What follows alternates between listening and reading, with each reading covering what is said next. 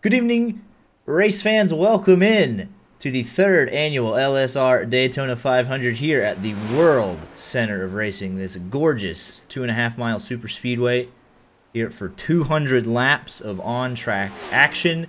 We got 100% fuel capacity here this afternoon for an estimated fuel run of 39 to 42 laps for these drivers. They have 4 sets of tires, one fast repair over the course of 200 laps, and 2 green-white checkers to settle it here this afternoon.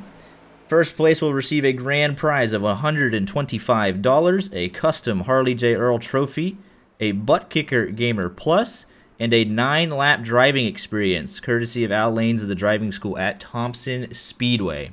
Second place will get a $50 prize, and third place will get a $25 prize. So everything is on the line here this afternoon, and here to call it with me, as always, my co-commentator, Art. How we doing?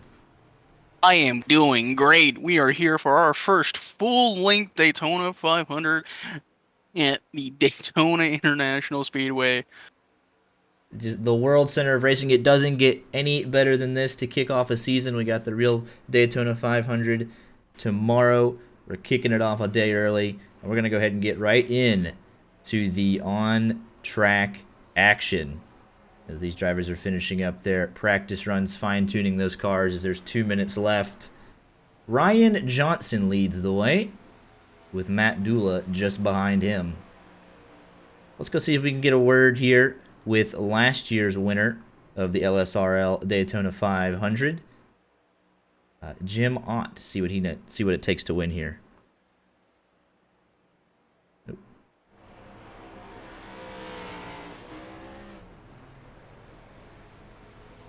Tell you what, that's push to talk. Jim Ott, you got a copy, sir? Yeah, I got you, man. Well, obviously, you are the winner of this event last year, hoping to go back-to-back and get yourself some sweet prizes. What does it take to win a Daytona 500? Really just positioning, man. Last year, I just happened to be kind of up towards the front throughout the race, stay out of trouble, and found myself within the last 5, 10 laps in the right spot and was able to hold them off. Absolutely. We're looking forward to seeing if you can go back-to-back this year. Should be a fun one. Have fun out there. All right, man. Appreciate it. Yep. We'll get a word with 2021 winner in Justin Michaels. Justin Michael, you got a copy? Yes, sir. Well, obviously, you are the inaugural winner of this event back in 2021, hoping to be the first 2-time winner. What does it take to win a Daytona 500? It definitely takes good teammates to help you out, and just patience, keeping your car clean, and just you got to be there at the end. Absolutely. Got some good teammates behind you in the Elliott Sadler Esports camp here this afternoon? Yeah. So I'm actually not a part of Allied Sadler Esports. I'm with Bandit Motorsports, but we're friends and we always work together. So I figure we'll hang out together tonight, work together, and have an alliance, and hopefully we'll all finish up front. Absolutely. We're looking forward to it, fellas. Have fun out there. Thanks, man. Got cut off, but we're going to go ahead and get right into qualifying here. 2 laps. Most will be set on the first lap. We got the fixed setup here. So purely driver skill will be the determining factor. The strategy is going to be fascinating. You're going to have teams that want to try and lead every lap, stay up front. You're going to have guys that are kind of just there for the ride, get sucked up in the draft, and then everybody else just going to be trying to bide their time and be there at the end. You can't win it if you're not involved. You got to be there on lap 200. 1 fast repair, and then that's all you got. I am actually surprised that drivers do get a fast repair, but The joys of, online racing, I can understand it for a 200 lap event, obviously. With prizes on the line, some horrendous netcode could take you out, and so I can agree with 1 for a 200 lap event. I agree with it. As long as they drive respectfully, of course. 200 laps and only one of them pays out. And if I'm those drivers, as much as I do love me some money, that Harley Earl replica trophy that he's got, like I understand that it's 3D printed, but I love that thing. Yeah, you only got to lead the last lap. And as we've seen so many times before, there will be a last lap pass to decide this. If there's not, I'd be shocked. I wouldn't be surprised if there's a last lap crash to decide this.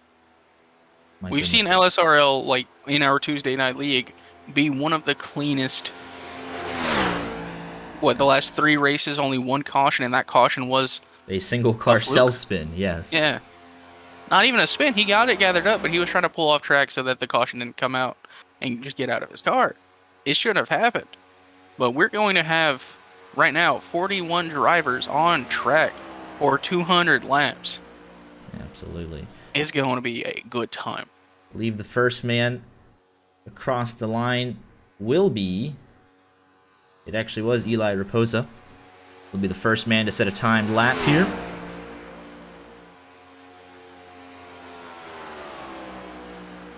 As these guys are getting their single car qualifying laps in, we'd like to give this opportunity to thank all the sponsors that came on board to help put together this amazing event. Obviously, Butt Kicker for putting up the amazing prize of a Butt Kicker Gamer Plus. Truly an immersive piece of sim racing hardware that anyone would want to have. Wilder Graphics, Sim Speed Shop, Sim Racer Hub, Grid Finder, and then Al Lane's The Driving School, who's putting up a driving experience at Thompson Speedway. So that's unbelievable. And then obviously the LSRL team for obviously adminning this event and getting it all set up, putting up the practice sessions throughout the week. Simply an incredible event that we're going to have here this afternoon. And with it all being a fundraising race, like, you gotta do what you gotta do. It's what helps keep the leagues running. And considering the amount of effort they've put in to welcome us into their community, like, I don't think anyone deserves it as much as they do. Absolutely. It's going to be a fantastic 200 lap event here. We did see that the most interesting race of the season for these guys was Daytona, as they figured out some, just kind of, opening race of the league. So that was their most incident-filled race, but it's super speedway racing, pack racing, everyone bunched up tight. So not something that we are used to seeing that there at Daytona.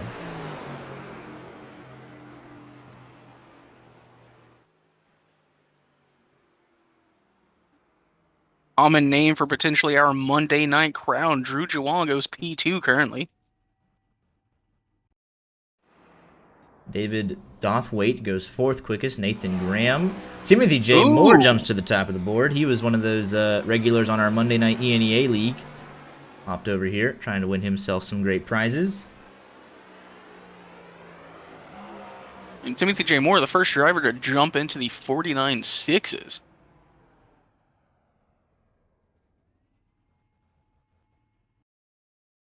The only man. 49.69 for Timothy J. Moore. Everyone else is finishing up their qualifying efforts.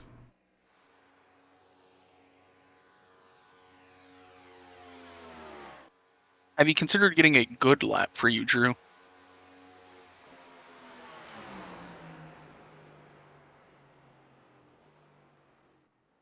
Good morning from near Canada. Love to see it.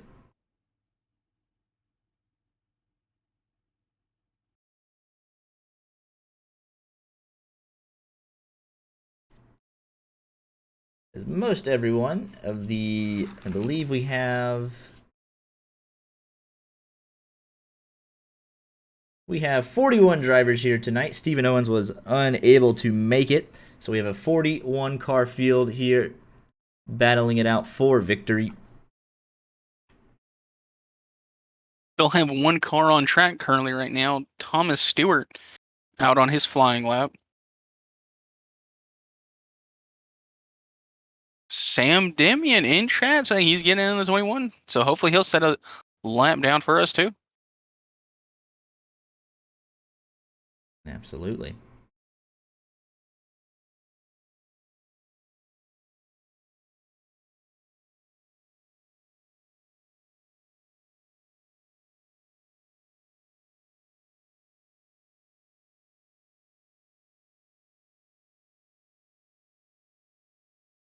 as now our Yeah. overlay decides to pop up. So there we go.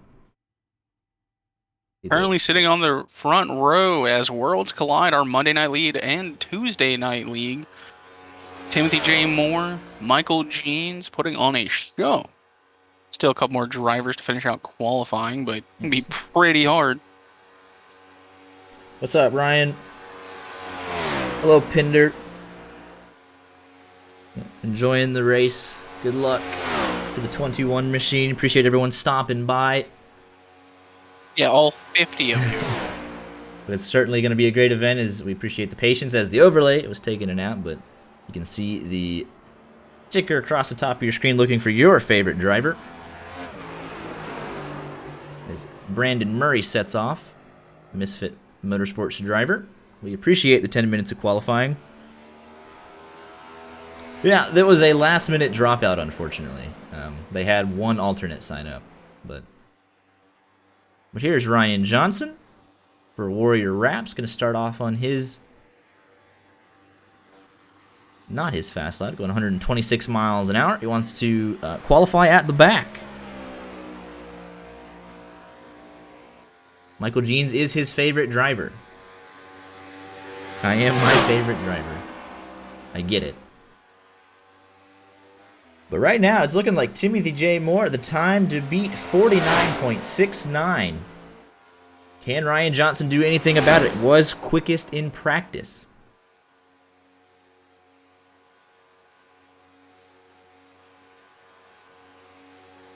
Down the Daytona Superstretch into turn number 3.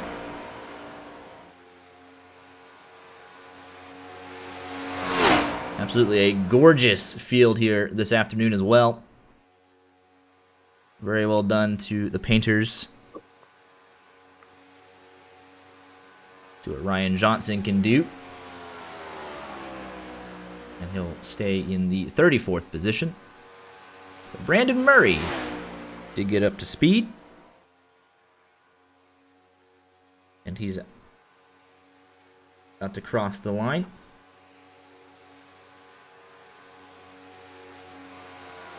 The race is being streamed at the NASCAR Hall of Fame. Excuse me? Well, that's something else, I'll tell you what. But Ryan Johnson here on his second and fastest lap. 2 cars left out on track to qualify. No one else has left their box yet. Tony Scarabo's sitting there, but he's not going. Ryan Tiller as well. Joseph Green thinking about it. At the moment, looks like we have 2 cars left. Ryan Johnson, what can he do? 35th to 5th. Very good lap for the 38 machine. Brandon Murray threw 3 and 4 on his Final lap. Coming to the checkered. Below the apron in qualifying legal, not in the race. 35th to 17th. He needs to go tell that to Kyle Busch. Not a bad lap at all, but as we're finishing up the last 40 seconds of qualifying and the grid time, we'll go ahead and get you over to our wonderful sponsors and hear from them.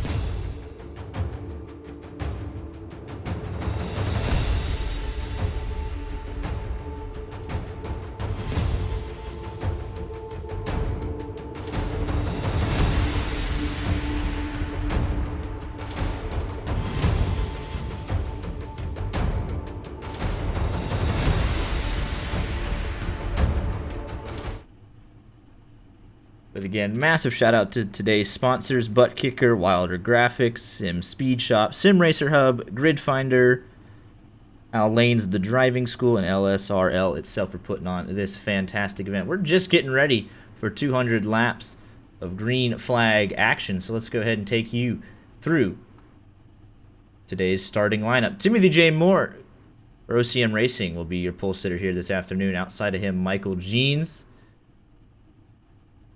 Matt Dula, and Drew Joie make up row number 2. Ryan Johnson, Philip Martin, 5th and 6th. Thomas Stewart, Justin Michael, 7th and 8th. Tim Wortman Jr. and Tyler Glass will round out your top 10. Michael McElroy, David Dothwaite, row 6. Brian Pravo, Josh Lambert. As these guys get ready to grid up here, should have 1 lap to settle it. We'll get you the rest of your qualifying results.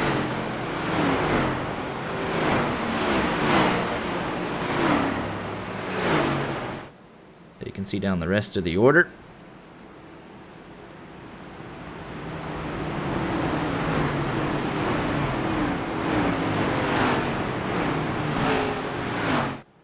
Look at how tight this field is. Obviously, with the Daytona style of qualifying, we have 26 cars within 1/10 of a second, all the way down to Jim Ott, last year's winner.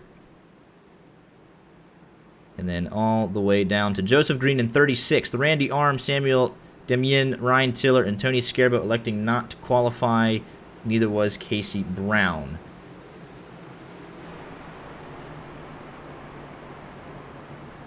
But 200 laps. Lights are out on top of the pace car. Timothy J. Moore and Michael Jeans are going to lead us down to kick off. 1 of 200. Takes about a lap for these cars to get up to speed. Hopefully it takes a couple more laps for them to start getting too dicey. As the pace car making that hard left-hand turn, Timothy J. Moore enters the Geico restart zone, and we are underway. A lot of drivers already nose to tail. You can see on that outside line, already starting to get formed up. Michael Jeans and Drew Joie already 2-car tandems forming throughout this pack. So we're going to crank it up here for you on lap number 1. Let the cars do the talking.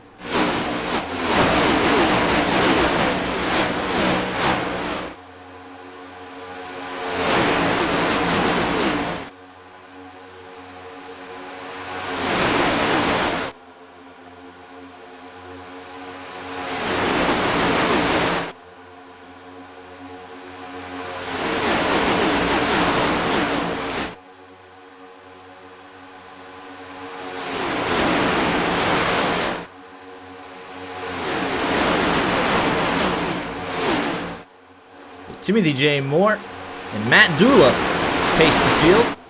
Pole sitter led lap number 1. Tyler Glass up 4 spots into the 6th position already. That outside line is all but disappeared at this point. At least competing at the front. Looks like it's fallen all the way back down behind 8th or so place. Tim Wortman Jr. As they continue to lose time, David Dothwaite, first man on that outside, back down to the 14th position. As this field starts to settle in, looks like everyone wants to get to the bottom. Let's see further back here. Dante Curtis. This looks like it's going to be a race of preservation to begin. As everyone wants to ride around the bottom, preserve their car, preserve that fast repair. A 200-lap crank it up might have been, it's revolutionary. You can see there our boy Mike McConville in the YJ Media machine, the 57, running in the 18th position.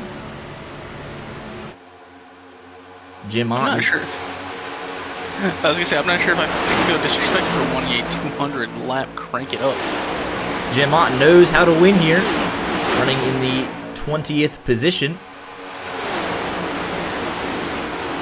Biden this time. We can already see a second pack beginning to form.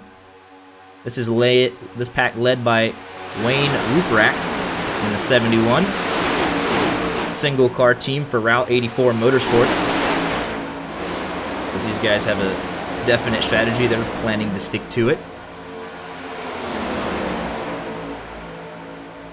I mean, one of the wildest concepts I've ever possibly heard, but tire saving at Daytona, and it potentially playing a major factor for grip here. I did hear some of these drivers discussing pre-race that the 4 tire sets would definitely lead an impact on strategy, as these cars tend to get very loose out of the corners. Michael McElroy runs right where he started in the 11th position. Your biggest mover so far, Eli Raposa. He was your first alternate. Got in the race late last night, and he's up to the 21st position. He's up 8 spots for DBC Sim Racing. John Cross, another one of these big movers. He's up 6 spots in the early going. Sean Single up 7 currently, or was up 7. Yep. And that Miller Lite 11 machine. But it's been all Timothy J. Moore out front leading this field with help from Matt Dula. Running the Dula Light 17 machine. Very nice looking scheme there. This is probably by design, as with strategy comes fuel saving, and with leading the pack comes not a chance that you're saving fuel. Absolutely. We were told pre-race, expect anywhere from 39 to 42 laps. If you're leading, it's obviously going to be a little bit less. Burn up more fuel. Look out the gearbox of Timothy J. Moore. He's Matt Dula way behind him, pushing him all the way along. Nice little bump there. Headed off into turn number 1. You see there, 31 cars in this lead pack. Wayne Ruprecht leading the rest of them. But all 41 cars are in a drafting pack. No one has lost the draft from that first or second pack. You can see here in this second pack, they are going side by side. There are a couple here at the back of the main pack with Jim on and Nick King out there on that second line, but it looks like they might be, just now falling in line. You see a little bit there of confusion potentially. Tony Strano, Eli Raposa. We'll do a slight bit of checkup there. This lead pack almost had all 31 cars single file. Now this 3 going to the outside, led by Jim Ott, Nick King. I believe that is the 28 machine of Josh Lambert up there as well, trying to make something happen. But very respectful. You can tell these guys have a strategy, all 31 agreeing to the plan so far. Not a whole lot of fighting over position. People are being let in line.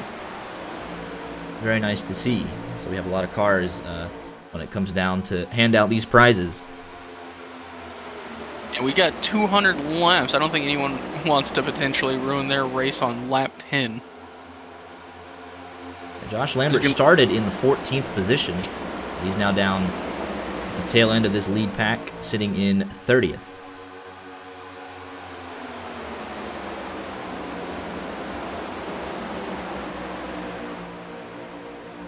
See here, the 74 of Andrew Miller, the moving chicane motorsports driver, another one of these single car teams. He's got a fantastic paint scheme, a throwback Cartoon Network scheme. Where are you? Ooh, 47 gets a piece of the apron. He is below the yellow, not enjoying the trial. Andrew Miller, the North Dakota driver. Pretty new to the service, so he's just, I can agree with his strategy of riding at the back of the second pack, logging laps. He's got 4 oval wins. You see there, the 42 machine getting very squirrely. That is Joseph Green. So already, lap number 10, we see these cars getting a little loose. Good save from him, and well done to the 8 of Randy Arms for not running into the back of him. Back up front. It is a 30-car train. 31-car train now. Some of these guys in the back are starting to take a peek to the outside. Again, led by Nick King. The 10 of John Cross as well. Not a lot of momentum, though. The first alternate, Eli Raposa. These guys are actually losing the main pack if you look out of their front windshield. And all that squabbling and checking up has led to a 21-car breakaway potentially. As these guys go side by side and drag each other back off the pack. You can see here Jim Ott is trying to push James Rep back up to the main pack. Looks like he'll do so. See the closing speed there from the rest of the pack, who's just kind of trying to save fuel. But yeah, we've lost 22nd place. Nick King was trying to get that lane reorganized. They are now 2 seconds back. As they continue to squabble side by side.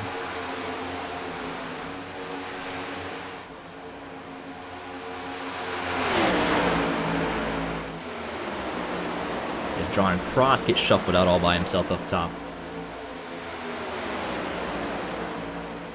We saw this. Oh, and there's a John Cross contact with the 2 of Ryan Pendleton.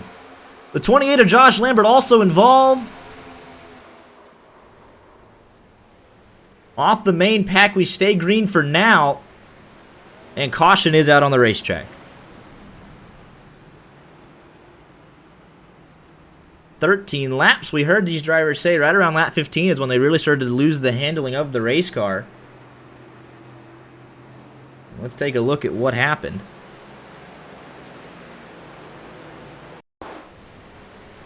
Started with the 10 machine of John Cross. He was getting shuffled out. Just up on that high side.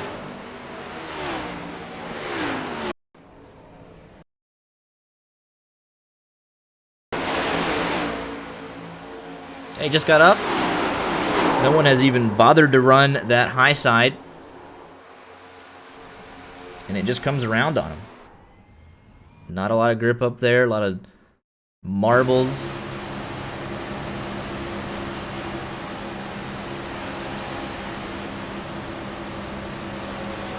Go on board with him here. Just starts to drift. Tries to correct it. Doesn't want to hit the wall. Overcorrects. Catches Ryan Pendleton and Josh Lambert. Doesn't look like a whole lot of damage for any of these drivers, though. So we go on board here.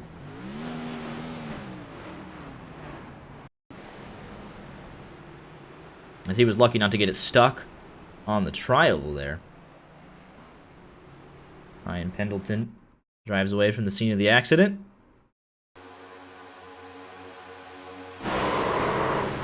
Not a whole lot he was going to be able to do about that. Then a nice move to the high side to initially avoid it. And nowhere for Josh Lambert to go either. But with 4 sets of tires, we will see what everyone elects to do here on lap number 14. Everybody's coming in. I feel like it would be almost impossible to actually take a set now. We'll see what some of these guys elect to do.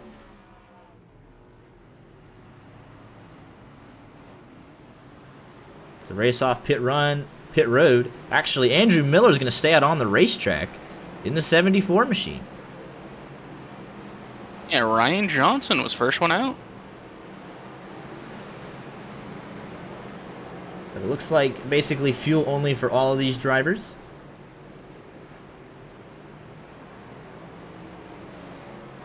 Seven, 8 second pit stops. Michael McElroy currently runs in the 12th position, started in the 11th position, got himself lined up in that train for the opening 13 laps, and lost 1 spot on pit road. That is his race so far.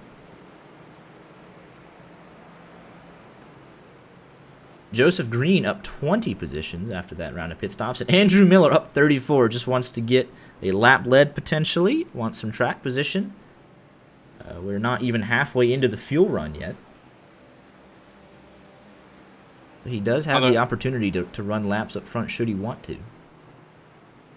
It'd be pretty killer if he gets out there and he has to pit by himself. That would be a brutal strategy call, but we'll see here. Got to watch around that lap 15 mark when the handling starts to fall off these next-gen cars. And we'll see if Calamity Corner turn number 4 repeats itself.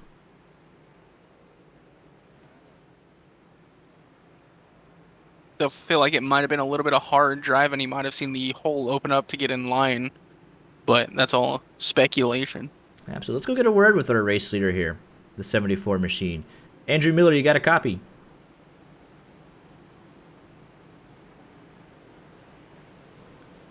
Oh, you see, Andrew, you got a copy?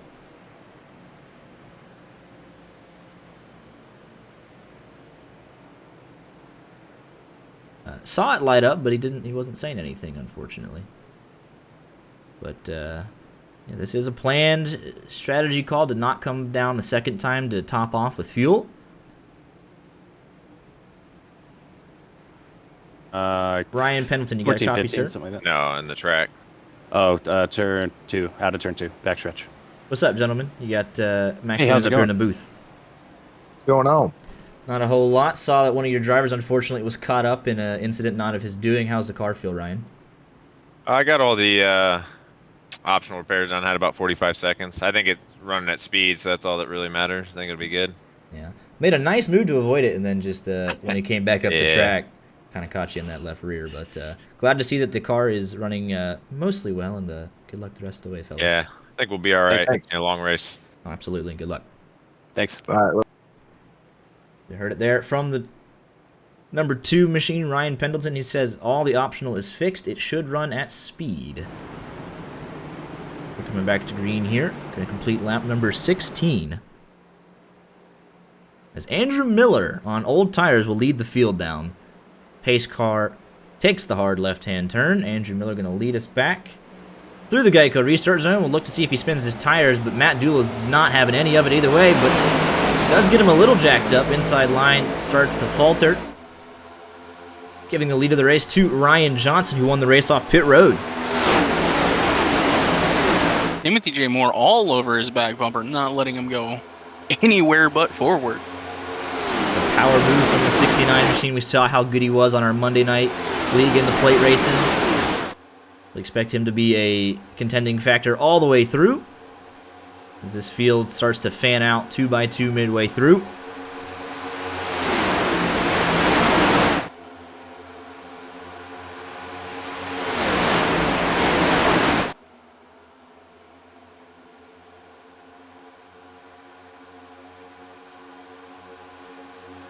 As Andrew Miller probably thinking he needs to drop to the back, get out of dodge of this lead pack as the intensity starts to ramp up on these restarts. Michael McElroy leading this high line. In the 40 machine, this is side by side for 14th, 13th position. It's right up to the back bumper of Andrew Miller.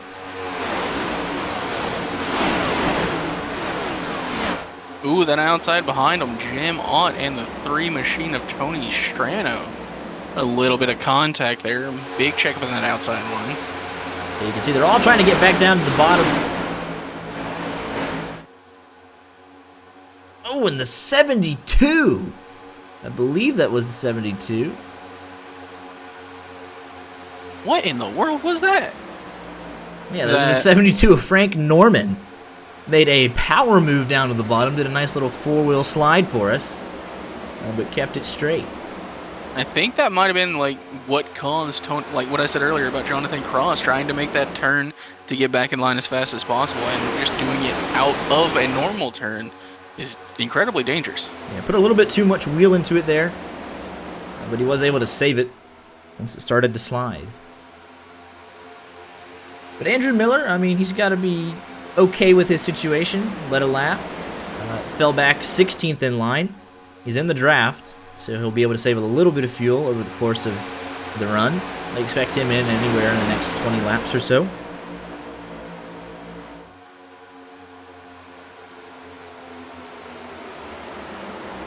And we got a little bit of pixelation on the stream. Don't see any drop frames, so I imagine... Bit rate? No, Or bit limited, rate's rate good. limited? Yeah, I imagine Twitch is limiting our bandwidth, but we'll see. All good on our end. Good bit rate, no drop frames. I do apologize if there's any issues. But oh, look at the 5 machine. James Rep. Oh, and that's going to be problems of 43 big contact. Caution is out on the racetrack. As more and more the second pack continues to pile in. Huge damage. I believe it is to Joe Strano. And Joe Strano just gets a massive bump there. We saw this, we just saw it. The 5 machine, James Rep gave a shot to Andrew Miller, and I believe he just lost it from there. Let's go take a look. As Joe Strano jumps to the pits. Let's back this up a little bit. The 5 machine, great run, gets right into the right rear of the 74, loses control of that race car. And he'll actually be okay, but the second, I mean, they were single file, pretty much. There was no second pack, it was just one continuation of the line, but nowhere for Joe Strano to go. He's going to slide back up the racetrack. Oh, God. Well done. No, there's a lot of them, brother. The 43, the big loser. Let's back it up, see who else was involved who hit. I believe it was the 7 machine.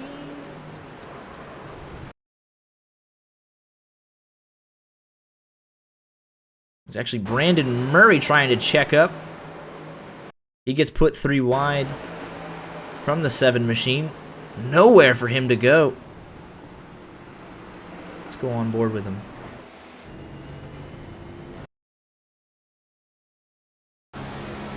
Wait, I didn't ban anyone legitimate there, but I think I got all the pods. That was wild.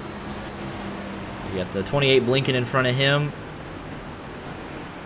And just nowhere for the 6 car to go.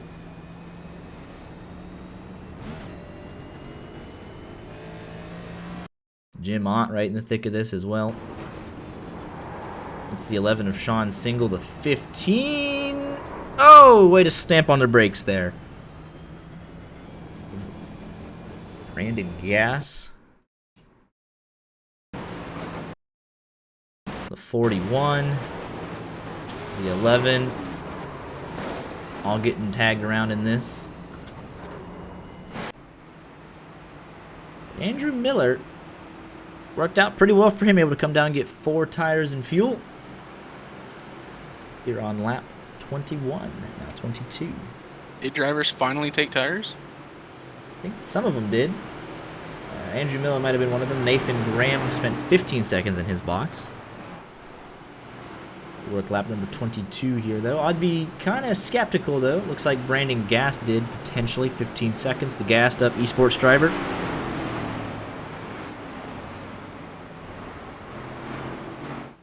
We see the number 1 machine for you, Drew. The Ross Chastain-esque paint scheme, I believe. Worldwide Express.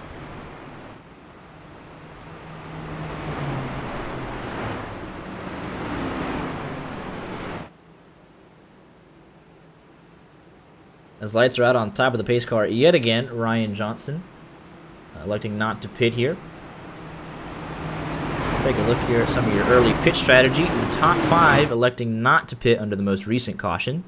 Timothy J. Moore will lead the second pack that pitted on lap 21.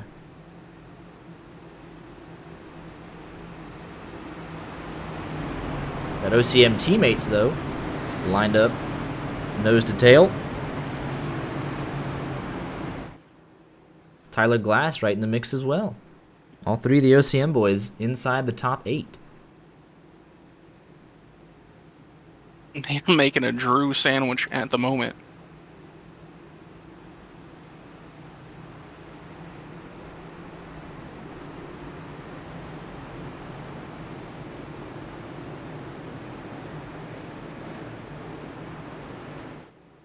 Ryan Johnson, quickest in practice, qualified in the 5th position, and he has not left the top 5 at all over these 23 laps. So he's definitely. I can say a little fun fact about, fastest in practice. Ryan Johnson and Matthew Udala set the exact same time.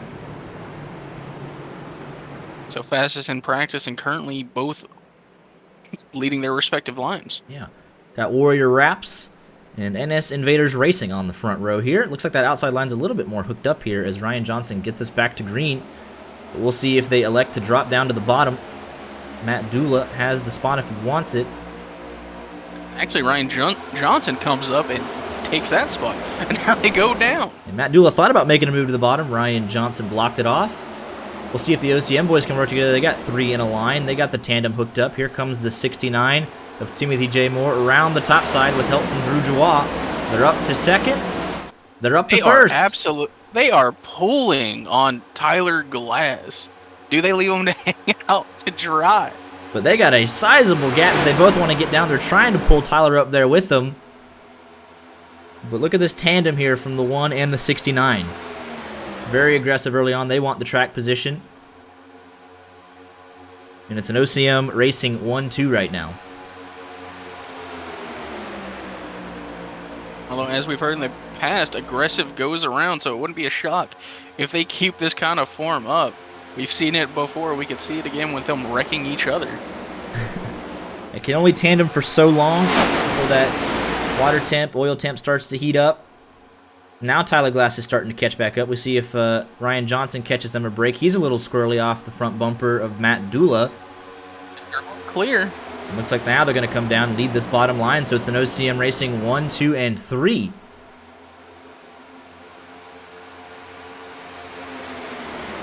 It's now the number 1 of Drew Joie, I imagine, will try and cool that race car down, cool the engine down. You say that, he's still connected. He is still pushing. We look further back through the field. Samuel Demien trying to bridge these 2 lines together. Andrew Miller with a great run in the 74. We'll see if he gives him a bump back up there. The 72. Frank Norman stuck out on the outside by himself. Yeah, for the most part, we are single file, the 23 and the 11. Funnily enough, the 2 on the outside currently in 36th and 34th. Yeah, Wayne Ruprecht and Joe Strano working together.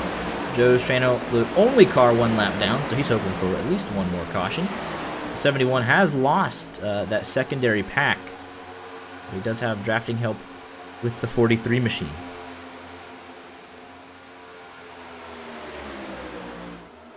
But for the most part, these guys want to kind of agree with each other on running single file. Even that, you can kind of lose focus. It's a super speedway. We're running single file. I can keep it wide open and turn the wheel left. But you got to be. Oh, there's a big checkup. We are 3 wide, 74, the 23, and the 11. It was a big old checkup. Almost got us another situation like last time. You got to be on your toes at all times. The closing speed of these cars is pretty spectacular. And running single file, nose to tail, about 20 cars deep, will only compound that problem. As we saw James Rep get into the back of Andrew Miller to bring out that 2nd caution. We've got to be aware. Look how loose that is, just getting down to the bottom. Andrew Miller. Yeah, it's kind of funny that, as soon as you were talking about it, all the drivers wanting to agree, and potentially that complacency of just being, I can turn left and hold the gas down. You can. We're seeing it play out with especially the tire strategy. Yeah, we saw John Cross. He didn't run into the back of somebody. He just looped it all on his own. So these drivers have to be aware of what their race car is doing, even though it's single file at the moment. especially if we can get longer and longer into a run. These cars will continue to change. Drew Jawai actually is going to get shuffled out here. Timothy J. Moore going to come up to cover. Change for the lead, Tyler Glass. OCM swapping the order around. I wonder if they're just trying to get some gas saving in place, but I don't know if anyone's going to let them in line at least too fast. We saw the 69 and the 1 work well together a second ago. They could tandem back up to the front if they wanted to. But I feel like if they wanted to do that, they probably would have stayed up there to begin with. It's a fair point. Now Tyler Glass leading this main pack. And Johnson thought about taking a peek. Saw him look a little high there. Now he's shoving the 51. And the 51 will get out of line. He wants to fuel save. Looks like this is a planned strategy from OCM. As we start lap number 30. I think the other two thought they would be able to get back in line easily enough, but with, you know, them falling back as far as they have, they just want to make sure that they're all connected together. But this is the definition of team play, though. All three OCM cars nose to tail on the outside line by themselves. Further back, I believe that is the 6 machine. Brandon Murray goes up to the top side of the racetrack. Jim Ott thinking about it. He's going to go up top. Now they both dip back in line.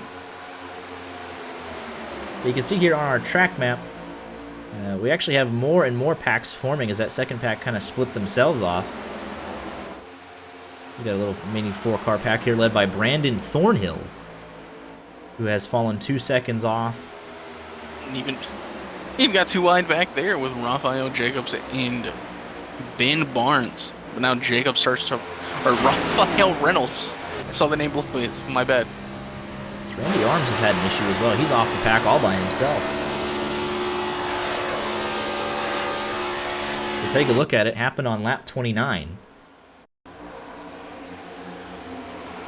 Gets a shot. Oh, gets turned off the nose of the 10 machine. And that's going to explain what happened to him.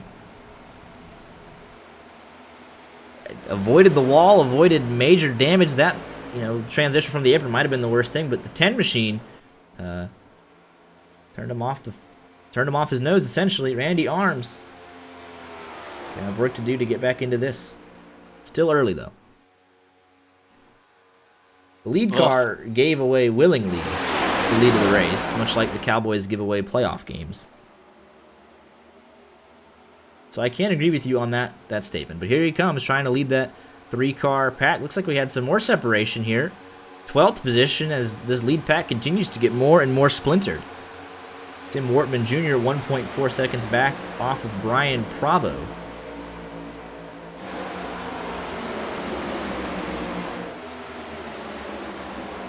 Outside line led in the second pack by Nick King. You can see there a little bit of a side draft to Michael McElroy. Brandon Gass trying to help out Brandon Murray. Because now we're starting to see these guys get a little antsy. Here, only on lap number 33, there's a 57 Mike McConville. Good-looking race car. But yeah, you can see that outside line coming down, trying to side draft this lower lane back. They're doing no one any favors right now.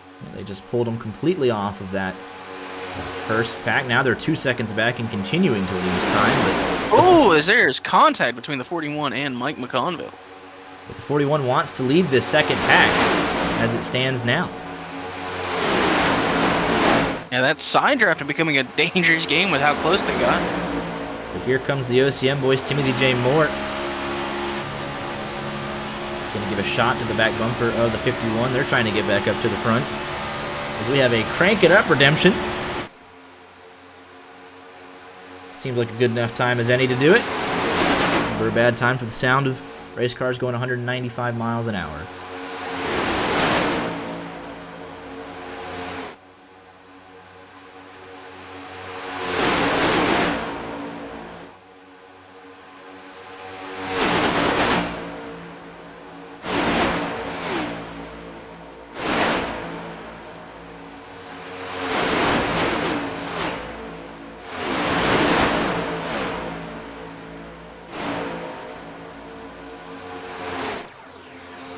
contact between the 41 and the 47 as cars are going on the inside.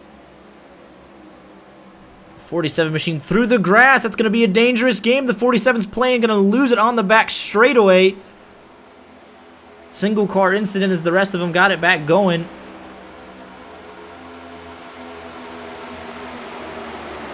He's out there struggling in the icy iRacing grass. Let's take a look at what happened here with this second pack. Oh, in contact with Nick King. He's going to get turned off of the 55 of Nathan Graham. Let's take a look on board here real quick as we stay green. This will give you a very good view of what happens here. We saw Nick King aggressive with the side drafts. Oh, he's going to... Oh, I think he comes down and gets that 47. Nathan Graham nowhere to go. They avoid big damage for the most part.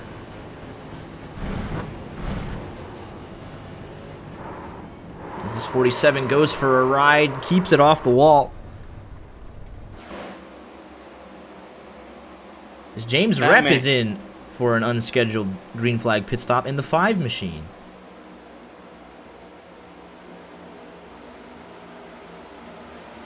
Take a look now as more and more cars start to get scattered out. These packs, kind of self-destructing almost. We had 2 main packs, and now it's just all over this racetrack.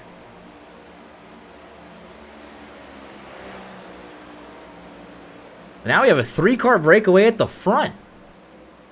We missed a lot. So as they were wrecking in that second pack, something happened here. You can see the OCM boys split up. Timothy J. Moore all by himself.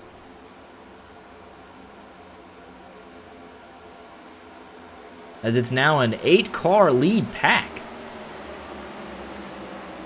If you're sitting here in this front 8 as Eli Raposa goes a lap down, going to make it a 9-car pack if he can tuck into line.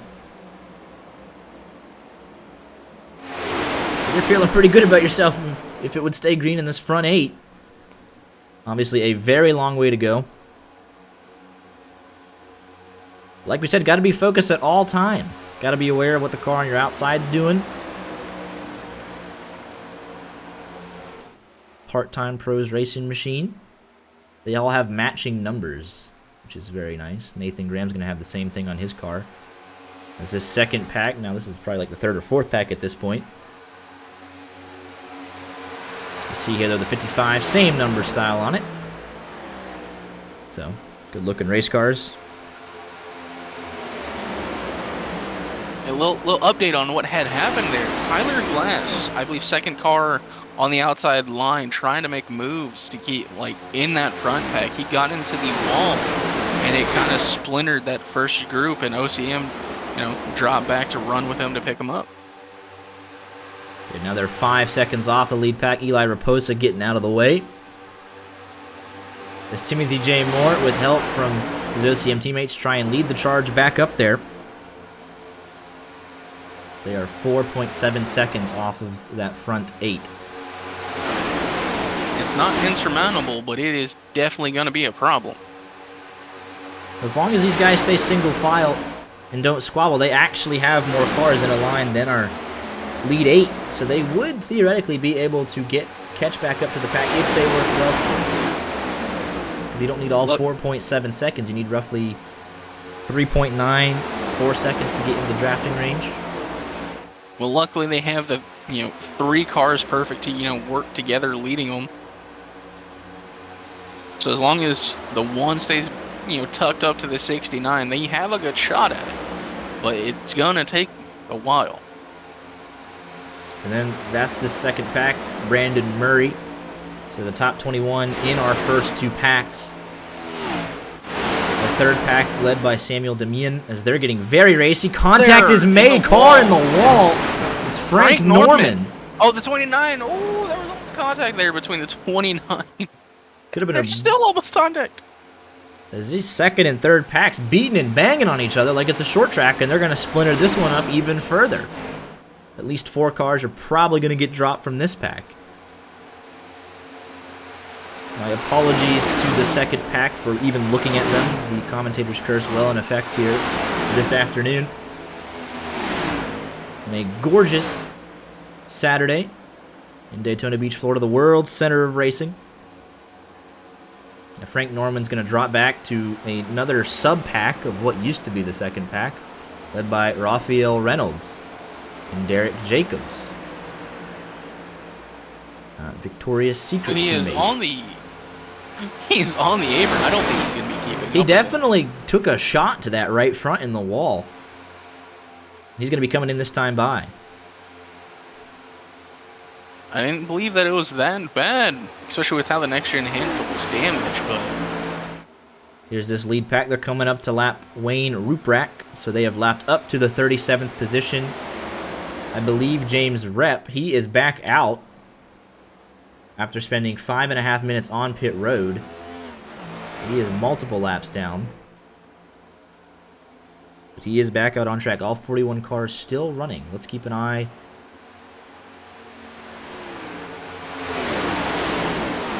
on the lap time history between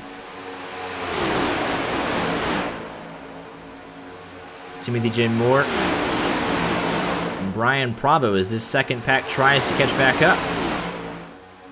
You can see lap 38, 1.4 seconds slower. That's when they had that issue. But now the last two laps have gotten organized. Lap 41, they were a tenth and a half quicker. Lap 42, 3.5 tenths quicker. So they are closing on this lead pack. there's somewhat motivational words in chat from Timothy J. Moore saying we are making up ground. They just got to keep doing what they're doing. So you can see, we got the lap car. And then there's that second pack led by Timothy J. Moore. They're going to get even more drafting help here. As you can see, here's the gearbox of Timothy J. Moore. Drew Jawah shoving him all the way down the back straightaway. 198 miles an hour off into turn number 3 that time by.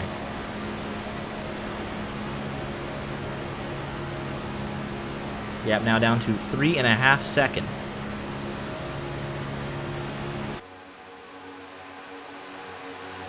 It's Tim Wortman Jr. doing a nice job staying tucked up behind these front three, giving them some help as well. Ryan Pendleton, we saw him involved in that first caution. He's up back into the 13th position. Doing a nice job. This whole second pack doing very respectful, very goal-oriented. They want to get back up in that front pack. They're not squabbling. They're not pulling out of line. And they are catching. It'd be pretty hard to pull out a line. Again, I said it earlier, you got basically the perfect lead for this second group. A team of 3 that know how to play race, that have proven winners, and they're going to get you there. That's exactly what you need leading your charge if you're this far behind. These 3 OCM Racing teammates jump up to the high side all by themselves on that second restart and take the lead of the race away. So they know how to win, they know how to move forward, and they are doing that currently. Gap down to 3.3 seconds. But up at the front, Ryan Johnson continues to lead for Warrior Wraps. Matt Dula started in the 3rd position. He's up 1 spot.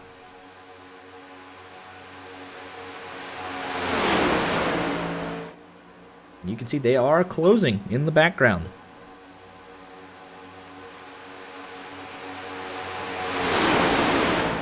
"19 cars make up our 2 packs. Then it's down Dante Curtis, as this 3rd pack is evaporated. Dante Curtis and Tony Strano, 20th and 21st. There's still technically a 3rd pack, but it's 22nd to about 28th. So Samuel Demien, with help from Ryan Tiller, and the Diet Dr. Pepper car. Very nice looking race cars all over this racetrack. As we are almost a quarter of a way into the 3rd annual LSRL Daytona 500. Yeah, Frank Norman with that damage, it should be noted that he's been on pit road for over 4 minutes as well. 2 tenths faster that lap from Timothy J. Moore over Brian Provo. You can see that third pack right behind Samuel Demien, still getting squirrely. Randy Arms has been put a lap down. Eli Raposa, they're working well together, trying to get formed up in a pack. Wayne Ruprecht is the first car 1 lap down.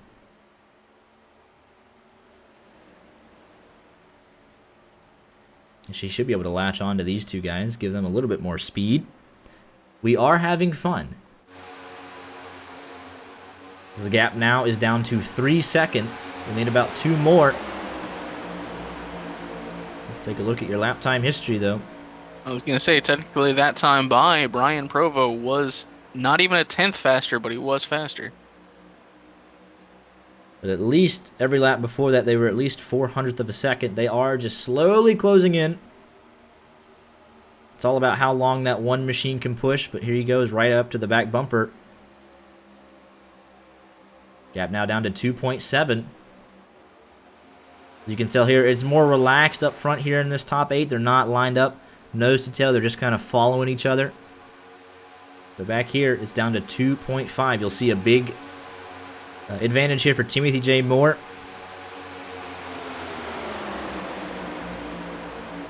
That time by 0.4 of a second in favor of this second pack. 2.5 seconds behind. What is the estimated fuel run? High 30s? 39 to 42 laps, we were told pre-race. They last pitted on lap 21 for the second pack. The front 5 pitted on lap 14, so that's going to be something to note. This top 5 is, you know, top 5 are on different strategies in 6th, 7th, and 8th. So these back 3 can go a little longer and actually get linked up with this second pack. Which might honestly be the smarter play when you think about it. If the front 5 pit all on their own, you just sit back, get picked up by this second pack, and now you're going to come out the lead pack. But we'll see what they elect to do. And I think there will be no better team. Honestly, if I were working with OCM, I'd be talking strategy to come in early and get out faster. A 3-car team, 3-car tandem, could be as fast as any car on track for a lap. Absolutely. A couple of your biggest movers, Samuel Demien, Ryan Tiller, both up 16 positions. Casey Brown in the 88. He's up 13 spots. Tony Scarbo, he's up 10. Ryan Tiller up 16? Yeah, 16. What's up, Ryan?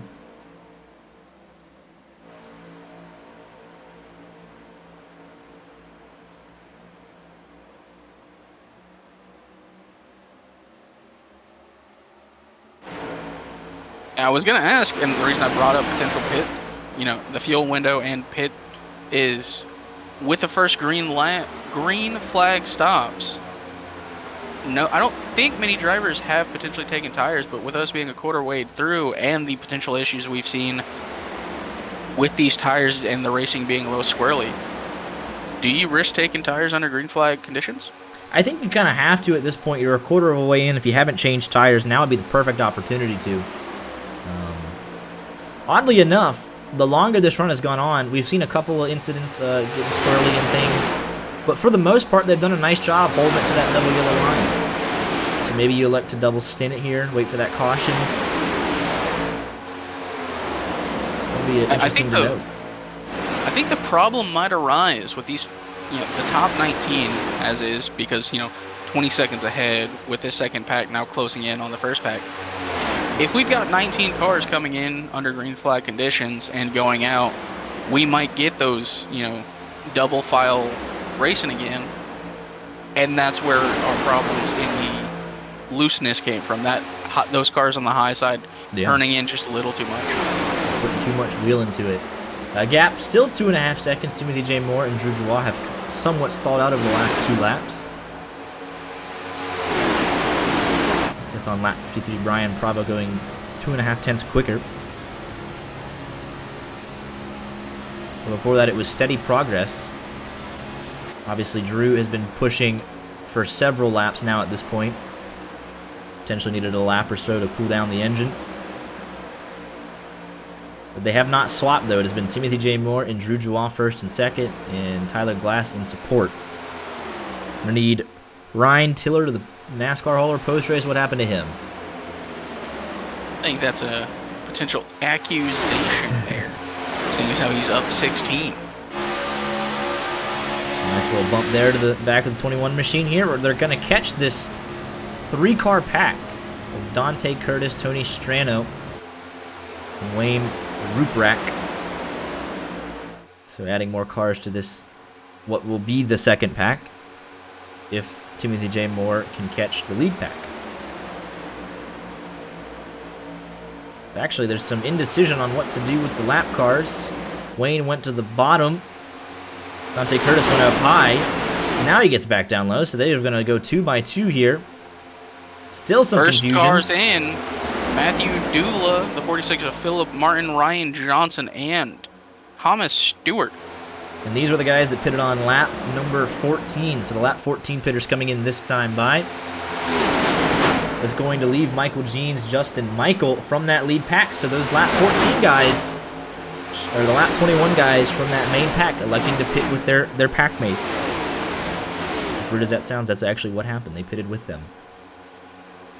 And actually, they've managed to get onto a draft of Brandon Thornhill, Derek Jacobs, and Raphael Reynolds. Yeah, like, a bunch they of these guys perfectly off latched onto sequence. lap Yeah. cars. And now they're coming in.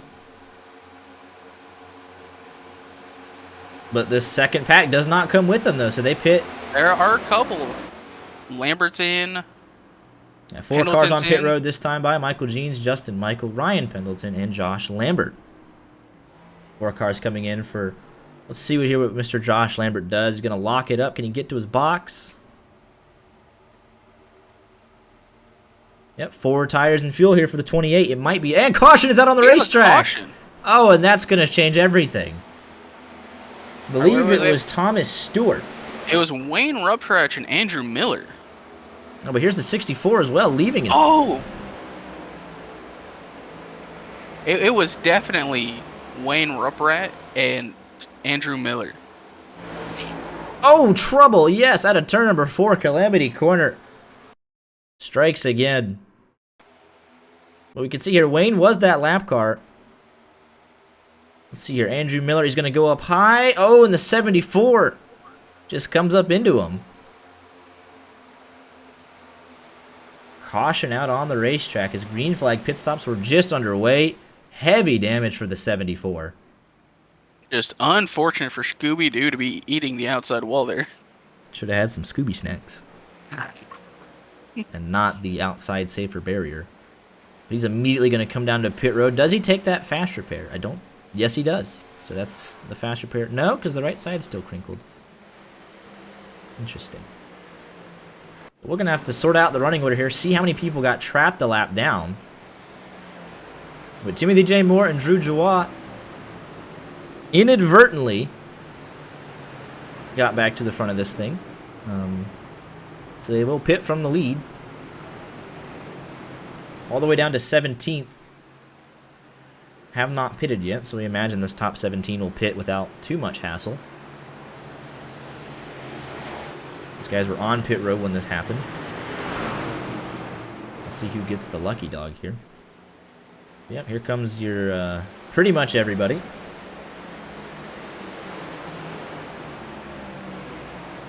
NASCAR frowns on Chalupa. So this should give the lead of the race back to Ryan Johnson and Matt Dula. They came in on lap 55. That short pitting actually helped them get back out. So there should be no issues with them. But it's some of those guys that pitted later. You see here Ryan Pendleton, Justin Michael, Josh Lambert.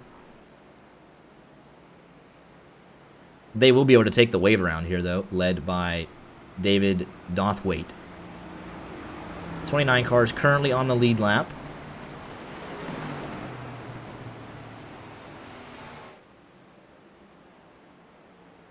We're approaching lap number 60.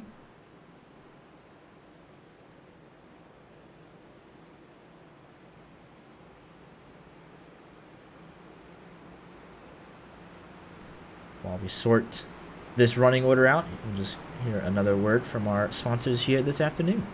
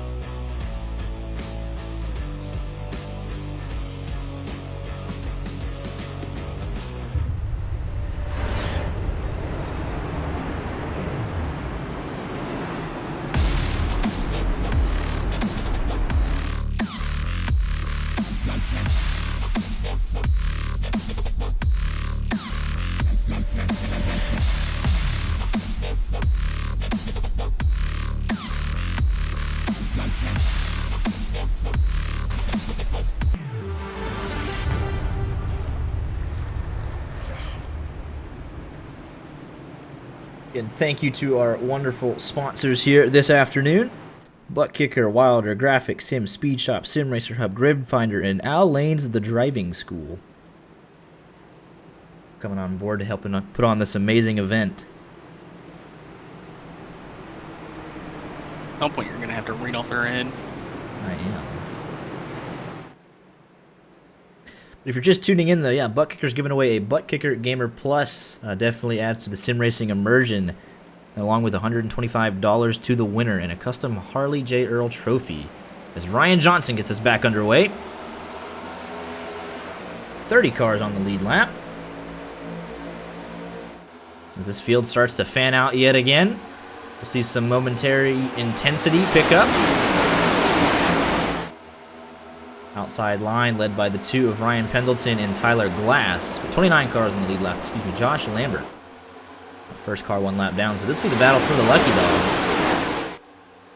As from 30th to 38th, all the way in the back, will be the battle for the Lucky Dog. Andrew Miller is 2 laps down. Frank Norman is out of the race, and James Rep continues on as well in the 5 machine. So 40 cars still on track. As we work lap 61, coming to lap 62. Familiar faces in that high side, trying to make that line work. The OCM boys. This time, T-Glass out front. We've kind of swapped around the order a couple of times. I think he just had the faster pit crew, so they said you get a lead this one. Everyone came down, either between lap 55 and lap 58, so we're going to be good on fuel here for quite a while. Look at the push from the 17 to the 38. It's Timothy J. Moore all over the back of the 51 of Tyler Glass.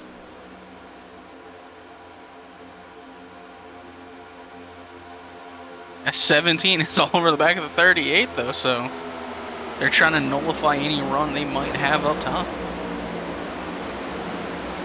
See the view here from the fans here. Sellout crowd here at the Daytona International Speedway. 4 cars up top. Not a whole lot of momentum thus far. Tyler Glass is up to 7th, side by side for 6th, though, with the 80 of Brian Pravo. Mike McConville's back in this lead pack. He's happy for the caution. Brandon Gass taking the opportunity to get back in the lead pack.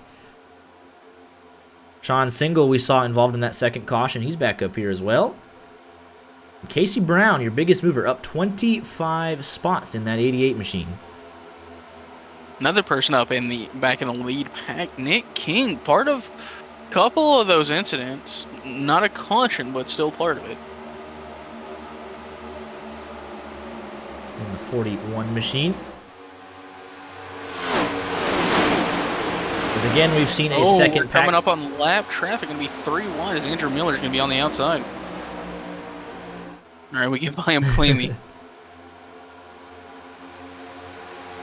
As you can already see, a second pack has broken off, this time led by Raphael Reynolds, with help from his Victoria's Secret teammate.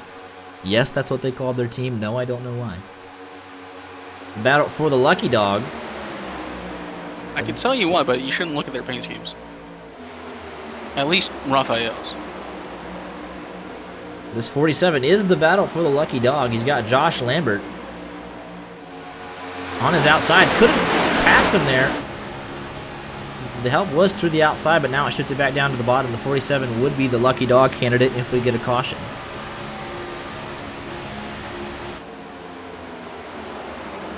I don't think there's going to be much worrying about the Lucky Dog candidacy, as I would feel most drivers on the lead lap, if we get a caution, would come down for fuel no matter what. There's Andrew Miller. He's 2 laps down. Staying up out of the way of the second pack. Oh, he is going to get put 3 wide. I believe that is. Oh, and that's not going to work! Oh, the 5 machine. Is he going to come back up? He does, and the 71 gets turned. Wayne Ruprecht, Andrew Miller again. Tony Scarbo. Caution is out on the speedway.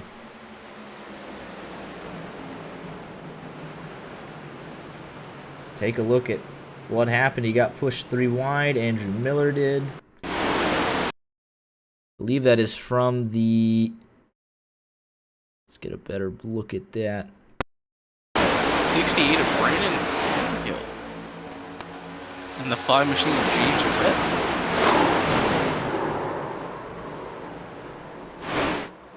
The 68, we said Andrew Miller was standing out of the way. But Tony Scarbo and Brandon Thornhill were on the high side of the racetrack. Oh, and he just kind of comes down on the 5 there. Gets him out of shape. And the 5, nothing he could have done. But then there's a secondary incident with Tony Scarbo as well. And Andrew Miller. Might have looked like the 29 came up just a tiny bit as well. I think the 29 was a little worried about the incidents happening below him. You can definitely see he comes up. Maybe the 74 comes down. But these guys meet in the middle. The 5 of James Rep. He's been... I don't actually think here. This will tell the story. And let's see here.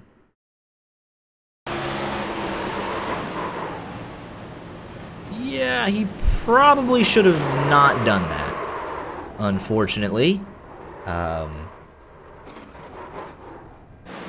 say he probably could have lifted a little bit more. I mean, in his mind, he has it saved. But Wayne Ruprack, big damage as well. I think even if he keeps that, like, even if there are no cars to his outside, it would be really hard for him to keep it off the outside wall. Right. Trying to get these cars, like, up off the apron and through that transition at full speed is not a task that I would want to do. Right.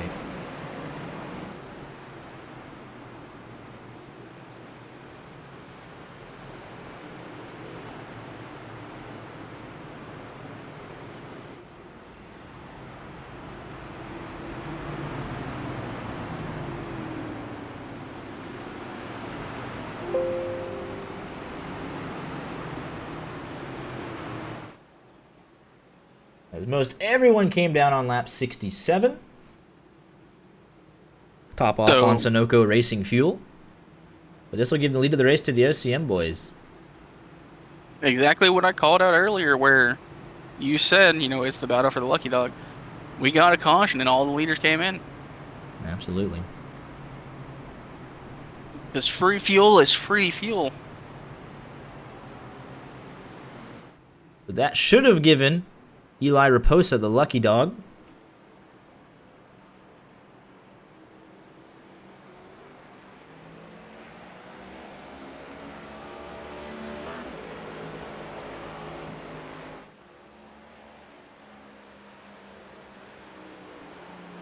When is OCM getting an interview? I think right now is probably a pretty good time. Why do they get an interview? Because they're leading the race. Danny. Here with the OCM boys, how we doing? How we doing? I'm sorry. It's all right. You're allowed to be. It's a Daytona 500. You're allowed to be excited. Yes, it's a Daytona 500. Y'all are looking very strong. I screamed at T-Glass under caution because I wanted to lead this lap so badly. You have no idea. God. I see what's happening. 69 leading the 69th lap. Yes. This means this is more important than the final lap.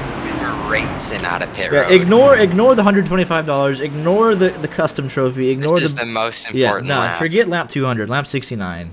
He almost stayed out to lead this lap. Now that is some serious dedication. Growing up though? Are we supposed to grow up?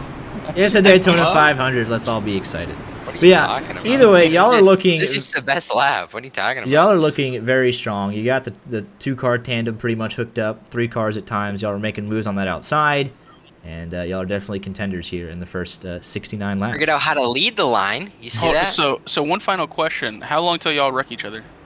We were that'll be getting like close lap to the 190. last year. I'm sure you guys got to see that. Yeah, I almost wrecked a few times. The I have cowboy no car talent. needs to know how to hold a line, so like I'm a little terrified. We're figuring it out. We're figuring it out. Still got over I don't half the usually- race. Good luck, gentlemen. Good Yeah, luck. thank you. They're a happy bunch. Nothing but chaos. Mike McConville has made it up to the 4th position. Okay. Honestly, we'll go give him an in-car interview. Where's he at? Mike McConville, you're going to be restarting here in the 4th position. You've been having a solid top 15 day, but this is the highest you've been up so far. What are you looking to accomplish here on the restart?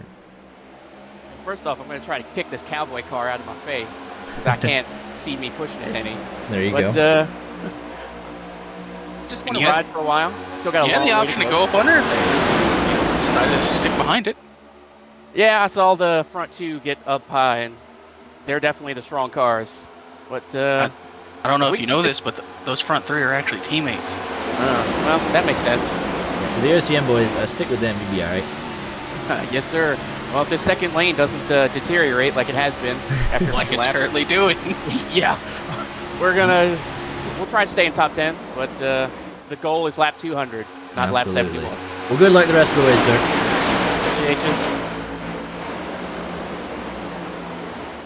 Yeah, that outside line on most restarts has just not been up to par. Unless OCM's been in it. You can kind of see here already. Not a breakaway, but those front 6 had a little bit of a gap there. Yeah.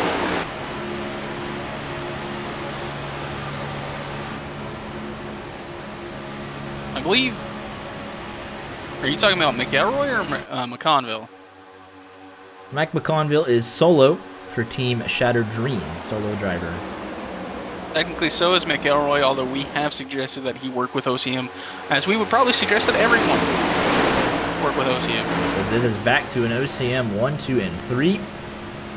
Oh, we are wrecking again. The 11 car, they're beating and banging. Sean single through the tri-oval grass.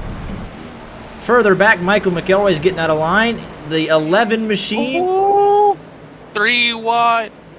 And ooh, yellow is out. Caution is out on the speedway. It looks like... Oh, he just got loose off of turn 4. Beating and banging.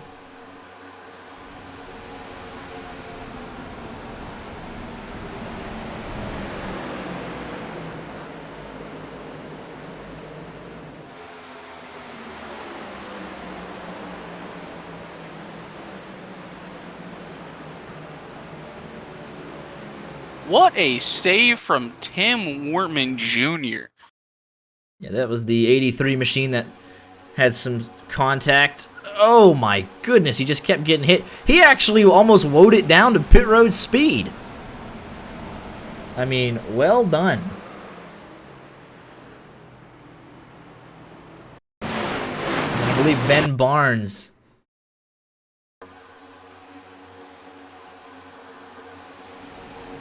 Oh, Andrew Miller checked up for the wreck. Oh, I completely missed that. Wow. This was the secondary incident on track. Ben Barnes, Jim Ott. Contact there with Josh Lambert. The 34, David Dothwhite. Huge collisions further back in this second pack. 71 able to avoid that one. We have our first casualty as Ben Barnes has gotten out of the race car. But look, the 34, he sees a car down pit road. And then all of a sudden, the 7 machine, Ben Barnes just comes up the racetrack.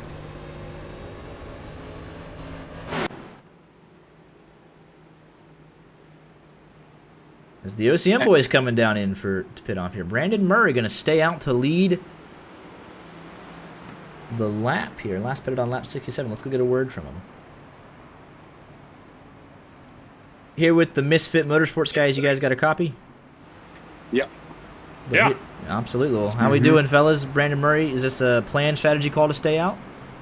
No, it was just kind of spur of the moment, seat of the pants thing. Saw some guys standing out behind me, so I was like, we'll do it, see what happens.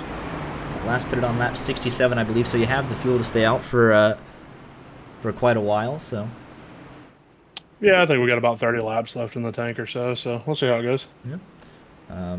Here with Brandon Thornhill and James Rep, who's kind of been, unfortunately, a pinball, but he's still out there on track. Yeah, it hasn't been good so far. But not even halfway into it, a lot can still happen, but the team's got the lead of the race so far. Yeah, I'm banking on just just running around, see what we can do. Absolutely. Well, good luck the rest of the way, gentlemen. All right, man. Thank you. Thank you. Yeah, the key to this race is going to be survival. Especially right now. It's only been a couple of cars really caught up in these incidents, and I was wrong about that call of Ben Barnes being the first casualty, as Frank Norman is actually the first casualty. Yeah, absolutely. Let's go get a...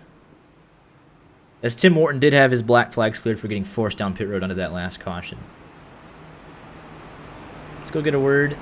Honestly, I don't know why. How we doing, don't fellas? Know why. You got the What the hell was broadcast that? booth. It's a broadcast booth. How we doing? Oh, hey, what's up? Y'all looking pretty good. You got a lot of teammates out there this afternoon, but Matt Dula and Ryan Johnson, you particularly have looked very strong in the first 75 laps here this afternoon. Hey, we appreciate it, man. We've been doing this for a long time together, like 6 or 7 leagues now, probably. So we've got it coordinated, but this old Dula Light Ford is having a better showing than it did in the Podium 500, and I'm pleased about that so far. So hopefully we can keep this whole team up front and continue to control the race the best that we can. Absolutely. Yeah, definitely. Thank you.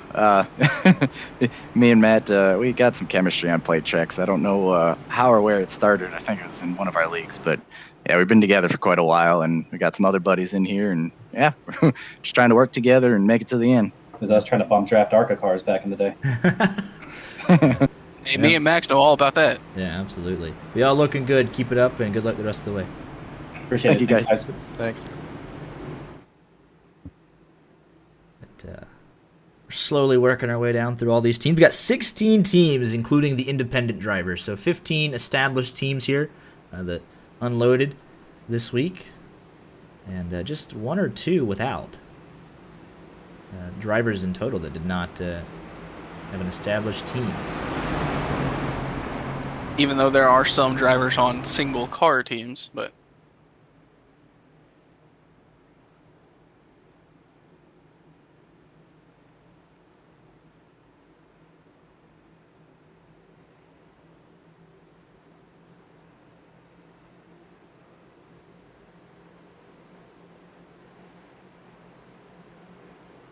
Brandon Murray going to be leading us back. The top 12 stayed out.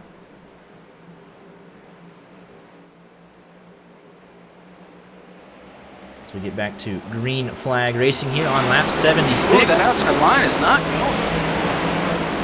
going. Still more and more checkups in that outside line. I believe that was Thomas Stewart in the 64 that didn't get going. Behind his teammate, Matt Dula. As Derek Jacobs is trying to find a way through. He doesn't want to be stuck behind him. He was taking a peek.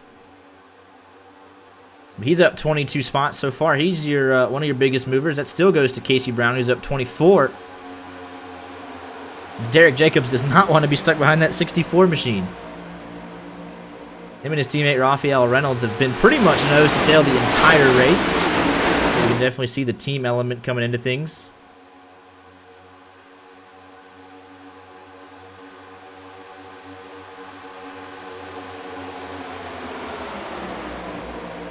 But the Victoria's Secret starting to move up. This is the highest they've been all afternoon. Everything we do prior is at night, so I'm trying to get out of this mindset that it's somehow 8 at night. But Brandon Murray looking good. But Ryan Johnson right back up there. But here comes Justin Michael with a shove from Drew Jawad. The outside line is roaring back to the front. And the OCM boys, while they got a little disconnected from Tyler Glass, those two put in work and wanted to get back to the front.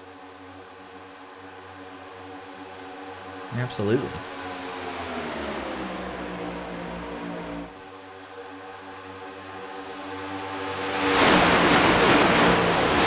The outside line absolutely walking away with the lead right now. Yeah, Justin Michael, though, obviously the inaugural winner of this event, and he's back out front. Qualified 8th. Let's see him. Tossed him aside. Oh, we're about to go 3-1. Oh, as the intensity is picking up, but the OCM boys Back up to 1 and 2, but he's got Justin Michael's got his teammate Michael Jeans behind him. So we'll see if they check and make a fight back here on the outside.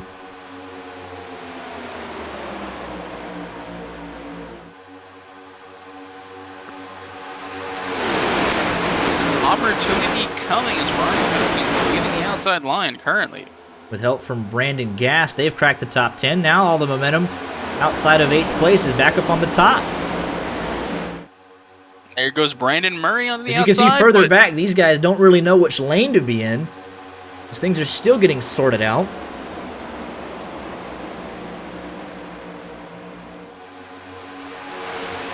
But we can definitely see the intensity starting to pick up. Now all the momentum's back down with the inside line.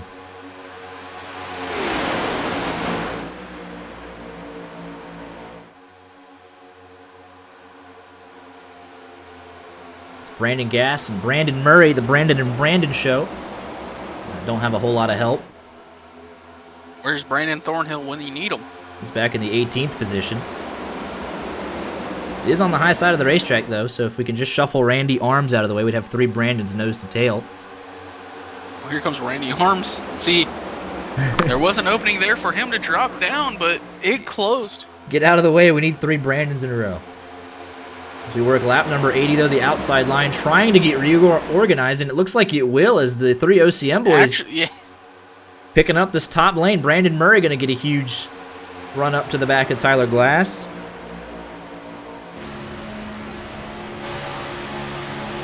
We've lost another one. James Reed, we had just talked to him. He is manually disconnected. Yeah, that'll give us 38 cars on track, 37 of them all the way down to Wayne Ruprack, who has lost the draft. And then Andrew Miller, he is 2 laps down, I believe, that is Tim Wortman Jr.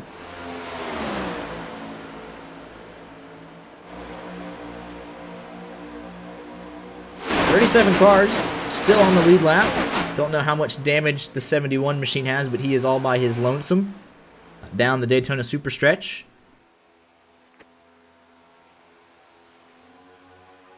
As this outside line now has the momentum.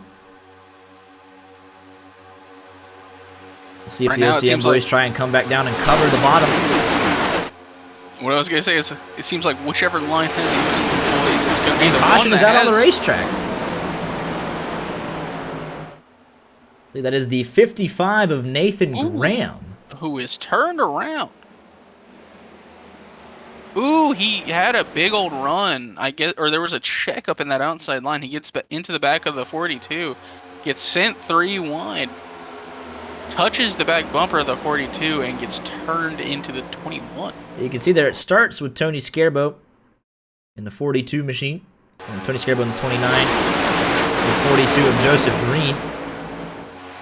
And Samuel Demien finishes him off. But not a whole lot of damage for anyone other than the 55. And that'll give Andrew Miller one of his laps back, though. It'll allow Tim Wortman and Wayne Ruprack to catch back up.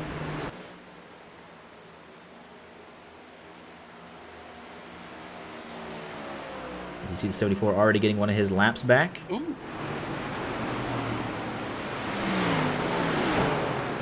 Let's go get a word here with the Speed Zone Esports guys. How we doing this afternoon, fellas? Doing fabulous. How are you? Well, I'm glad you're doing good, Sam, because you just turned the 55 right off your front bumper there. Not your fault, obviously. Yeah. Kind of came down a little bit. It was a racing deal. Yeah, it was a nice little checkup on that outside line. That's just short track racing. Well, it's the first thing from a short track, brother. Yeah, but how are we doing? How's the race going so far for you guys? You guys have kind of been all up and through and everything? We're doing well. We've kind of been up around every part of the track. I don't think we've all been together since the beginning of the race, but we're trying to form up here a little bit and see what happens. Absolutely. What's the strategy here near halfway? Still kind of just riding around? Want to start working towards the front, or what's the team play here? Go fast, turn left. There you go. I'm trying not to get lapped again. So yeah, Randy, I believe you were 2 laps down at one point, so I was pretty close to it, and now I'm in 10th, so we'll take it. Yes, it shows that anything can and will happen at Daytona. Good luck the rest of the way, guys. Yeah, thank you. Thank you.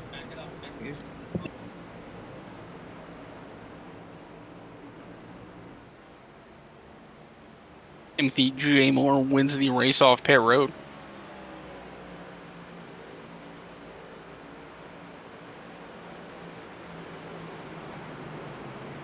Let's go get a word with Brandon Gass in that 15 machine. Brandon Gass, you got a copy? Yes, sir. How you doing? Looking pretty racy. You're up 15 spots from where you qualified in the last couple laps. That 15 looks like it's really starting to become dialed in, racing up on that top side of the racetrack.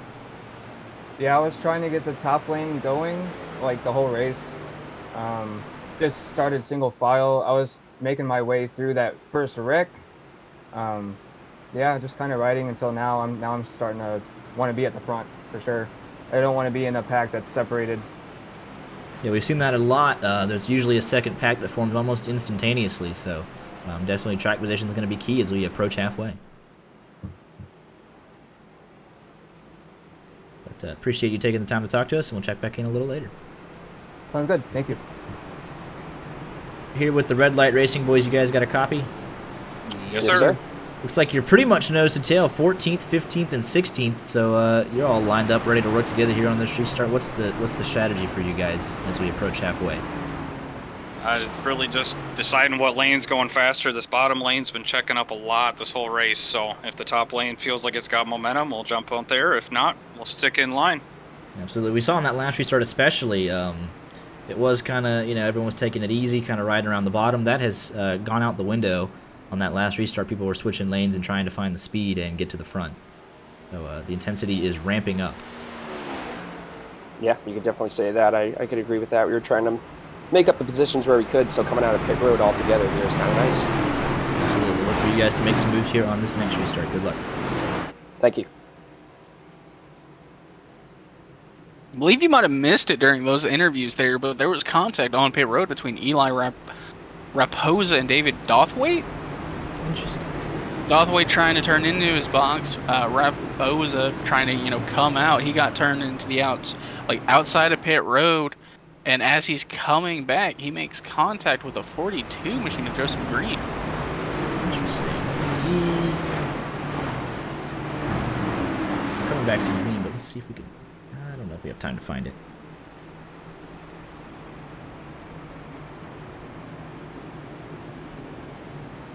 Yes, with 38 cars all coming down pit road on lap 83, every single one of them. Sure to get crowded, sure to have some contact on pit road.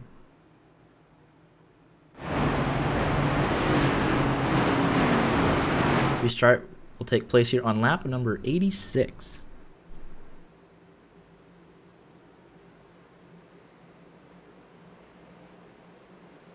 Jim Ott starting to make his way back up to the front there. Last year's winner. Racing all by himself. Timothy Joey Moore gets us back going. Justin Michael did not get the best restart. That'll allow Drew Drouat to come down and take over the second position. And Timothy J. Moore definitely ready to get on the gas train and have his teammate jump in behind him. With all three OCM boys lined up on the bottom. Justin Michael in between them. He had the option of coming up to work with his teammate. Michael Jeans elected not to do so as there was problems further back. Eli Raposa, Wayne Ruprack. Oh, immediately on the restart, heading off into turn number 1. Back of the pack, we stay green. Actually, we are not green anymore. Yeah, absolutely. That is a caution every day of the week, but the 71 machine has just been used as a ping pong ball. It is pinball.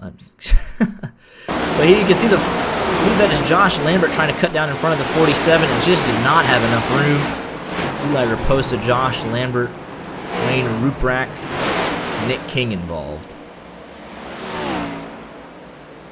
Oh, and John Cross takes a bit of contact there on the end of that. Eli Raposa has to jump to the pits after that. While all that was happening, Mike McConville and Michael Jeans had a major run up to the front. Absolutely. Let's take a look at how they did it on, I believe, the high side of the racetrack. Yeah, Mike McConville pushing the 08 way out front.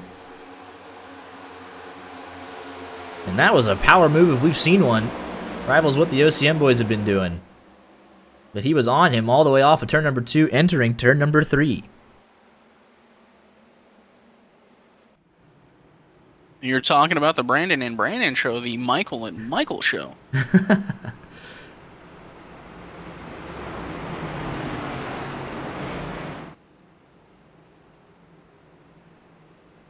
As the top 3 stay out. We just last bit it on lap 83. Some pit road games going on. Let's go get a word from Jim Ott, last year's winner. Jim Ott, you got a copy?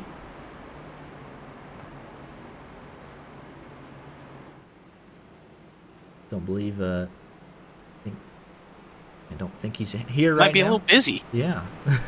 He is in fact driving a race car. That is true. We'll check back in with him a little bit later. Let's go talk to the leader of the race, though. Elliott Sadler Esports guys. Michael Jeans, you got a copy? It does. Well, Mike McConville just shoved you for everything you were worth, and now you're leading this son of a gun here on lap number 88. Yeah, that was a really good push. I don't know what happened to the inside line, but that was a pretty awesome push. I was kind of excited. So I'm glad to be back up here in the front. I feel much safer up here. So absolutely leading the race. I'm ready for this thing to go green. Yeah, we had a very good start to this thing, but over the last couple of laps here, it's got a little chippy. Intensity starting to ramp up as we approach halfway.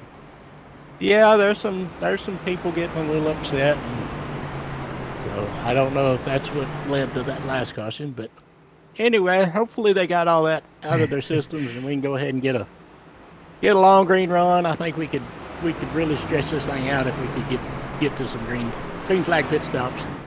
We'd be doing pretty good then. Yeah, absolutely.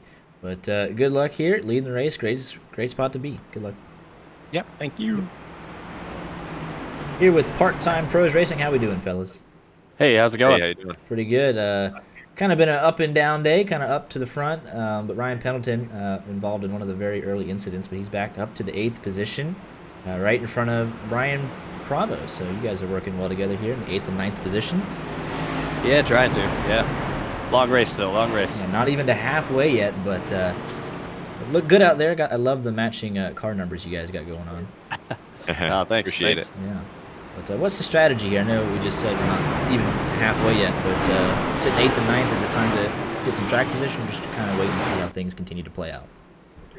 I think we like our track position right now. Kind of just stay with this lead group. Kind of stay in this top third of the pack and try to survive a little bit longer before we try to make any aggressive moves. Absolutely. Good luck the rest of the way, fellas. Thank you. Thank you.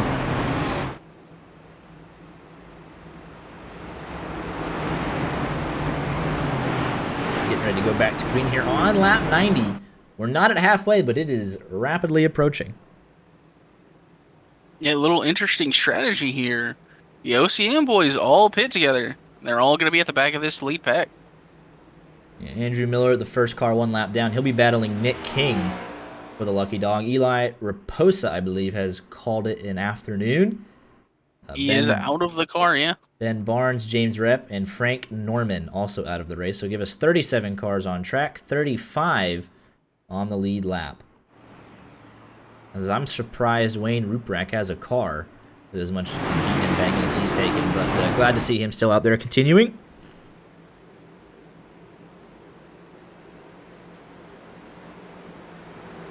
Michael Jean's going to lead us back here on lap number 90. Pace car makes the hard left-hand turn down Pace Road. He enters the Geico restart zone, and we are back underway. Drew says, get ready. I am. Randy Arms, we heard him say he was almost 2 laps down at one point. He's pushing Mike McConville currently to the race lead. Hey, Drew, I know OCM loves to be the center of attention, but y'all putting yourselves in the back is not getting y'all attention. You gotta be up front. We go through the pack. We ain't gonna focus on you just. The inside line now fighting back out of turn number 2, though, but Randy Arms continuing to shove Mike McConville. Great looking race car from that 57. The 57 clear if he wants it. They're separated. To enter turn number 3. You can see that second pack forming immediately. Are we gonna have that one JP machine need a lap here? Looks like he will. Randy Arms giving him everything he's worth, but Michael Jeans fighting back on the inside. Oh, that would have been Michael Jeans. Got it. That would have been Michael Jeans No, that was McConville. Was it? McConville got the lap by Wow. I don't even 8/1000ths. But here comes last year's winner, Jim Ott, to the 3rd position.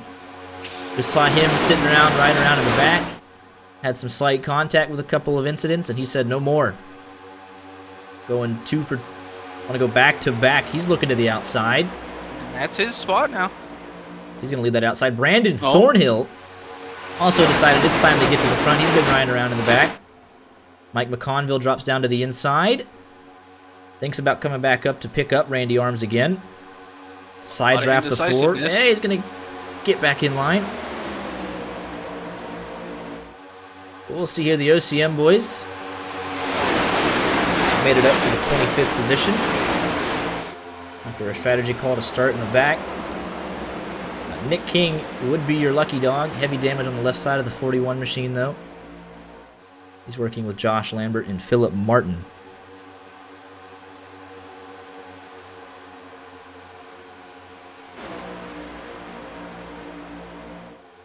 Michael Jeans with a solid push from Brandon Murray. Jim Ott and Mike McConville. You can see there, the 6 machine thought about taking a peek. Outside line not far enough yet, though. The help isn't quite there. Got a little bit of a run. Randy Arms and Brandon Thornhill. They're connected. Oh! Randy Arms shoving Brandon Thornhill for everything he is worth. Maybe a little bit more. He's about to be connected with the outside wall. Justin Michael 3rd on the outside line.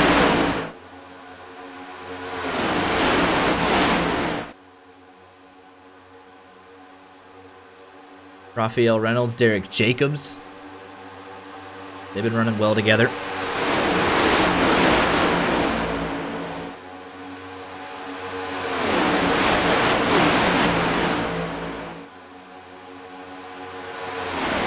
Bottom line, though, showing the momentum. Shortest way around the racetrack.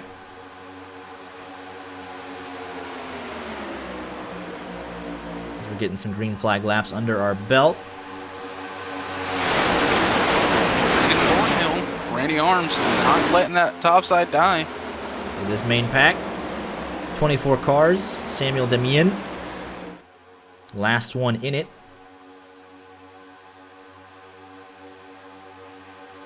You got 3 cars tucked up nicely, though. The 08, the 6, and the 4 are going to be hard to beat, as they've fallen back to the outside of 5th place and Ryan Pendleton.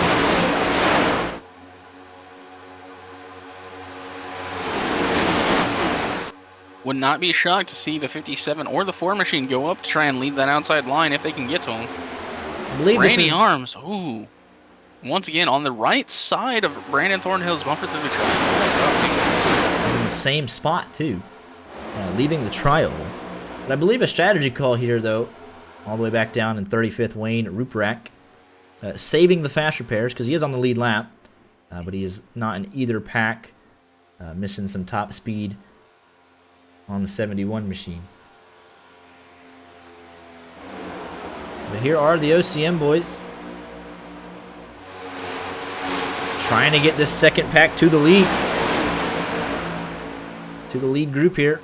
3 in a line. They're a second off. They should be well within the draft. Just one more bump from Timothy J. Moore. Should have them there. And big question will be is where do they go with it when they get there? 34 cars. This would be everyone with the exception of Wayne Ruprecht in the main pack. Michael Jeans continues to lead.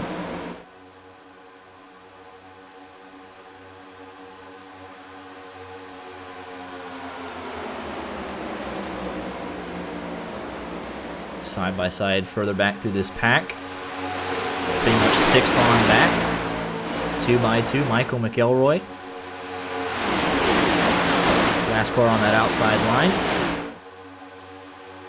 You don't need a track map for this, but you can see there, Andrew Miller, Nick King, Wayne Ruprecht, the only guys not in a pack.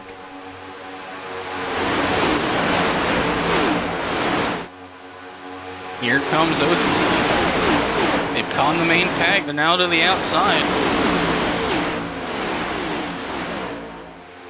We got cars scattering down the back straightaway. We're almost 3, maybe 4 wide. We are 3. Brandon Gass sends Mick Elroy 3 wide. Brandon Gass right in the middle, and that's definitely going to split these two packs up. The 42 of Joseph Green very loose on that top side. Brandon Gass almost contact with that 88 of Casey Brown, still 3 wide. Nathan Grant on the bottom, but Brandon Gass the meat in the sandwich. Now we're back to 2x2. Will not be shocked to see the OCM boys try and make it 3 if they're not given a lane. Well, they did pick up Michael McElroy. They raced with him on Monday nights. But this is definitely splintered. Our main pack, Derek Jacobs, with help from Sean Single, trying to get reformed. They're only a second back.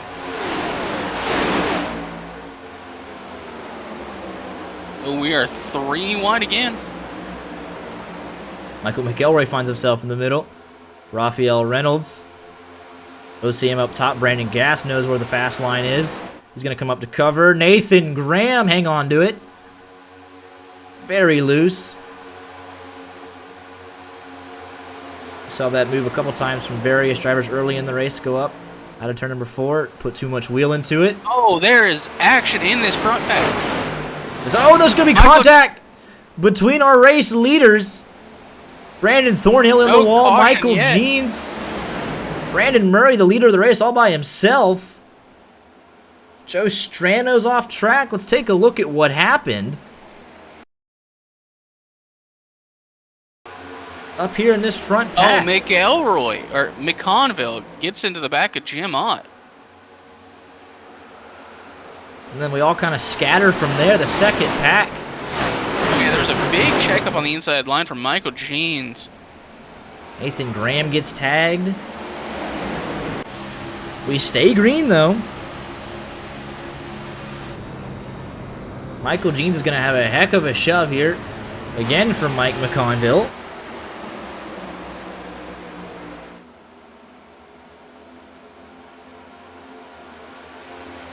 Going to be no contest at the front. Michael Jeans is going to get back to the race lead here. Take a 1 move to the outside. The 6 has no momentum. And the 08 back in front. Good to see Brandon Thornhill, though, still in this lead pack, as he had pretty big damage. Joe Strano, your big loser from that wreck. Raphael Reynolds. Matt Dula was up there. McElroy. As they separate themselves yet again, as we have officially hit the halfway point last time by. We've got a lot of, like, not angry, but definitely unhappy with there being no caution. All drivers did keep it straight, but a lot of action on track, causing drivers to slow down. You can see there, with the track map, you can see it's very spread out. Andrew Miller got one of his laps back. He's in danger of going another lap down, back to 2. As is Nick King. Joe Strano in danger of going 1 lap down all by himself. I believe it is with the top 11. Drew Jawas side by side.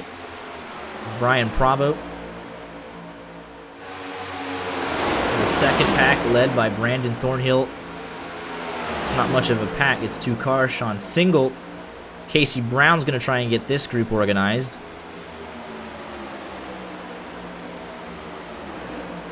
As they go around David Dothwaite. And 2 of the OCM boys back here trying to get this third pack organized.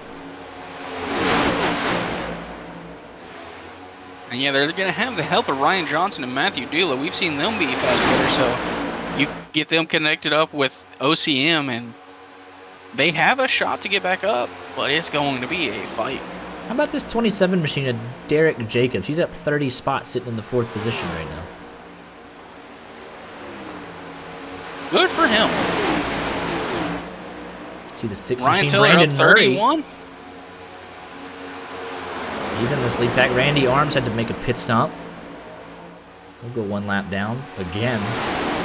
He is the first car 1 lap down, though. He's going to come out ahead of Wayne Ruprecht. But Joe Strano in danger with no drafting help.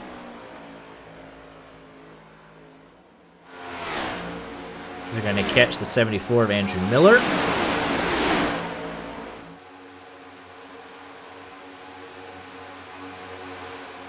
Is this second group? That's Joseph Green getting loose out of turn number 4.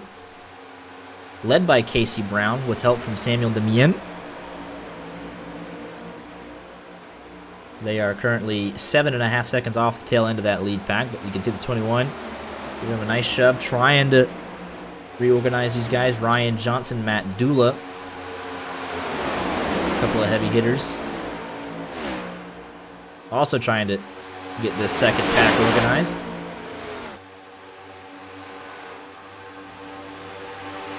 And then it is back to Nathan Graham and Jim Ott. They're going to be caught potentially by John Cross, Thomas Stewart, Raphael Reynolds, Joe Strano, Randy Arms, Wayne Ruprack, and Andrew Miller, as well as Nick King. Not a whole lot of drafting help for any of those guys.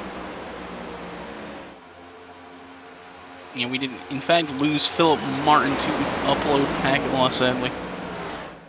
So another car out currently. I don't know if he'll be back. Gives us 36 cars on track, 32 on the lead lap here as we are now past halfway. I don't know how much longer we're going to have 32, as they are not terribly far behind Joe Strano. As the 63 machine's coming down to pit.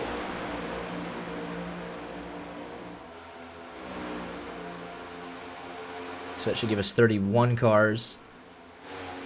Soon to be 30. Ooh, Thornhill coming in this time. No. I thought he was coming in this time. He was just on the apron. Still 95 laps to go, to be 94 when they get back to the stripe. So a very, very long time to go left in this race still. Took about 2 hours to get to this point. See Drew Joie stepping out of line way back in the first pack there. He's going to go to the end. As this second pack has now been led by Ryan Johnson and Matt Dula. There's Nick King staying up out of the way. There's Michael McElroy with help from Randy Arms. Ooh. Gonna be contact! Oh, it's Samuel Demien, Tony Scarbo. They keep it straight. Joseph Green involved, Randy Arms. I think they're going to get it going, though. And caution is out. Caution is out on the speedway. And that, unfortunately for Randy Arms, is going to give the lucky dog to Wayne Ruprack because he was obviously involved in the incident. But you can tell a right front toe link potentially broken. He cannot get it off the wall. But we've seen it probably 2 or 3 times now when that lap car stays up against the wall, and when they go 3 wide, it just kind of shakes everything up. We'll take a look at it. That's a good bit of netcode between Arms and Demian, but I think that it really brings into the race the tires. Let's take a better look at this. Go our definitive what happened angle. You can say the 8 came down below that seam, the 21 came up. Definitely some netcode that kicked this thing off. Tony Scarbo nowhere for him to go. Joseph Green tries to avoid the incident. Gonna just lock it down. Another incident after this one. Michael McElroy gets put into the wall in 1 and 2 by the ADA machine. Caution was not yet out at this point. We see the joys of online racing as he has some internet connectivity issues here. Caution is out at this point. Oh, and they kind of... Ooh. Yeah. That wasn't intentional from either driver. McElroy kind of just drifted down. The 88 comes up a little bit, and they meet in the middle. But this will allow everybody to get caught back up. Everybody's coming into pit. Unless you are Nathan Graham. Ooh, Michael Jeans missed his box a little bit. I don't see him taking tires. Maybe?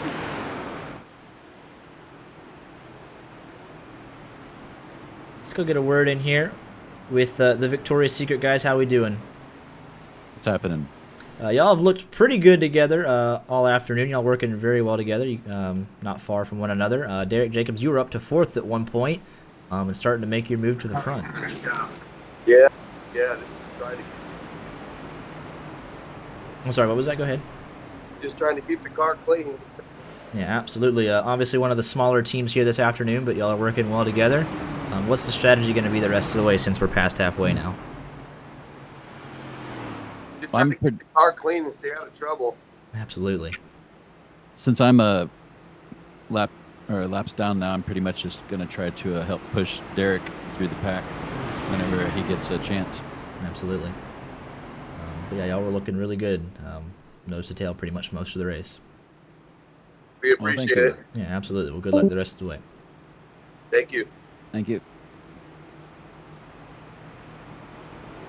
And I think officially, no, we got, yeah, we got, I think, 2 more teams to get to. Here Raced with with Ed at all lately, have you? How we doing, boys? Who joined in here? This is your broadcaster. How we doing? We're doing fantastic. Yeah. We're fighting. Yeah, absolutely. The Warrior Raps boys, David Dothwaite, Nick King, and Tim Wortman Jr. They've definitely been up and down this racetrack, to the front, to the back, and every which way. But how's the race faring out for you guys past halfway? Been a grind. That's what it is. It's a grind. Positioning ourselves for hopefully a good finish. Doing some damage modification or mitigation, and hopefully have something at the end. Absolutely. But I know kind of, Nick, you were trying to get that one lap back, but then lost the pack. But how's the car handling, all things considered, with the damage that you received? Well, I actually just had to use my fast repair because I got into that last caution. I try to stay up as high as I can. I don't really know what happened on that, but all of a sudden I seen a car sitting in front of me on my nose. So it ended up being more damage than I cared to try to repair. So I just went ahead and took that fast repair. That way I could be in the running to try to get that lucky dog again whenever a caution comes back out. Absolutely. I believe you are the first man laps down. There's no one lap down. So it should be you and Raphael Reynolds battling, as well as Andrew Miller for the lucky dog here. So definitely a long way to go still. Yeah. And Tim Wortman Jr., you're sitting in the 7th position. We get ready to go back to green. Yeah, it didn't take tires that time to save a couple sets here, and I'm still sitting on a fast repair. So been in a few incidents, but just every time less than 10 seconds to repair. So we're sitting pretty. Absolutely. Well, good luck the rest of the way, gentlemen. Thanks. Ryan Johnson and Matt Dooley. We've heard that combination a lot tonight. Green flag back in the air. Let's see if there's I any. think that combination about to be back together. The 83 got a good restart on those older tires. Everyone's working back down to the bottom now.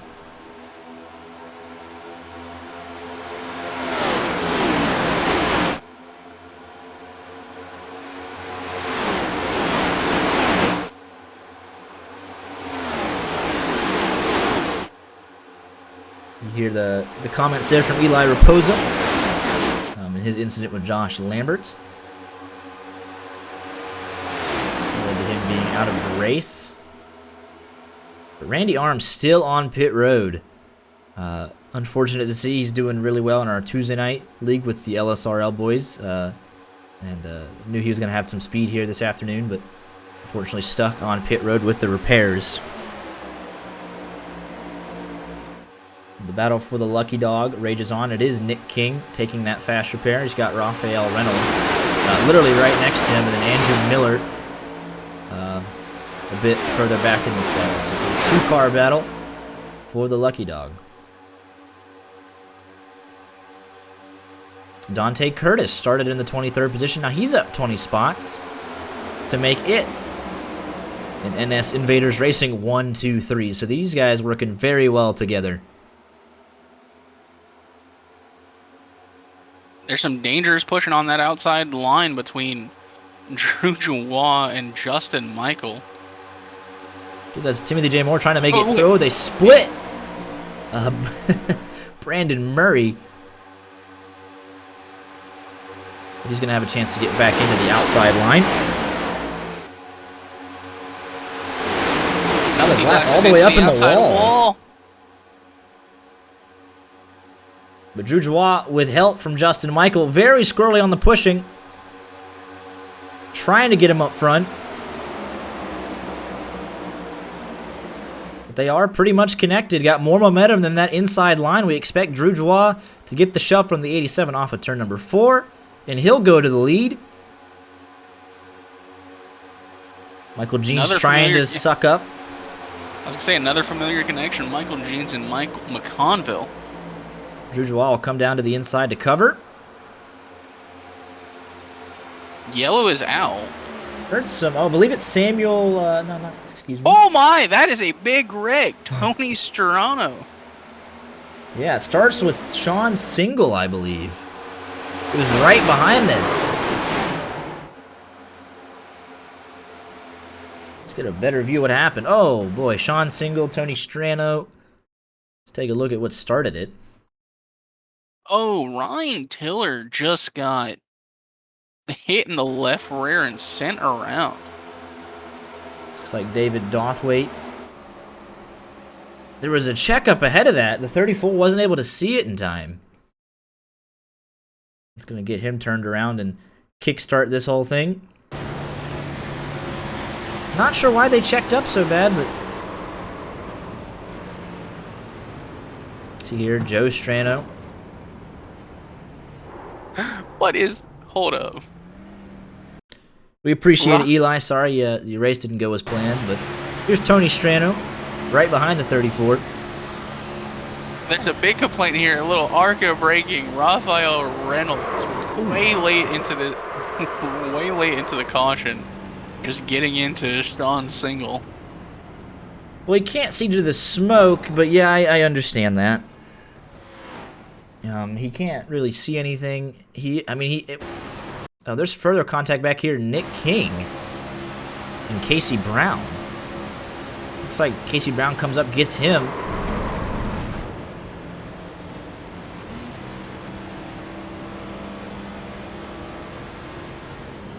But he's going to move to the high side there. He doesn't know. I mean, because at this point, you know, I'll give him devil's advocate. He can see that car spinning. And at this point, he sees nothing. And he imagines that car might stay down to the bottom. And then that's obviously not the case. He slams on the brakes once he realizes it, but it is too late.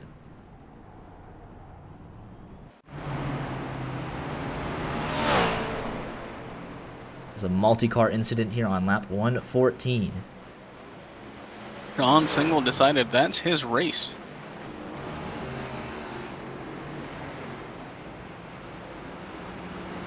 As we get the running order reset, let's get in another quick word here from our sponsors this evening.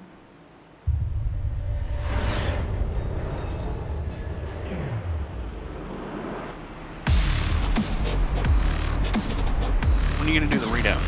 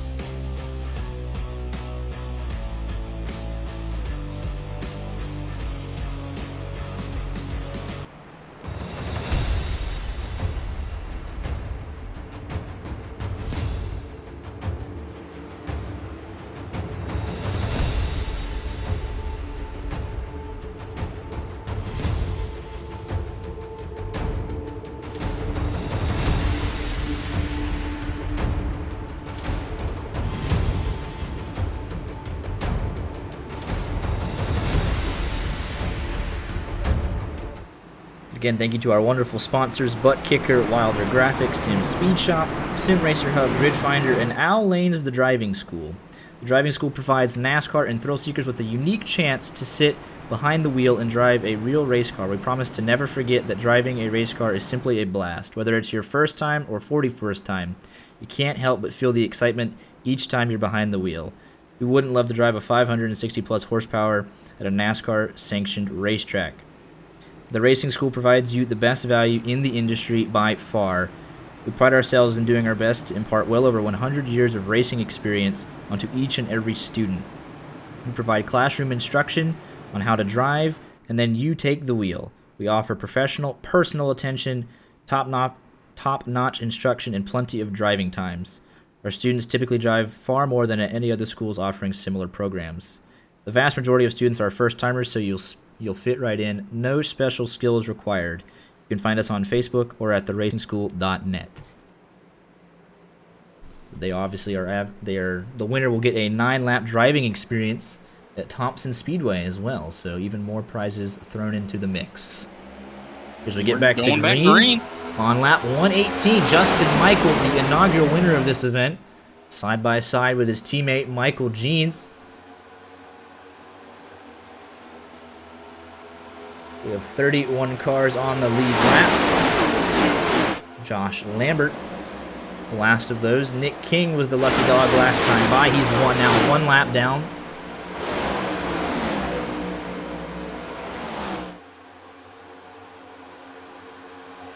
Michael Jeans taking control of the inside line. Matthew Dula taking the control of the outside.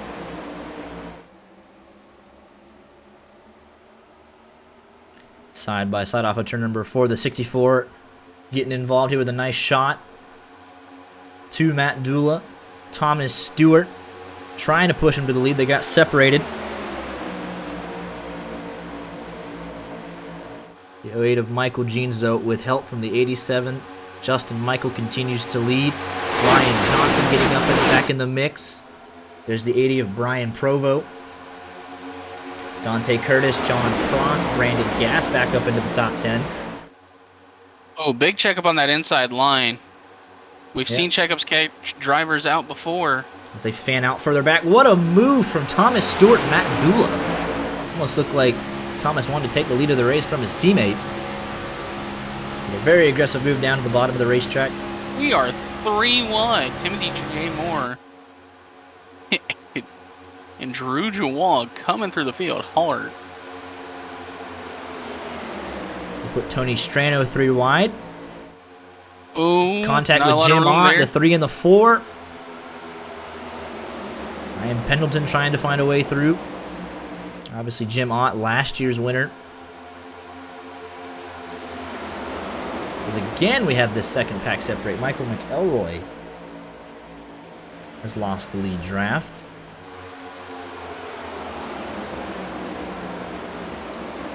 But it does appear that we have 28 cars all in this lead pack. Unless Derek Jacobs can find a little bit of something. Tony Scarbo a second back from the lead pack. He should be able to hang on to it. He gets a push there from Nathan Graham. You can see there a checkup with Samuel Demien and Derek Jacobs. It actually looks like they're losing time, so it is a 20-car pack. Brandon Thornhill. We are 3 wide at the front. Yeah. The OCM boys making that third lane. They're outside.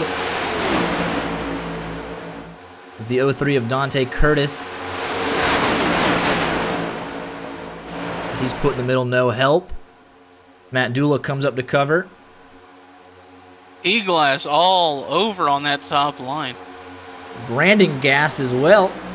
Trying to make moves. Matt Dula trying to block all lane, and that's going to be contact in front of the entire field. The big one on lap 122.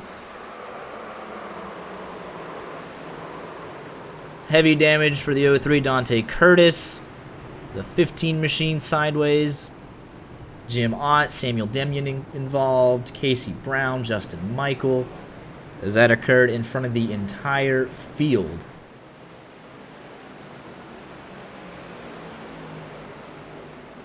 Justin Michael, while like it was like also an incident happening while we were 3-1, Justin Michael comes up off the bottom and gets turned by Dante Curtis. So it almost looks like, unfortunately, and I hate to say this, it's my least favorite part of the job, it looks like a massive bit of neckhood between the 15 of Brandon Gass and the 51 of Tyler Glass. You can see here the 15 thought about coming up to cover.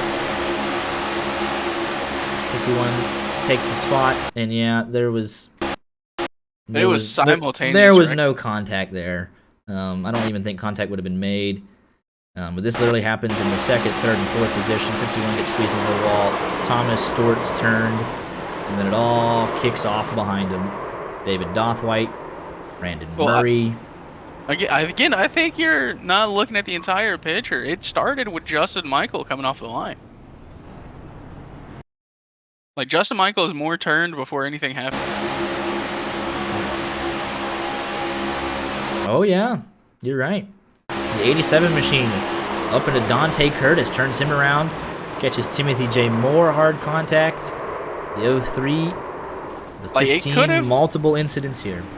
It could be all relative to him seeing the 15 coming down and thinking they're going to crash on the inside, so he wants to go high. But obviously not a whole lot of room.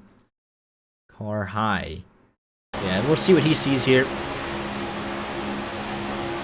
Oh yeah, he definitely, I think, makes a slight movement.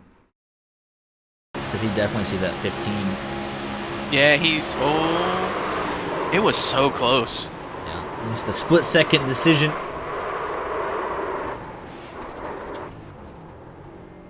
Tony Strano's going to make it through. Jim Ott involved. On board with the 4 machine, last year's winner.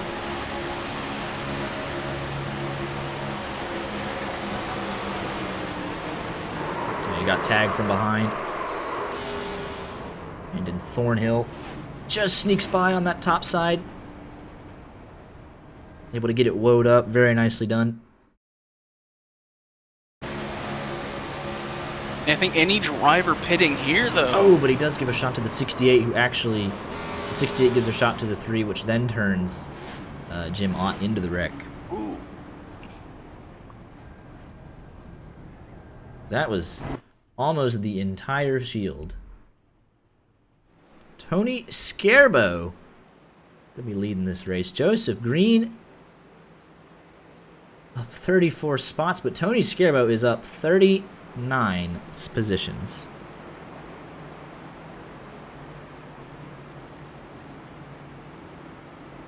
We'll get a word here with the speed zone driver.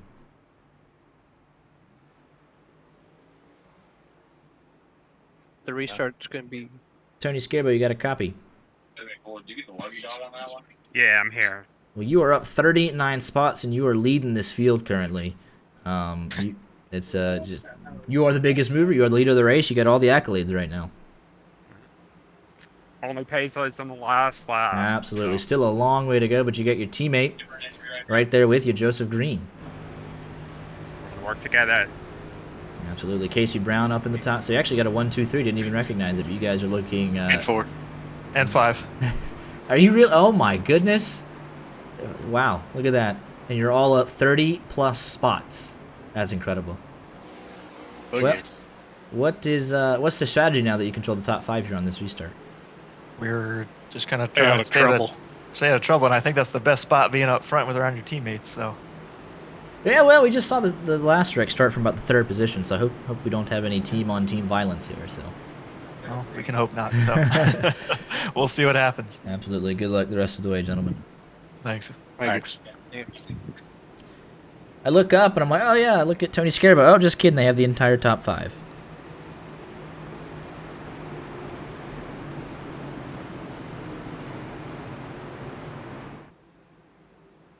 Let's go ahead and reset the running order. There should be 31 cars on the lead lap. Nick King is the first car 1 lap down. Andrew Miller also 1 lap down as well. Raphael Reynolds still out on track. 34 cars. Sean Single has called it quits. Randy Arms is still on pit road. Philip Martin is as well, but he's been there for 15 minutes. And what I was saying is earlier is I believe all the cars that pit during this cycle, I believe only have to make one more stop if they stretch it out. And again, we could always get another caution, so. Doesn't actually tell me what I wanted, but the top 5, all the Speed Zone Esports cars, last pitted on lap 115. Mike McConville leading the charge of those that pitted on lap 123. We are back to green here on lap 126. Joseph Green leading that outside line. Tony Scarbo leading the inside line. Teammates control the top 4. Go Tiny Horse number 38. 38 of Ryan. Ooh, big checkups. Brandon Murray under the double yellow. Trying to get out and avoid some stuff back there. Sorry.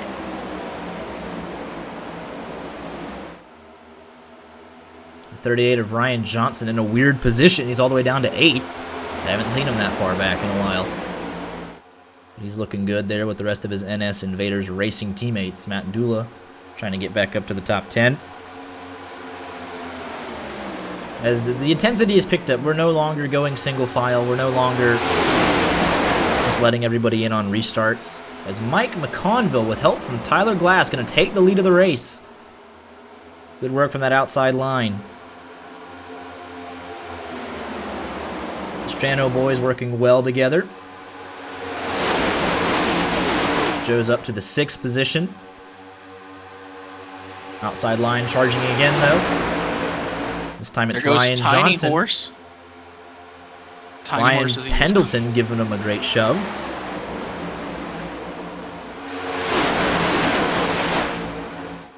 It should be known, though, that the intensity has not yet picked up for some, as back in the 26th position, Dante Curtis leads the second pack. The other Strano. With Tony back in the 27th position. Timothy J. Moore in a weird position. He's down 27 spots. Your pole sitter this afternoon. Separated from his OCM teammates. And I don't blame the drivers for not fully picking up intensity. We still have 70 laps to go and at least one more pit cycle for most of these drivers. You can see here the last car on the lead lap in the 34th position. Tail end of the second pack, Brandon Gass. You can still see some left side damage on that 15 Ford Performance machine. That outside line now has 2 cars ahead, as Joe Strano was able to get down to the inside ahead of Mike McConville. With the part-time pros racing team starting to get up there, Ryan Pendleton.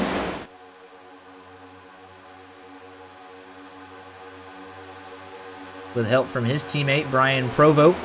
They're going to come down to cover the 2. Ryan Pendleton in the 80. Just mentioned him making a big move for the lead.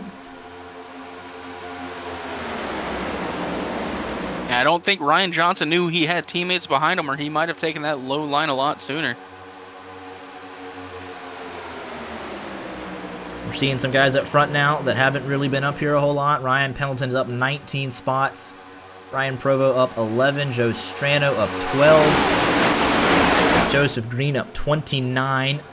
Brandon Thornhill, a great recovery drive, he's up 20. And Ryan Tiller up 31 spots. So we're going to have 70 laps to go next time by. But the field is a part-time pros racing 1-2 at the moment. Look at the tandem between the 2 and the 80. They're showing that they can do the tango just as well as OCM, just as well as Speed Zone. Tyler Glass jumps up to lead the outside line. Make that Mike McConville. He had a run. He's going to take it. Side draft the 43 off of our 2 leaders. Not a whole lot of help up there, though. Tyler Glass is coming with help from Ryan Johnson. He's going to get one heck of a shot, but it laid off of him for the corner. Now they're starting to get hooked back up and organized, trying to get that momentum. We are 3 wide. See here, Brandon Thornhill trying to push Ryan Johnson forward. 3 wide further back with Philip Martin. Excuse me, that's Thomas Stewart. Meat in the sandwich with Justin Michael. I think there was just a big checkup as that outside line was trying to get formed up top. John Cross doing a nice job inside the top 20. He brought out our first caution of the afternoon, but he has since worked his way back up inside the top 20. Ryan Tiller, I believe that is, taking lead of that outside line. Mike McConville giving him everything he's worth. Now it's going to... Oh, Joseph Green thought about it. And he does come up to lead the outside line. As you can tell, these cars are starting to get a little squirrely. The push is starting to get a little bit more aggressive. And just as we say that, Samuel Demien. Oh, and it's the big one. Further back in the field, Matt Dula. Oh, and Dante Curtis late. Oh, my goodness. Oh, he gets turned. I believe it was Brandon Thornhill and Samuel Demien that started with. Caution immediately out. There's 3 wide. Oh, the 17 actually might have got a piece of that. And Matt Dula.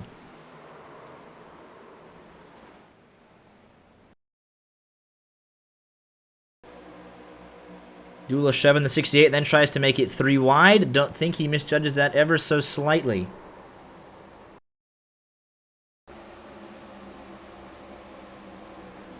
Definitely you see there the 21 big into the wall. The whole second half of the field killed. David Dothwaite involved. Michael Jeans, John Cross, Thomas Stewart. Oh, and then the 03 of Dante Curtis is just going to spear. Oh, and this is trouble from Nick King, who's trying to woe up. It gets turned off the bumper of the 41 and just spears the 64. And unfortunately, that's going to deny Nick King the lucky dog since he received an incident when the caution was out on the racetrack. Let's take a look here. This will tell you a really good picture of what happened. At least how it started. This is right outside the top 10. Yeah, he just catches him in the left rear. Nathan Graham, Michael Jeans, John Cross, Thomas Stewart, David Dothwaite.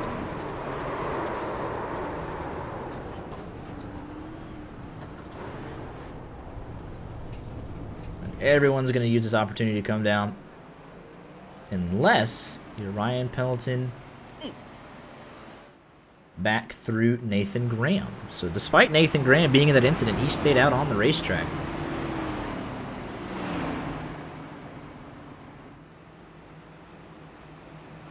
Very interesting decision.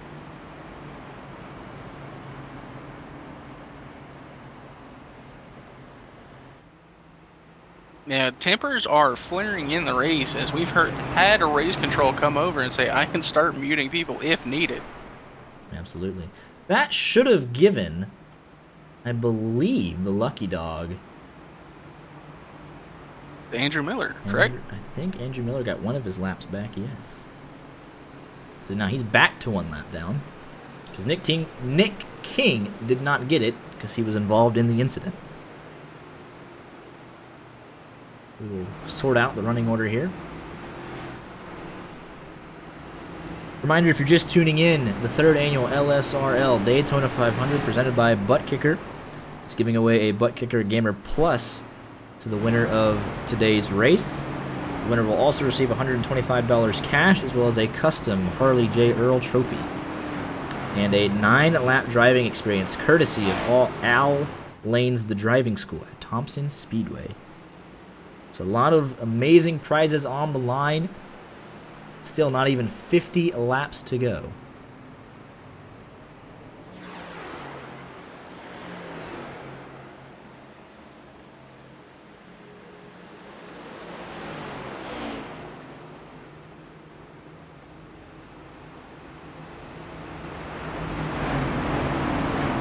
Let's get a quick word in here with the Part-Time Pros Racing guys. 18 gallons now, FYI. You guys got a copy? How many gallons do you have left right now? 15. Yeah, 15.5. Yeah. All right, cool. So I'm in the same boat then. I just can't take any more any more damage stuff because I'm gonna be way behind. So Oh yeah, I can't. I'm just hopefully I'm good enough to stay in the draft, and I'm gonna send it. Part-time pros, you guys got a copy? Hey, how's it going? Yeah. Pretty good. Yeah, you got 1, 2, and 6 right now. Nathan Graham, I know you were involved in the incident, but luckily these next gens are a tank. But you got the track position here as we're getting down into crunch time. Looking very good working together. Thanks, man. Yeah, just hoping my damage doesn't prevent me from staying in draft at least. Otherwise, I'm just gonna not take optionals at this point. Well, absolutely. Well, you're out front where you need to be and looking good doing so. So good luck the rest of the way, fellas. Awesome. Thank you. Oh yeah, thanks.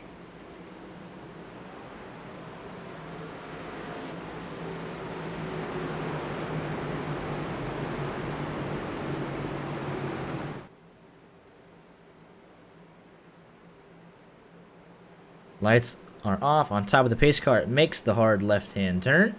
Ryan Pendleton, field in hand, enters the Geico restart zone and gets us back underway on lap 136. Great teamwork there, the 80. Ryan Provo immediately drops back down in line, leaving Derek Jacobs hung out to dry. So we're already 3 wide further back. That is Nathan Graham. Let's see if we can get up to speed. He's got drafting help in front and behind him, though. Still 3 wide. Now he's going to get down to the bottom. A little bit of damage there to the rear end of that. Number 55. David Dothwaite was involved in the last caution as well. He's already back up there, though. Randy Gass, some left side damage, so luckily for these drivers, the next gen cars appear to be very, very well tankish. Is Ryan Johnson. Help from Mike McConville. Power move around the outside, lap 137. Put Ryan Johnson back in the lead. Mike McConville gives him a shot. They move down to the bottom side of the racetrack.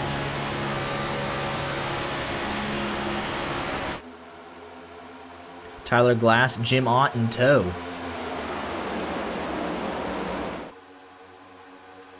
Mike McConville, a single car operation though, just working with whoever can get him to the front. And for most of the night, that's been Ryan Johnson. Timothy J. Mort trying to start his climb back up through the field. Josh Lambert doing the same thing after being involved in a couple of wrecks around the halfway point.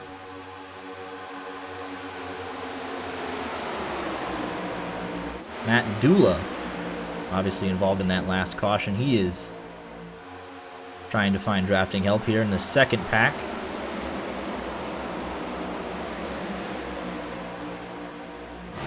As Nick King has again gotten himself back in position for the lucky dog. Dante Curtis finds himself 1 lap down. After heavy contact in that last caution. Andrew Miller just doesn't appear to have the race car left underneath him to challenge with these guys. The moving chicane motorsports driver. He's lost the pack several times. He's trying to fight back from 2 laps down, but the current condition of that car making it difficult. Something we've been talking about all race long. I'm going to post a link in chat to the LSRL Discord for anyone who might not be in it. The Al Lane's driving school? Art, no. What? No. Read the broadcast chat.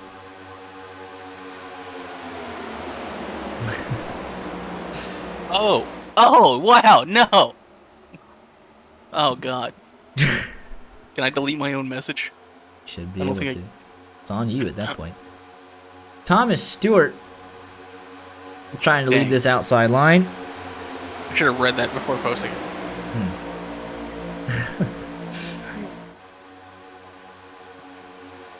Oh yeah, we've had that wrong the entire time. I don't know if he wants me to tell about what it is, but the driving experience is not going. It's going to be a post-race raffle. My apologies, but the winner still gets the $125 trophy and the Butt Kicker Gamer Plus. I don't know how to delete comments, but is she gonna be there? You still join the LSRL Discord, but you're not gonna race. Great people, great league. You see Mike McConville taking a peek there to the outside. We're side by side for, I believe that is 7th, make it 8th.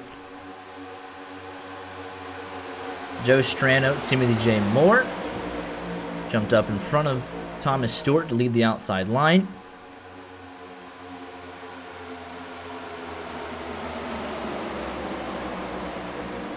But at the current moment, we have 34 cars on track, 30 of them on the lead lap, all with a shot to win. Wayne Ruprecht still trying to get damage fixed on that 71. He's keeping up with the pack better than he has before, but still needs some more work done on that 71 machine. Matt Dula does as well, as does Samuel Demien.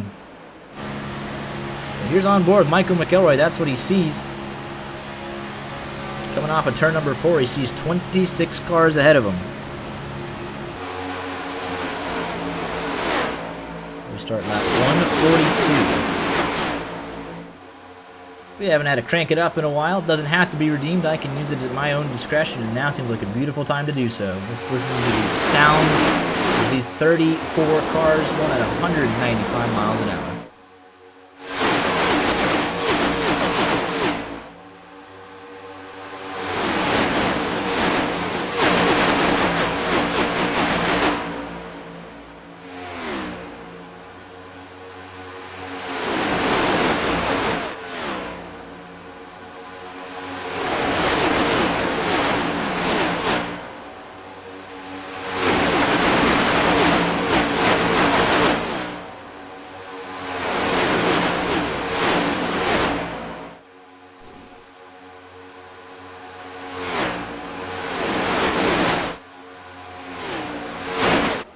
You can see here Ryan Johnson catching the lap car of Andrew Miller in the 74.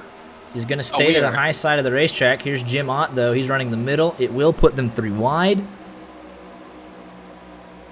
It's Andrew Miller going to hopefully fall back into the pack. A little bit sideways there for the 74. But the pack clears them no problems.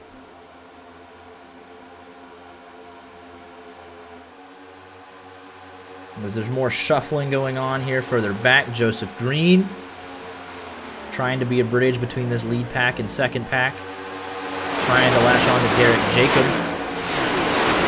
If he can, he's 0.8 of a second ahead. They're side by side ahead of him with Andrew Miller. There might be an opportunity. It's a second. He's going to need a shove from Tony Strano if they want to keep up with his main pack. But not really hooked up well together. They're continuing to lose time, and they should be off of the main pack, and they are. Yeah, you can see it's not hooked up well. 42 actually getting out of the way, and we will split the packs here yet again. Oh, but there's a caution out right in front of them. Can they get it woe down in time? Oh, Thomas Stewart, he wasn't able to slow down. That's another huge impact to the 64. Let's take a look at what happened. So you saw it unfold out the front windshield. It's like a case of 3 wide here, maybe. Brandon Murray goes 3 wide. It actually starts ahead of him. It is Jim Ott pushing. Actually, it's not pushing anything.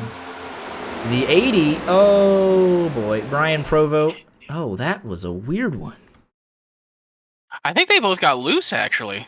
The 80 makes a heck of a move up to the top, gets loose doing it, and I think it just catches Jim Ott off guard, and they both go around.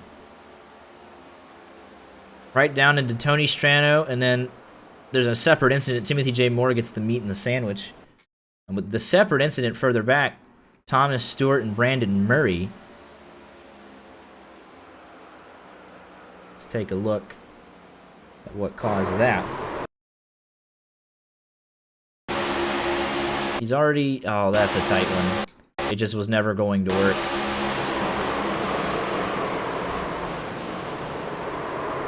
See sparks flying there from the 6. Don't know if he's even got a left front toe link on that available. Doesn't appear to be so.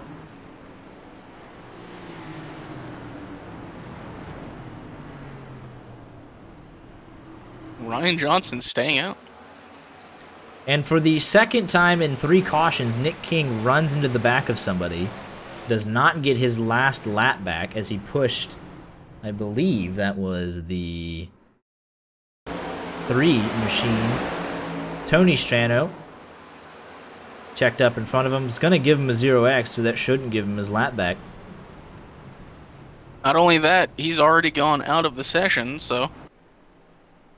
Yes, he, yeah. Along with Jim Ott. That is last year's winner. Gone. We've seen him involved in a couple of things this evening, couple of incidents. Looks like that one takes him out of contention. Our top 2 last pitted on lap 123, and they stayed out yet again. Still need one more stop from everybody. They are prioritizing track position. Lengthy stays on pit road for Timothy J. Moore, Michael Jeans, Wayne Ruprecht, Dante Curtis.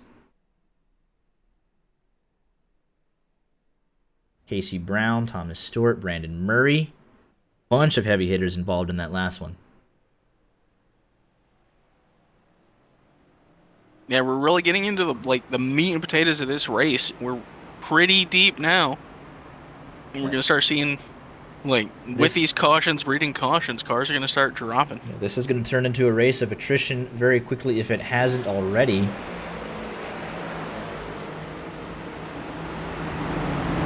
Who's got a fast repair left? Who can avoid the big one? John Cross up 29, Derek Jacobs up 32, Brandon Gass back into the mix. Tim Wortman Jr. back up inside the top 10. The ebb and flow of this race over the last 2.5 hours has been fairly consistent. Comers and goers. But with all of this, it should give us 27 cars on the lead lap. Leave 29 on track.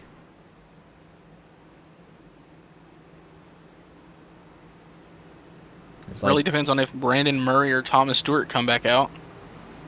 Dean, you should stop leaving then. This is your fault. You just need to be here for the entire 4 hours of the broadcast. You can see there Nick King, who was consistently the first car lap down, but when a caution came out, would run into the back of somebody. He decided it was a bit too frustrating potentially. Ryan Johnson's going to lead us down here as we are approaching 50 laps to go. Pace car makes the hard left-hand turn down pit road. We enter the Geico restart zone. And we are back underway. Good restart for that inside line. Should have 3 cars clear. The 15 Brandon Gass giving it his all to the back of Derek Jacobs. Matt Dula does get clear, nevertheless. We'll see what kind of run they can form here off of turn 2 on that high side. 15 is connected to the 27. I was going to say, Brandon Gass is on his bumper. They're going to have a little bit of a run, but they're disconnected down the backstretch. 10 of Jonathan Cross and 30 of Ryan Johnson. They were hooked up. Give Brandon Murray the only car 1 lap down. No drafting help though for the 6 machine. Oh, we got a wreck. Further back in the pack, Samuel Demien. Yeah, that's a caution. Caution is out on the speedway. 27, Derek Jacobs involved. Raphael Reynolds, Timothy J. Moore, Derek Jacobs, and Raphael Reynolds have to tow.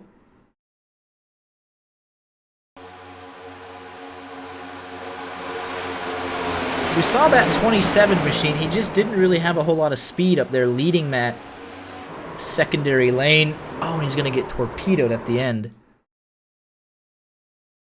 I believe this is where it starts.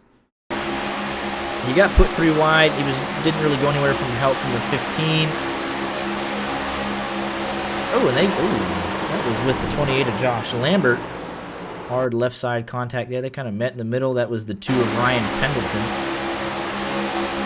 who can definitely be seen making a slight move to avoid the 27 coming down. The 28 comes up.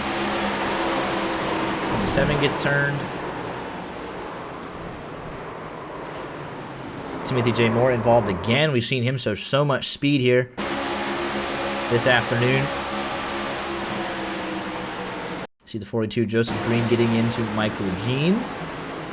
And then Samuel Demien kind of in this secondary wreck, getting turned from Nathan Graham. Timothy J. Moore nowhere to go.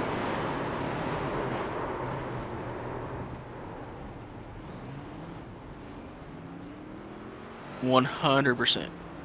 Definitely some unfortunate cautions, but for the most part, nothing has been intentional.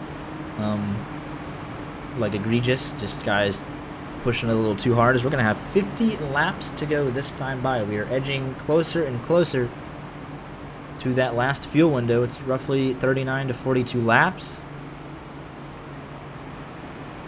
I think we're starting to see a lot of these drivers get a little antsy from, well, it being a longer than usual race for the majority of these drivers. Yeah. Most league races would probably top out at 100 laps at Daytona.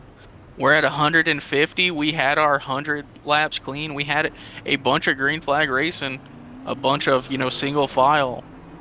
But it's starting to click in their heads. We're down to 50 to go. Yeah. I mean, that's still 50 laps at Daytona, but absolutely. I think the tempers are flaring. Yeah, they all realize what's on the line here. $125 to the winner of the race, a custom Harley J. Earl trophy, and a butt kicker Gamer Plus. And I think patience is running out. Yeah, the intensity has very much ramped up. First 40 laps were pretty much all single file, running the double yellow. That has gone out the window. Look at Wayne Ruprecht in the 11th position. Ooh, what the?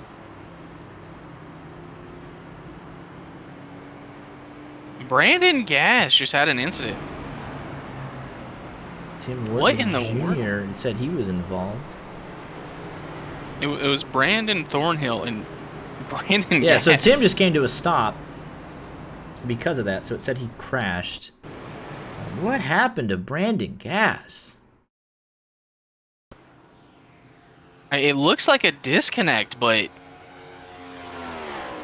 can see him slowing. He's down on the apron, potentially trying to fix a technical issue. Oh, and it's just going to start coming up on him. And then, yeah, Brandon Thornhill, nowhere to go. Oh, my goodness. yeah, he had a tow. So there's obviously something wrong there. Let's see if we can get a quick word here. Brandon Gass, what happened, if you got a copy? I don't know if he's in here still. He just, everything Oh, went yeah, black. he just got Everything upload high class. Yeah. Oh. Everything went black on him. So I was trying to steer him safe, and then he had no control. That's what happened. Very unfortunate. Hate it for that guy that hit him up there by the wall, but I was telling him to go low, but he couldn't do anything, so that's what happened. Appreciate the clarification. Yeah.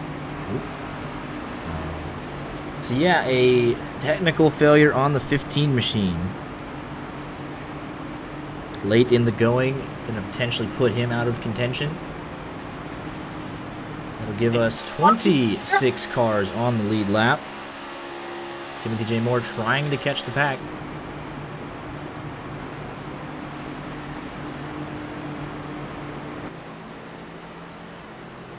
As the race of attrition continues onward. One way or another.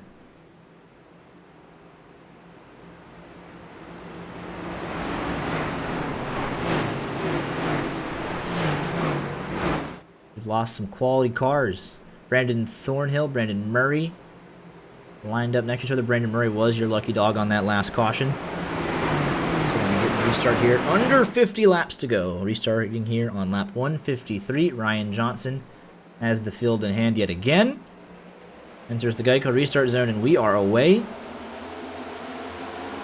Johnson and Dula. Yeah, and John Cross. The NS Invaders Racing Team. Doing a very nice job. Controlling the field here late, but don't count out OCM, Drew Joie, and Tyler Glass side by side. And there's Ryan Pendleton and Brian Provo for Part-Time Pros Racing. And we're going to crank it up one more time here for you.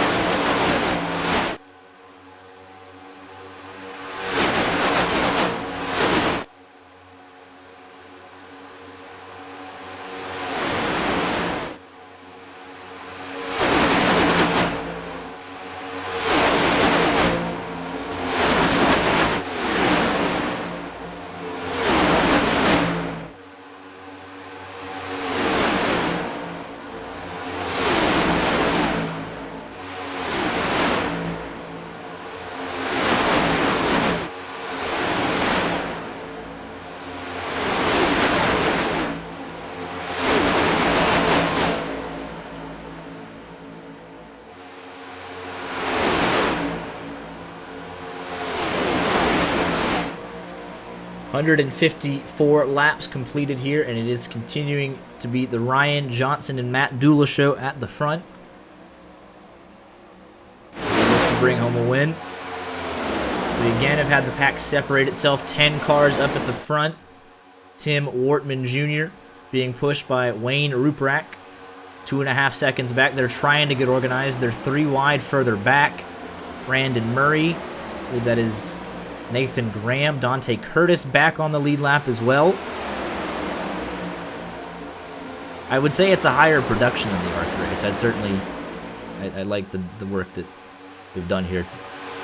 So, probably higher quality driving. More competitive cars in an ARCA race. What's not to love? It's Michael McElroy, Brian Provo need to get single file here. They could be in danger of missing this pack.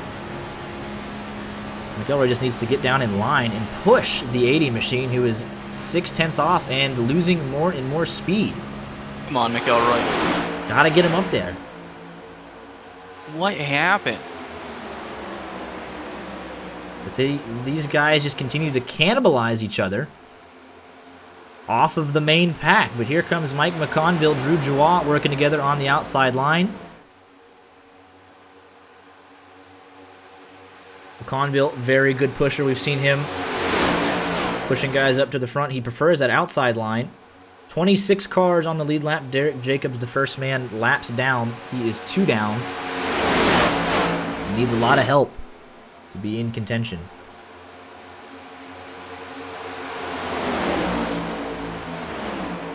But 28 cars remain on track. 26 of them on the lead lap. As you can see, that main pack, that's not the lead pack. It's being led still by Tim Wortman Jr. They're trying to get organized, trying to get single file, and trying to catch. The lead pack is Mike McConville. Now being pushed by Tyler Glass. He's out in front. And 57 going to go down to cover off that inside line, come back up, pick up Tyler Glass. He's trying to work both lanes, and the 40 and the 80 have now dropped off our lead pack. Now 8 cars. 5 on the bottom, 3 up top. As we are approaching 40 laps to go. They're going to get swallowed up by the second pack. Oh, they try to make it a clean drop, but could not get both McConville and T-Glass down to that bottom line. For Drew Joie, you probably want to let T-Glass in. We'll see if he kind of holds that inside line up a bit. Looks like that's exactly what he's doing. McConville comes down to cover. 7 cars in the line. Ryan Pendleton going to get shuffled down here to the 8th position. Let's see if he can find a home right in front of the 87. He cannot. Brian, Provo, and McElroy just not having a chance to keep up. And they're stuck in no man's land. They see the 8 lead pack cars in front of them, and they see a whole lot in their mirror behind them. There's the gearbox of Michael McElroy. Is that second pack? They were organized at one point. Now they're 2x2 again. Being led by Michael Jeans. We'll see what they do when they get here. Brandon Murray giving all he's got to do what he can to drag these guys forward. It's half a second in closing. This second pack now 4 seconds off the lead. Now that McElroy and Provo have fallen back. Here comes a bump from the 08. They're going to just fall in line and try and work together.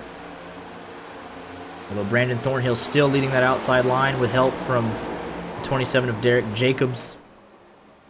Caution, the 3 is around. I believe the 34 as well. What Tony in the Strano world? further back in the second pack.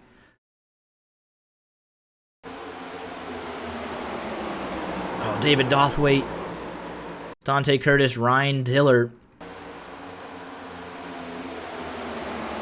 I believe it's just a checkup, and then Tony Strano has a heck of a run. Takes it middle and turns to 34.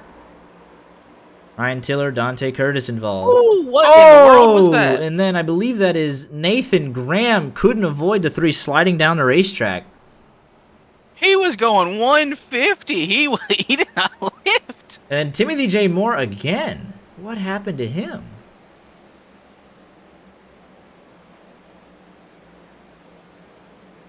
Oh, he didn't really get caught up on it. He went to the apron to avoid it and got loose. Andrew Miller. Oh, he got loose and actually went up and hit the outside wall. Yeah. Let's go on board here with Nathan Graham. It's going to be kind of a hard hit.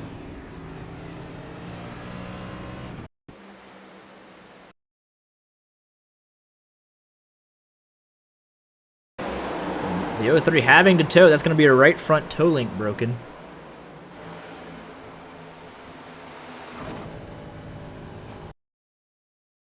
You can see here, Nathan Graham was losing that second pack. Things are going to stay up, and he was committed to just driving underneath it. I can see the thought process there, but unfortunately, the Mencken going to bring those cars back down the racetrack. And more damage to the 55. Everybody's in. 162. We should be well within the fuel window. Or right at it, at least.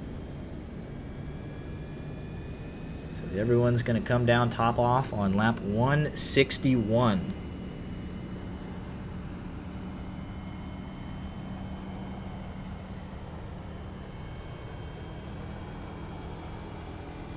We'll sort out the running order yet again.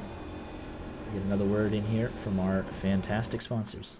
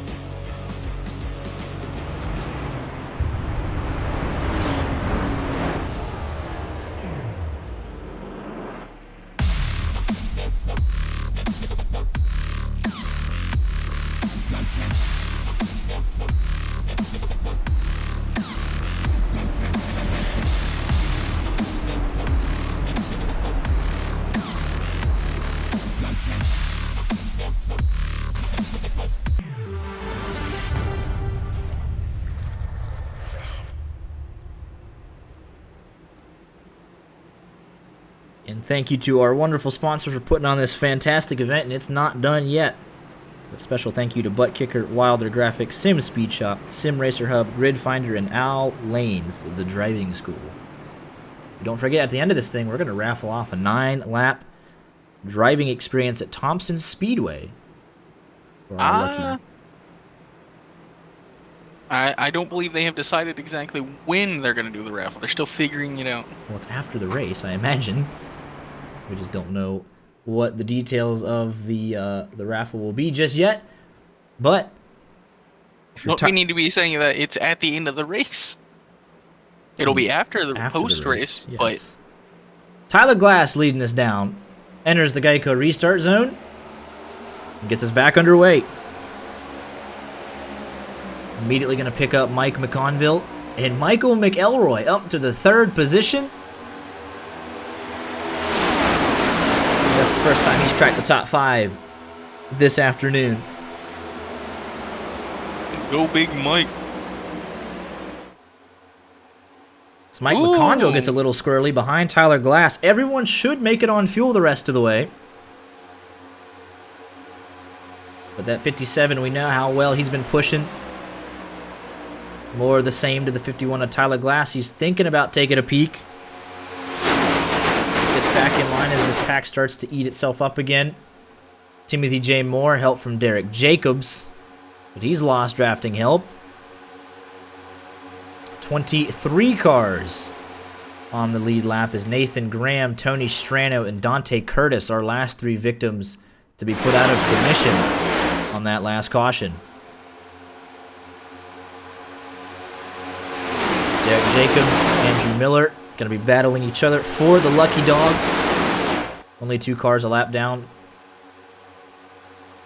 that are on the racetrack at the moment. The other 3, Nathan Graham, Tony Strano, and Dante Curtis, we just saw still Drew Jawan going 3 wide with no help. We're back in this pack. The intensity's ramping up as we're getting ready to hit 30 to go here in a matter of laps. The OCM boys separated, though. We got 1 in 1st, and we have 1 in 23rd. Last car on the lead lap. And Drew Jawa somewhere in the middle. Michael McElroy, single car operation here tonight for Crew Racing. Kind of been biding his time, and he's up to the 3rd position. He does have a technical alliance with OCM, though. They saw that he was going to be a single car, know him from the Monday Night League, and wanted to bring him in, give him something to work with. There's Ryan Johnson, though, NS Invaders Racing. Matt Dula. Oh, there's a check within that outside line. Ooh! That 2 car, Ryan Peddleton went up to block that high line. Oh, we're wrecking further back. Caution is out.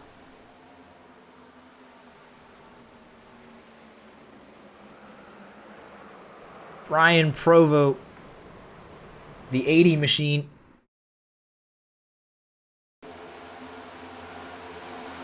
Oh, and Drew Jawa, that might have been contact with the 42. Don't think so, though. Maybe some net code. Ooh, what in the world? But a nice check up there. Drew Jawa goes down to avoid it. And then does that. Oh, boy. Let's take a look at it. Goes down to avoid the 80. The 42 gets down to the apron. And then they meet in the middle again. We've seen that a couple of times tonight. The 80 goes around. Wayne Ruprecht going to get more contact on that 71. He had just fixed that machine. Well, you're going to have to hurry up with this because we have a second one to look at. After the yellow was thrown, there was contact between Michael Jeans and Ryan Peddleton on the front stretch. Like, caused another big one. Oh, no.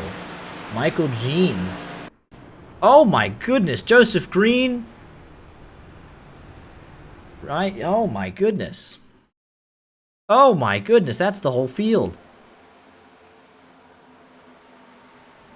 This was after the caution was out. He just goes up and gets the 2 machine. Matt Dula involved. That's a shame. A lot of good race cars there involved in what is very much an unnecessary wreck after the caution comes. And that's just a mistake. We've seen Michael Jeans. He's been running up front clean all night. That was just a lack of concentration after what is getting approaching 3.5 hours. Caution is out. You can see they're on the caution light. And just drifts up. Ryan Pendleton, Matt Dula, Brandon Murray, Justin Michael, Josh Lambert, Tony Scarbo avoiding it. Let's go take a look at where did Ryan Tiller end up in all this? Said he's getting great at wreck avoidance. As this race of attrition has just surely just, you know, there can't be that many guys with a fast repair left. But the 71, we saw Wayne Ruprack, big damage to the right front. You can kind of sense that coming. 23 stamps on the brakes, and he'll be He fighting. avoided both of those, so. Yes, he did. I mean, he's still in the pits for some reason. I believe. Does this get Andrew Miller back on the lead lap, or was he involved in the wreck somehow? Should have been Andrew Miller at one point. Oh, actually, it would have been Derek Jacobs ahead of him, excuse me. But not seeing where he got his lap back. This David Dothwhite has been running well all night. For Warrior Wraps, Nathan Graham, we saw involved in that second caution a couple minutes ago. Tony Strano, Dante Curtis were running well at points tonight. As the race of attrition marches on, stops for no man, driver, or team. Down to 30 to go. Hopefully we won't have to use them, but we do have 2 green white checkered attempts. Should we get there? It'll be 30 to go, I believe, here 2 laps from now. So tell your family, tell your friends, tell your neighbors that it's getting down to crunch time here in the 3rd annual LSRL Daytona 500 presented by Butt Kicker. There's 22 cars on the lead lap. Ryan Tiller gonna catch the pack here. Derek Jacobs, Andrew Miller continuing to be the 2 cars 1 lap down. David Dothwhite, Nathan Graham, Tony Strano, and there goes Dante Curtis back out. Trying to give some assistance to potentially his fellow NS Invaders teammates. Ryan Tiller reports that he is still fixing damage. There's a field of what was once 41 cars is now being trimmed down to about 25. 22 of those on the lead lap.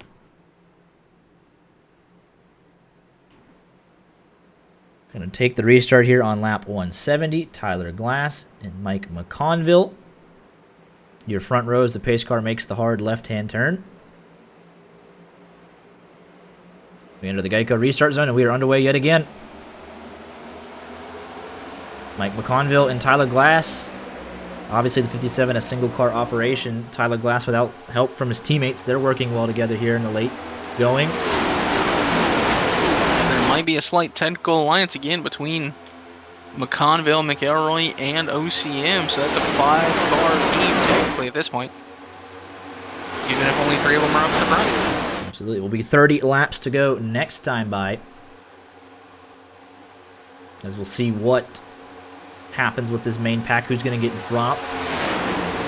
Ryan Tiller says he's still fixing damage. He might not be up to speed yet, but it's looking okay for the 23 machine. 71 after getting some big contact on that right front. He's still able to hang with them. But it is Tyler Glass and Mike McConville who have taken over here in the last couple of laps. After Ryan Johnson led so much of the opening. Yeah, this shouldn't be that much of a surprise with Mike McConville's background. 2 NIS Daytona 500 wins and a Coke 600 win. Absolutely. He is built for these long distance races. Just don't ask him to do 24 hours. You're wrong for that one, my friend. We're 3 wide.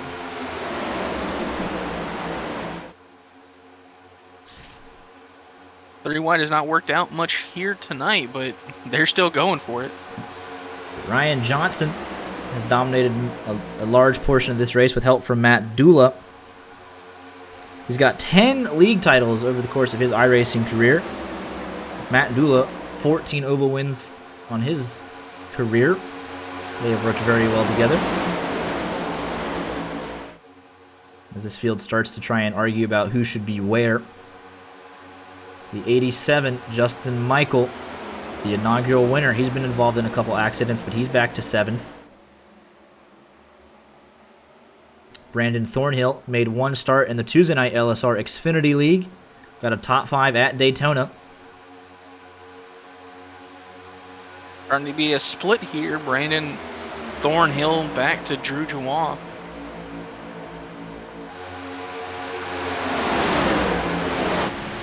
As it is still pretty much everyone in this pack, because we know Drew Joie can lead a group of guys back up. He's only 0.5 of a second off. Surely the Cowboys car chokes when it matters most. You know, I tend to agree with you. I'm just saying that car in second place, the driver's a big fan of the Eagles, and we saw what happened when he put him in a big game. Ooh.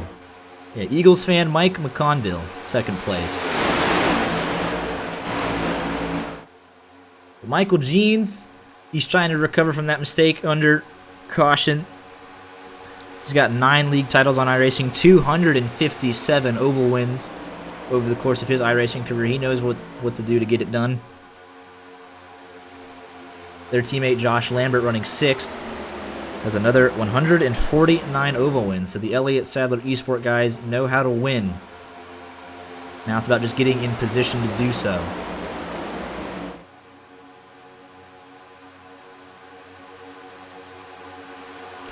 Ryan Pendleton is a one-time iRacing League championship for Goat Locker Racing. Won their next-gen league. He knows how to be consistent. He's been up front a lot tonight. If we're stacking up, though, with Drew Joie and Ryan Johnson.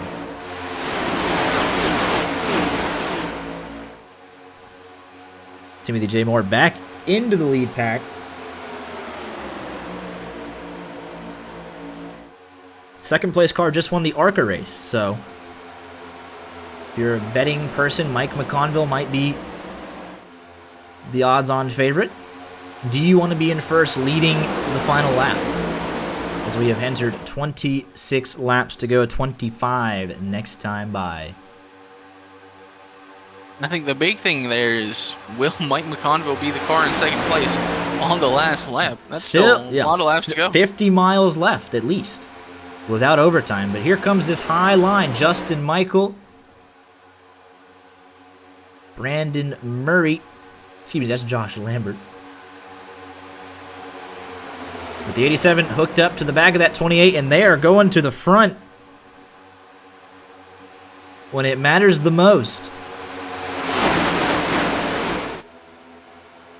Oh, he is on the right quarter panel. He might be getting them a little loose out of 2, but they hang on to it. And Josh Lambert takes the lead of the race away from Tyler Glass. With a whole head of momentum from that outside line. The 87 shoving him way out in front. Ryan Johnson now leads the outside line. John Cross getting back up there. We're 3 wide with Matt Dula in the middle. As all bets are off now. As for so many years, Mike Joy, Darrell Waltrip, your friends are where you find them. We're still 3. John Michael Cross James doesn't have a whole lot of friends right now. Oh, and he's going to turn Tyler Glass! Caution is out. Huge damage for Michael McElroy. Drew Joie involved. Well, if John Cross didn't have a whole lot of friends, I don't think he has any more after that. He definitely doesn't have one in Tyler Glass. We can see here, he was put 3 wide. He just comes down and gets him. Drew Joie, Michael McElroy, huge contact there. Oh, and Brandon Thornhill, nowhere to go. Oh, and Joe Strano, just collateral damage over and over and over and over and over again. Let's go on. Let's get the definitive, Don't want to 100% blame it on John Cross, but from initial view, that's what it looked like. Maybe Tyler Glass got a bad bump. Oh, but the 51 comes up a tiny bit. You could say that, but definitely I'd say that the 10 has shifted pretty far down. Ryan Pennington almost makes it through. Brandon Murray does. I just wanted to say, the 51 is about like a foot off the yellow, so it's kind of hard to say that, especially with how much room there is to his outside. But Right, it's just one of those things. just one of those days. The 71, I think, will be very happy to finally miss a wreck. Oh, well, maybe not. Tony Scarbo misses it. Michael McElroy, this is going to be a rough ride here. On board here with the 40 machine.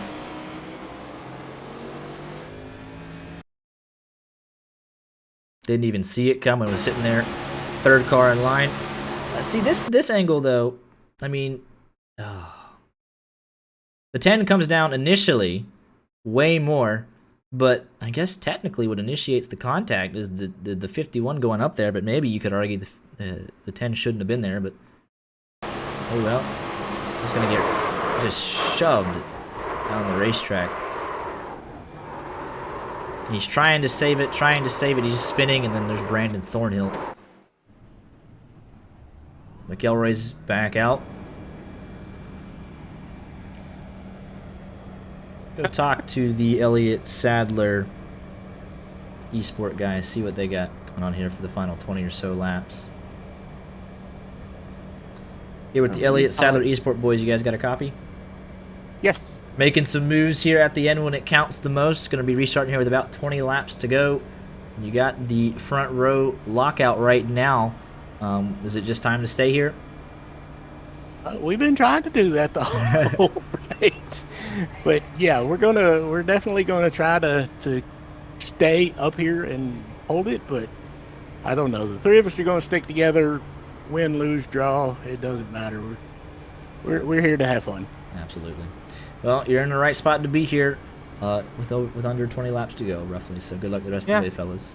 It just took Lambert about 150 laps to get up here. Yeah. He's been here when it counts. Yeah, you tell him. Say, I don't even have to try as hard as you guys. I've been sitting there taking it easy for about 2 hours. Riding the brakes. It's more fun at the front, though, isn't it? Oh yeah. Yeah. Well, good luck the rest of the way, gentlemen. Thank you. Thank you.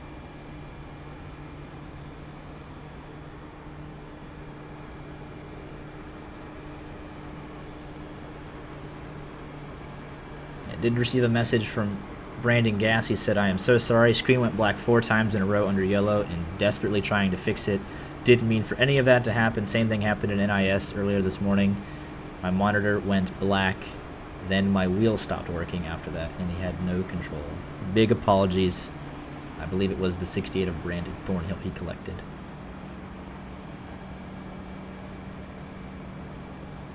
Yeah, we're going to be going back green here with 20 laps to go. I just heard some disgusting news and found out the truth about that 57 car. The Mike McConville car? Yeah. What about it? On the door, right up under the YJ, is an Eagles logo. My co-commentator here is also a Cowboys car, or Cowboys fan. So he appreciates the Cowboys car of Tyler Glass. They're both losers, anyways.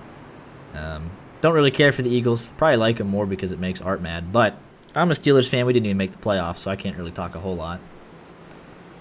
But we do got a lot of Super Bowls. We have more than the Eagles. So. 23 cars on the lead lap. Andrew Miller is the only car 1 lap down by far, as long as he just needs to get out of the way. He just needs to drop from the pack, get out of the way, and then he'll get his lap back. And avoid what happened to Nick King getting involved in an incident as the caution comes out. But Josh Lambert getting us back to green here. 20 laps to go here in the 3rd annual LSRL Daytona 500.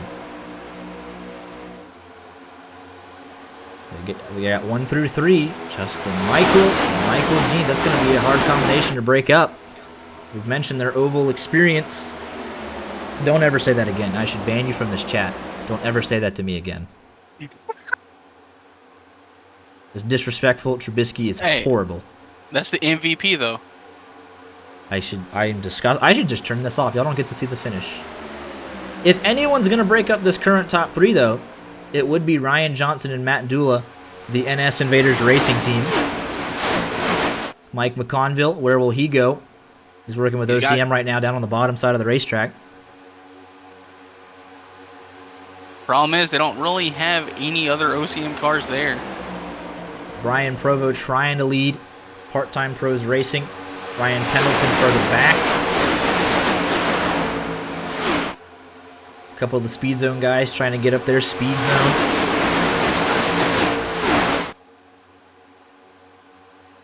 Ryan Tiller right back there with them.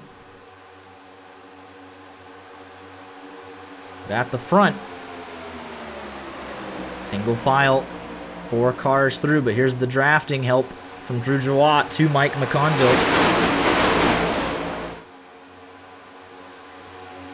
Turn number 4. You can see some more guys starting to break off this pack. Brandon Thornhill, Joe Strano, Wayne Ruprecht, and Derek Jacobs, who finally got back on the lead lap. Dante Curtis still out there logging laps. Andrew Miller, all he's got to do is stay there and not get any incidents if the caution comes out. And he'll be your lucky dog. He gave us 24 guys on the lead lap as we're getting more and more racy. Mike McConville, go ahead and give it to the 57 again with the push from Drew Jawat. We know the one machine's not going to settle for second place. He will make a move when it is time to do so. But right now, first and second both clear from the Elliott Sadler Esports guys up top. They're bringing Tim Wortman Jr. with them, as well as John Cross and Michael McElroy trying to get back up to the front. I don't think I've ever heard anything quite like that before. Mike McConville decided to try and talk some crap to a broadcaster as he leads a race. Good luck getting no coverage in these final 17 laps, even if you win. But don't look now, though. See Timothy J. Moore and Tyler Glass getting hooked back up. There's a run from Josh Lambert and Justin Michael. Shot out of a cannon. They got those two cars hooked up. And side by side for the race lead now. They got 3 cars hooked up. McConville a little squirrely there on the bottom.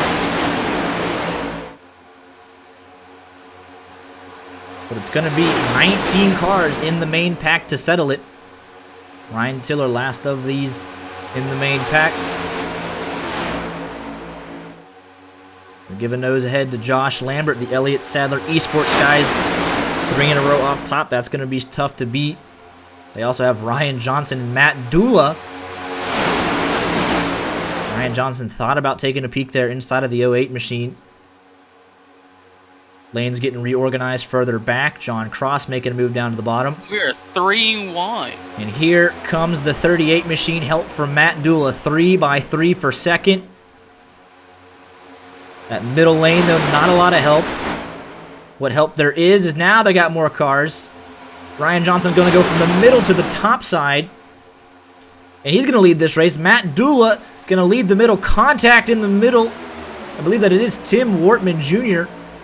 They are playing ping pong in the middle. Excuse me, that was the 80 of Brian Provo getting shuffled around in there. But now the NS Invaders team controls the bottom. Elliott Sadler Esports up top. Here comes Drew Jawat through the middle. He looks back in line. Ryan Provo gets back up top, and we're 2 by 2 again. Coming to 14 laps to go. Ryan Johnson dominated much of the early parts of this race. The push is getting more aggressive. They there saw Dula get a little loose. Final lap would have gone to Josh Lambert as they head off into turn number 1. Mike McConville goes up top, inside line, losing their momentum. Got 3 OCM, well, not 3 OCM, but 2 OCM and a driver working with OCM connected on the top side. We know they like to go 3. Josh Lambert Has 2 team cars right behind him. Brandon Murray making a charge. He's up 13 spots. The 17 and the 38 tandeming once again. They're making a charge back on the bottom side of the racetrack. Bringing Tim Wharton Jr., John Cross, McElroy there as well. And T-Glass also on that low side. That lap, it would have been Ryan Johnson's race. Matt Dula giving him a heck of a shove. Now the inside line's getting that momentum back. You see the 08 of Michael Jeans a little bit off. Lambert. Justin Michael, a little squirrely there. Further back, Mike McConville makes a move to the bottom side of the racetrack. And again, they save it! What a save! Maybe not. Michael McElroy through the grass. Keep it straight, McElroy. He got it woed up. He got the 29 Tony Scarbo. What a save from Tyler Glass and Michael McElroy. They're going to need a caution to get back into it. We're 3 wide for the race lead. We are 4 wide. And that's going to be Michael Jeans in it. Oh, and that's going to be a caution out on the racetrack, I imagine. John Cross. It's not. They're all straight. They're all straight. John Cross goes down pit road. We stay green. Amazingly.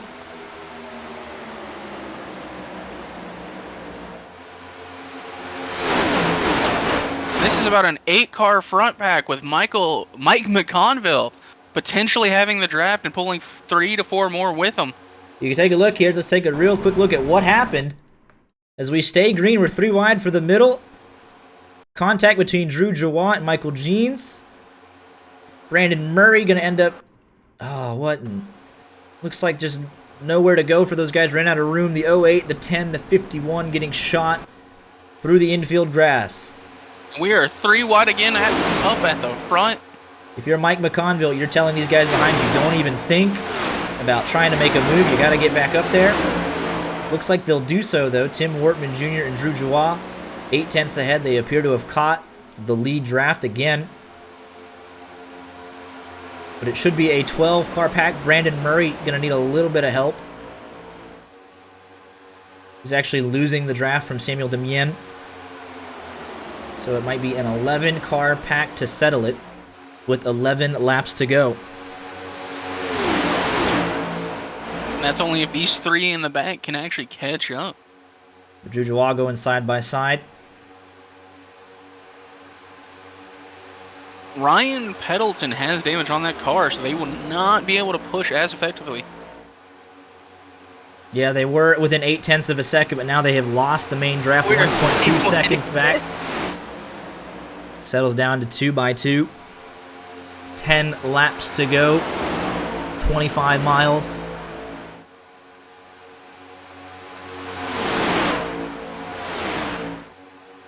Justin Michael going to leave that outside line.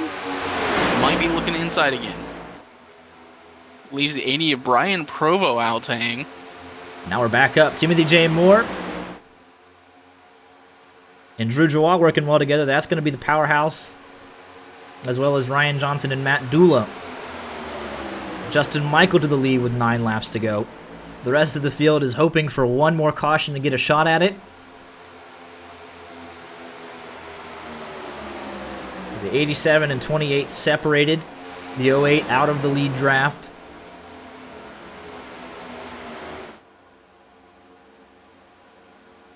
So we have single-digit laps to go.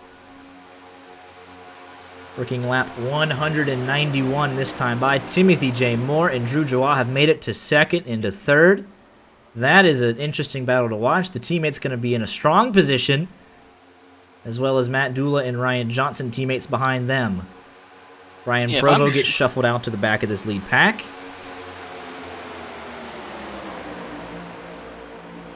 If I'm Justin Michael, this is not what I want to see in my rearview mirror, because there's no defending 2 cars on the last lap. Also, you really want Josh Lambert to get up there, make it a 2 by 2 by 2. Force them to push you, but even then, they're going to make it 3. And you're going to have to throw a block that's going to end your race. Yeah, Tim Wortman Jr. kind of the odd man out here for Team Warrior Wraps.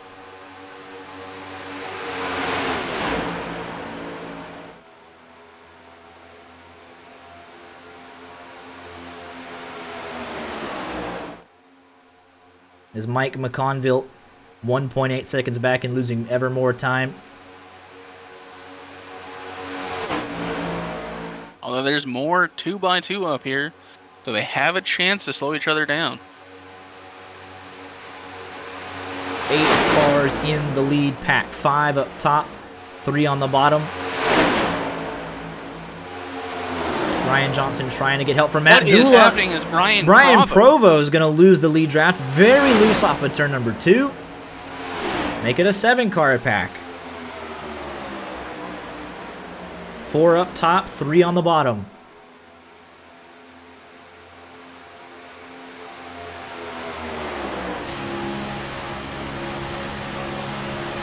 On board with Timothy J. Moore.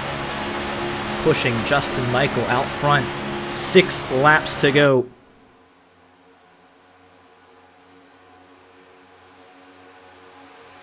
As Mike McConville falls slowly farther back.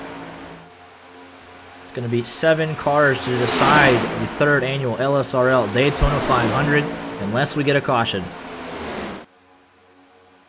Gunna said nothing. With those ads done, we should be ad-free to the end of the race. Love to see it.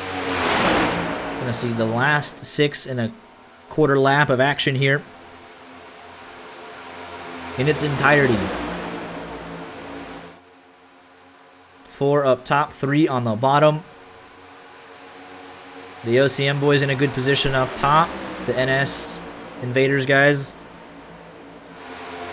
in a good spot on the bottom, though. That top line working together. They can come down and clear if they want to. But it is the inside lane going up to receive the draft. Now single file up at the front. After all that intensity, after all those restarts, it has now settled down between 7 cars going single file to break away from the 4-car pack behind them. And if they work together, there shouldn't be a caution. I can hear chatter of trying to make deals. The 38, the 17 trying to talk to the 83. Like, hey. Yeah, the 83 is the odd man out here. Matt Dula, Ryan Johnson teammates. Josh Lambert, Justin Michael teammates. Timothy J. Moore, Drew Joie teammates. And then there's Tim Wortman Jr. for Warrior Wraps. 4 laps to go. This is instant flashbacks to the 2021 Daytona 500. Michael McDowell won in a thriller. Do we have an underdog winner here? See a big plan cooking up right now. Ryan Johnson and Matthew Dula. They're backing up, trying to get the draft off of the 28 of Josh Lambert. This is exactly a repeat of the 2021 Daytona 500. It started with a backing up from, I believe it was Austin Dillon that led that charge to the finish. Kevin Harvick, if you remember as well, backed way off. He's going to set up the run. Mike McConville is catching this pack, though. 1 second back. They're going to need all the pushing they can. Ryan Pendleton's got to do whatever he can. They need to get their next lap, or there's not going to have enough time. But they could bring all the way down to 11th involved. Mike McConville is 9/10 of a second behind Tim Wortman Jr. Make it 8/10. I think they're going to catch him. They're using the low side of the racetrack. Shortest way around. And Mike McConville 7/10 of a second back. They're going to come up now trying to get the draft. Matt Dula, Ryan Johnson said it's time to go. 2 laps to go. Timothy J. Moore makes a move to the bottom with his teammate. Side drafting hard. There's going to be contact made. Justin Michael, can he hang on to it? He's going to get picked up from his teammate. And we save it. The second pack is here. They're going to have to throw a block. They're going to go high. 11 cars now in the lead pack. Led by Ryan Johnson, Timothy J. Moore, and Drew Joie trying to fight back on the outside. That deal they cut with the 83 looks to have got them the lead. Can anyone fight back? Mike McConville trying to hold strong to that technical alliance, drove straight into the back of Drew Joie. Off of turn number 4, back to the start-finish line. Race is official, 1 lap to go. And Ryan Johnson leading the white flag lap. The OCM boys hooked up. Tim Wortman Jr. no help. Here comes Mike McConville. on the high side. 3 cars up top. Pretty much a lot of momentum hooked up there. Tim Wortman Jr.'s got to come up and catch this run, or he's going to be left out. There he goes. He goes up for the block. It's too late, They don't though. have anything for it. 3 of them hooked up together. But Matt Dula not getting off the back bumper of Ryan Johnson. Drew Jawad not getting off the back bumper of the 69 machine. We're coming through turn 3 and 4 for the final time. Does the 69 have a run? Does the 17 try and win it for himself? He got his teammate loose. We're 3 wide. What is that? Oh, What no. is that? Oh, and Ryan Johnson's going to win. Matt Dula threw a block, and there was nobody left. Ryan Johnson from NS Invaders Racing takes the victory in a controversial finish from a block from Matt Dula. As we have cars flipping wildly. But he got his teammate loose off of turn number 4 on the bottom. Pushing from everything that he's worth. Got him loose. They got separated. Timothy J. Moore made the move. He's already there. And Dula kind of just shoves him up into the wall. This will tell the angle here. This will give us a very definitive view of what happened. A bad bump started it. The 17 machine almost turned his teammate. I mean, the 69 is there. I don't know what else we could have done. We should have had a photo finish. But let it be known, Ryan Johnson didn't do anything wrong. He's the deserved winner of the race. He didn't throw the block. That was Matt Dula's doing. That you can take another look at it. I mean, this will tell the story. They were looking pretty good. I don't even think, they got a little separated. They're swerving. And that bump right there is going to screw it all up. But yeah, I mean, he was there. The 69 was there. Don't really know that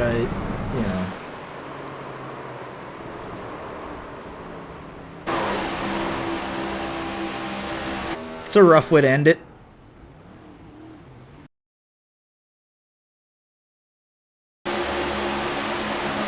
I mean, it's very unfortunate. That would have been a solid finish. After what was a very, very good race throughout. 28, Josh Lambert, Justin Michael. I'm going to do some screening real fast because I know second and third place are going to have some words. Yes, they are. So go ahead and do some damage control while we look at the rest of the finish here. But yeah, that was... Again, Ryan Johnson, I think that's just specifically Matt Dula's doing, because I don't think Ryan Johnson would like to win that way. At least I'd hope not. Because even if Ryan Johnson tells him, hey, wreck the car behind me, I think as a person in the spirit of competition, you say no. So that's just Matt Dula blocking for his teammate. Blocking is putting it lightly, but this is just Matt Dula realizing that he made a mistake. Almost wrecked his teammate anyways, and then just kind of shoves the 69 into the wall. So disappointing finish, but nevertheless a great race. These guys put on a good show for 200 laps. We'll take another look at it here. Yeah, but he realized there he messed up. It should have just been a drafting... No, I fully agree. Yeah, he put him in the wall. It started out as a block. Like, that's the block right here. But the 69's already there. I mean... He's trying to make up for his mistake. They had it. He got a bad bump out of turn number 4. And he's trying to crap. And then, yeah, I mean, he was already there. There's really not, you hate to say it, but you can't really sugarcoat it. He just kind of comes up and puts 69 right in the wall.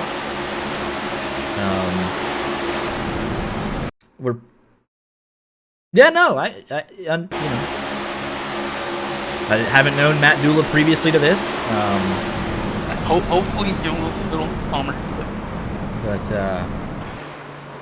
yeah, it's an unfortunate way to finish it. I mean, you saw what Austin Cindric did. It was last year's 500. It was less, it was less egregious than that. But it's definitely,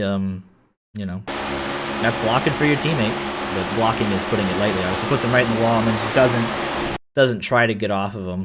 Contact's made and he just keeps going, doesn't move, turns him.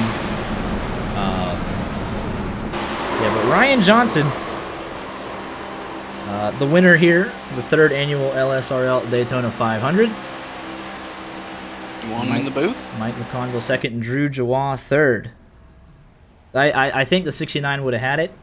Let's take you through your race results as everybody else, though, before we get into our top 3 podium interviews.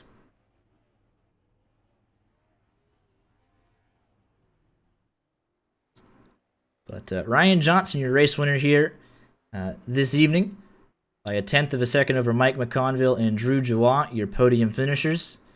Justin Michael and Josh Lambert round out the top 5. Ryan Pendleton rounds out your top 10. We go further down through the order. We had a 23 cars finish on the lead lap here this evening. Andrew Miller, 1 lap down, and then everybody else multiple laps downs through various incidents all the way down to Frank Norman in the 41st position. Let's go ahead and get your interviews here. Yeah, let's go ahead and get everything up here. But here with your, let me just make sure. Yeah, here with your race winner, Ryan M. Johnson, who was dominating the early part of this race. Kind of got off sequence there about halfway through. And then was working well with the teammates. And then avoided most of the late race chaos. And then settled it amongst 11 cars. Got a lot of help from your teammate there at the end. And were able to come home victorious here this evening. Whew, hell yeah, man. God, I can't believe I missed all of those wrecks. Normally I have terrible luck at plate races, and holy cow, was today a team effort. Like, all of our teammates, Dante, Matt, Tom, Phil, JC, holy cow, I can't believe I won this. Yeah, absolutely. I mean, you had, you race in real life a little bit. I can see in my notes here. 4-cylinder front-wheel drive at Wilmot Raceway, I see. So you got some real-world experience, got 10 iRacing League titles, so you definitely had the experience behind you. It was just kind of a matter of getting in position and bringing it home. Oh, definitely. Like, putting yourself in position. I mean, I've been in position before, but, I mean, you got to have the luck. You got to have the help. I know me and Dula were working with Tim there at the end, and I know Tim from, honestly, I don't remember which league it was from, one of the leagues. But yeah, we started working with him at the end because we thought we were outnumbered. It was just me and Matt up there.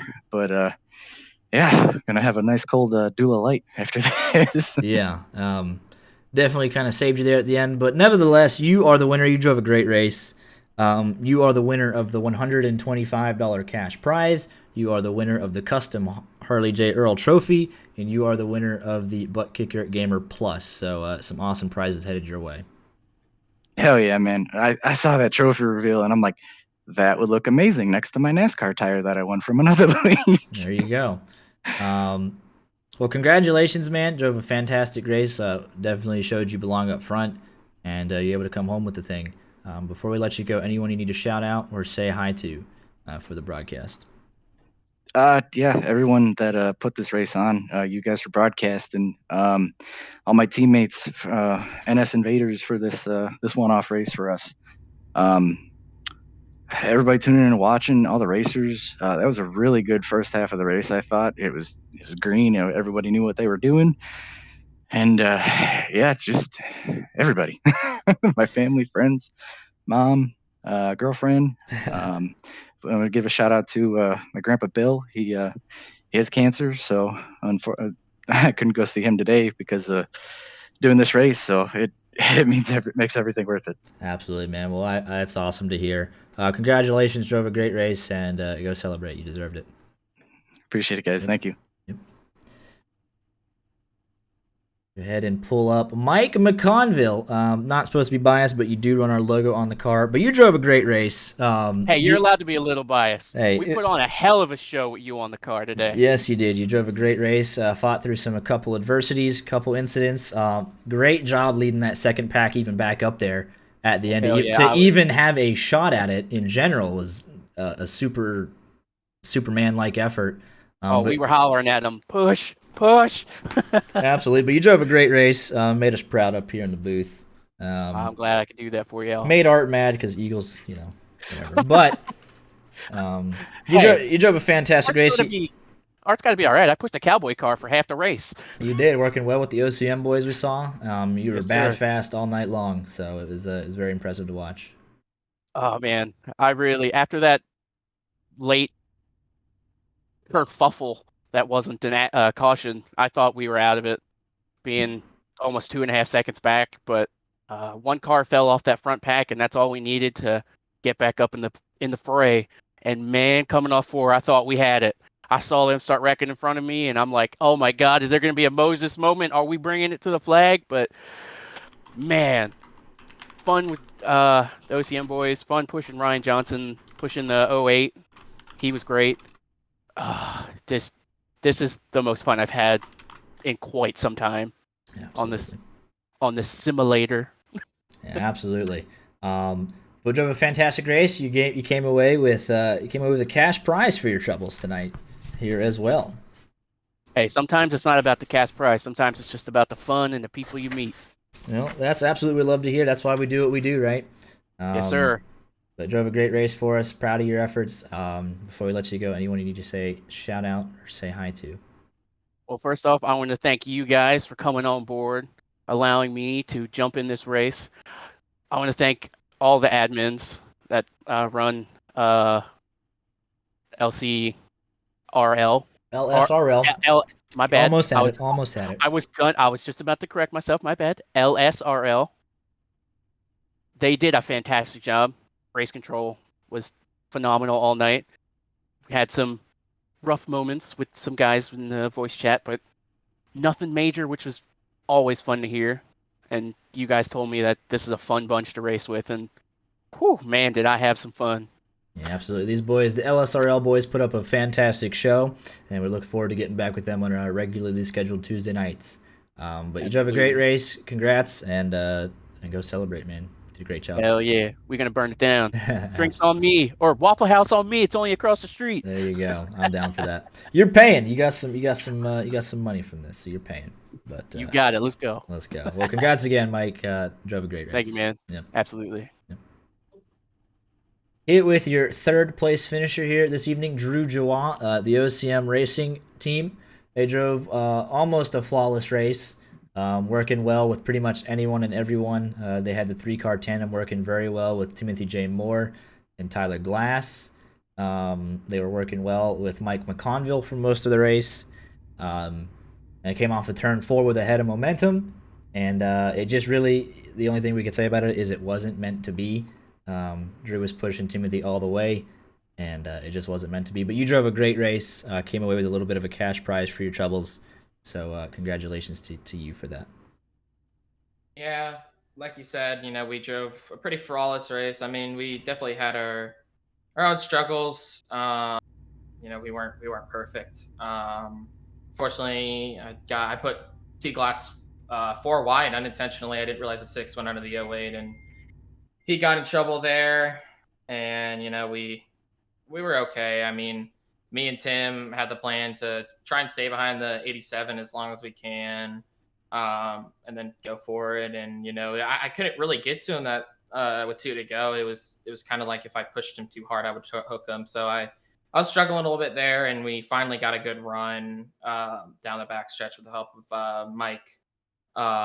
We got outside of the what number was he? 17, and the rest was history. I mean, it's super frustrating. We were right there, and I know the team comes into play, but to be walled like that, I understand it's a cash prize and you're racing for it, but I myself wouldn't have walled somebody like that. You kind of just have to let it happen. It's my third 400 500 that I've raced in the last week, and 2 of them have added this way. So what more do I have to do? I mean, I got my money back, but it could have been so much more.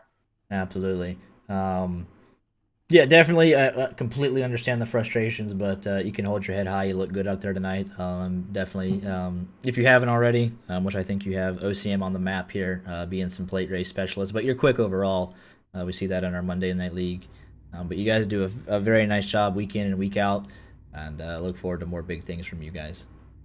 Yeah, we'll try and be back. Hopefully we won't get put in the wall at a plate track the next time. But yeah, we'll be back. Maybe. Absolutely. Before I let you go, anyone you need to shout out or say hi to?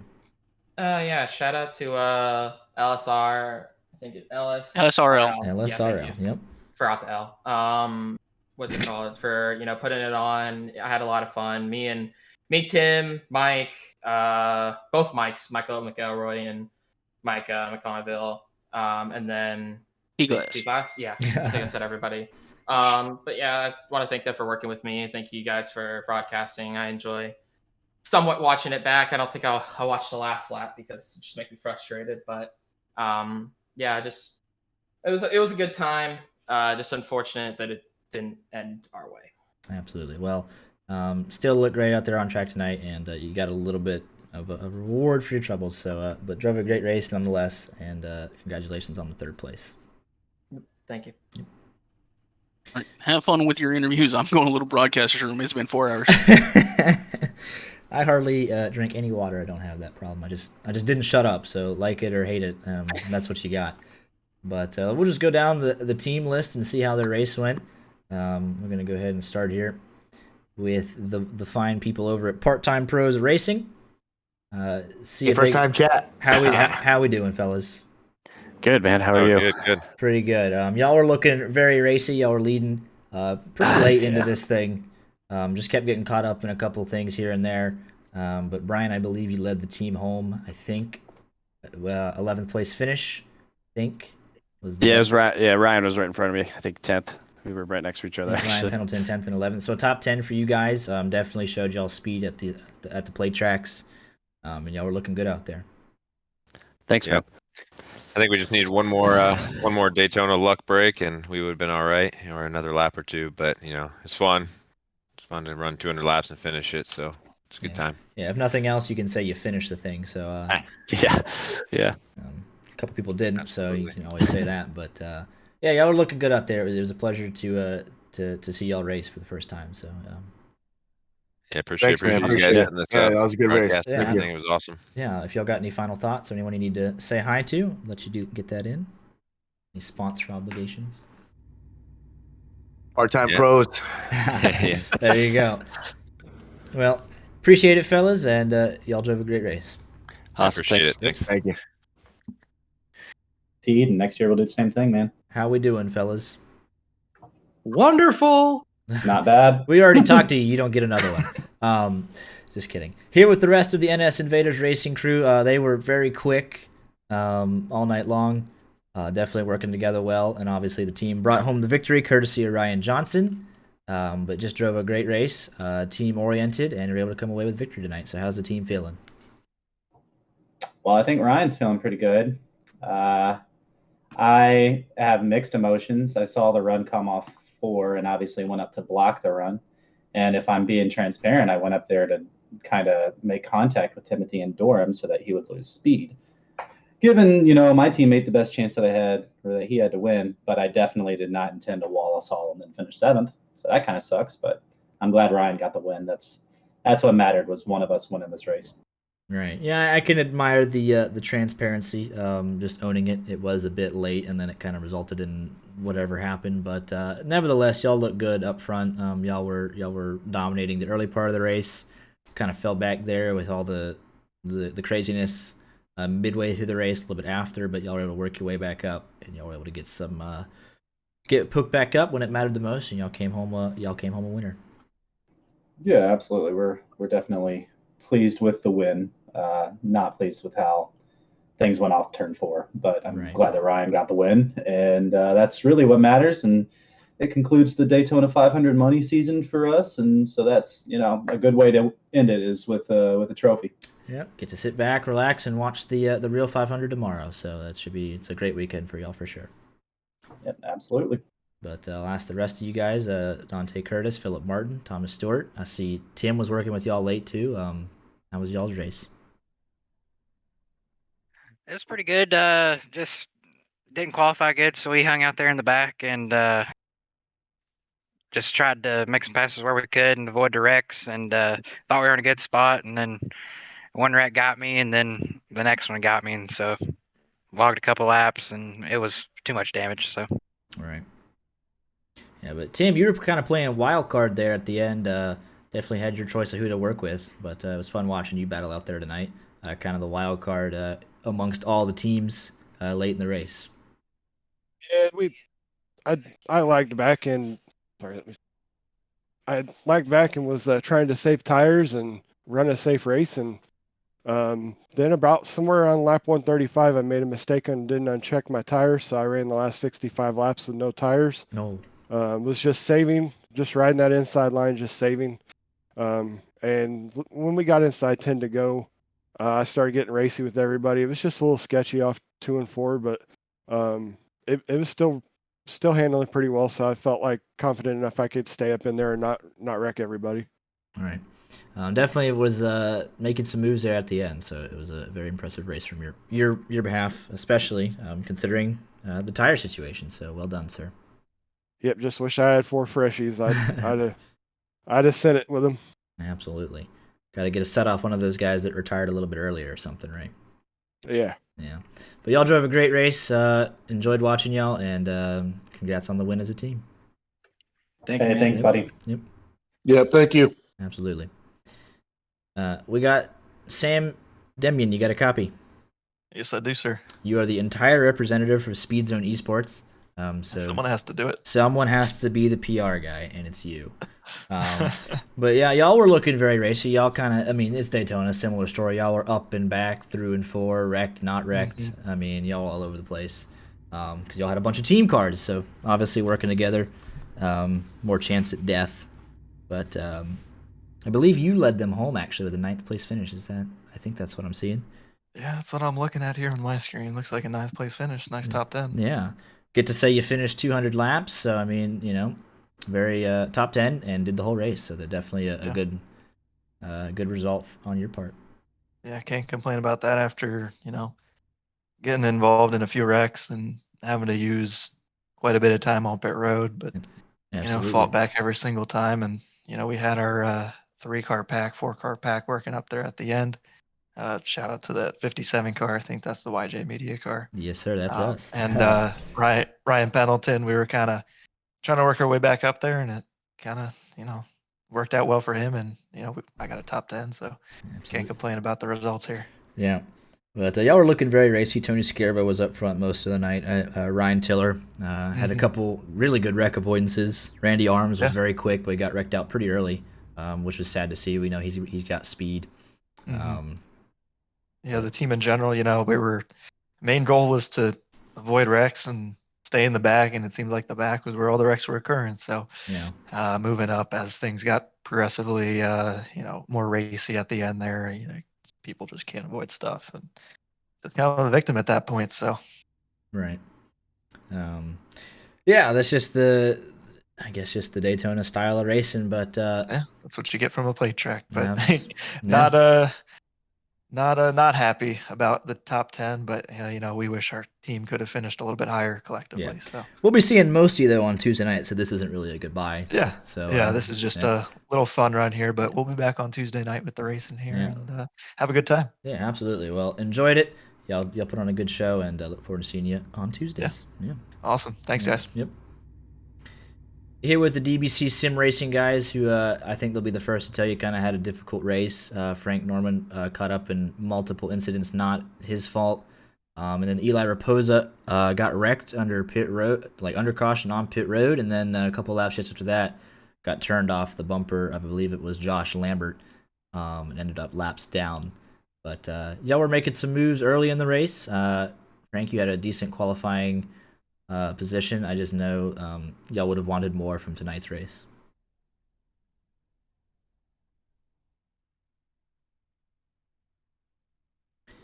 Don't think the boys at the DBC Sim Racing are here, but yeah,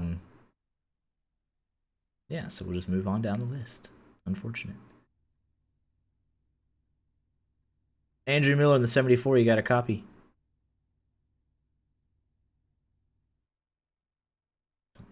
Where did he end up? He got top 24.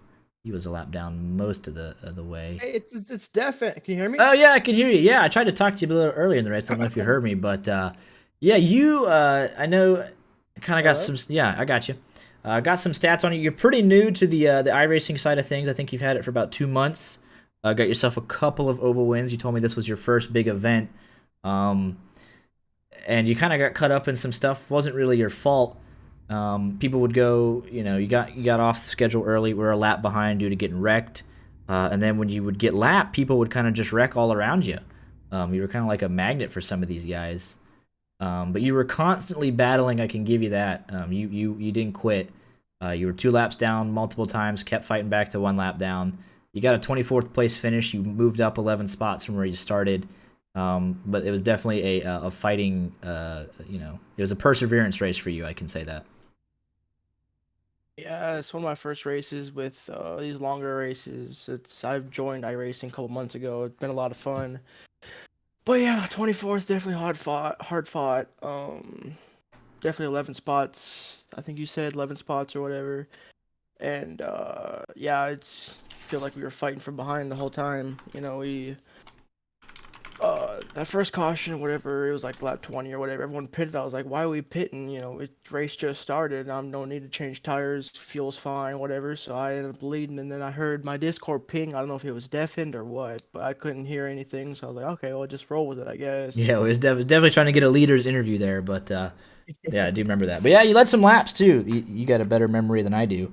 Hey, how about that? Yeah, but yeah, you were leading some laps up front, and I kind of just got caught up in some stuff. That's kind of the nature of Daytona, though.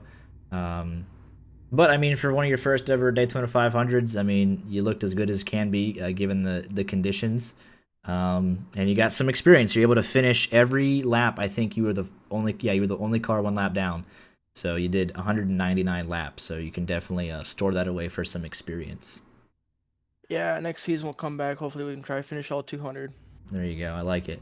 Well, I greatly admired the perseverance that you showed tonight. So. Yeah, of course. It was a lot of fun. Yep, absolutely. Frank Norman, you got a copy? Yes, sir. Well, somebody has to do it. We wouldn't have a race without a 41st place finisher. That was unfortunately you tonight. It was. I can admire it. I already tell you, pretty chill guy, laughing about it. Caught up in several wrecks that weren't your fault. Take the fast repair and then broke the car permanently. But yeah, you were looking good. I mean, you qualified pretty well, all things considered. Up, I believe, in the 20, maybe even the high teens. But it was looking good when the car was actually in one piece, though. Yeah, me, Eli too, my teammate, we just had bad luck early. We got caught up in things we didn't really cause. Got caught up in that first wreck. It made me use up my fast repair. Got back out there, got a little loose, hit the wall. I noticed Daytona coming off turn, I think 4, was being a little tricky for everybody. I seen a couple big people get caught up in that. I thought that was a little strange. But it was fun. It was fun. I just, once I was out of contention, I pulled it over, parked it, and watched the rest from the TV. Ate some Cheetos and drank a beer and enjoyed the rest of it as a spectator. Yeah, had a relaxing Saturday afternoon. I appreciate you. Exactly. Yeah, and enjoyed. It was a great race from beginning to end. It was. Yeah, very exciting start to finish. Definitely. Yeah, Eli, he got some really bad luck. He got wrecked on pit road. Something happened to him. Yeah, he got caught up coming out of pit road. I think I was right after I had my last incident and I had pulled it in, and I think he did about the same too.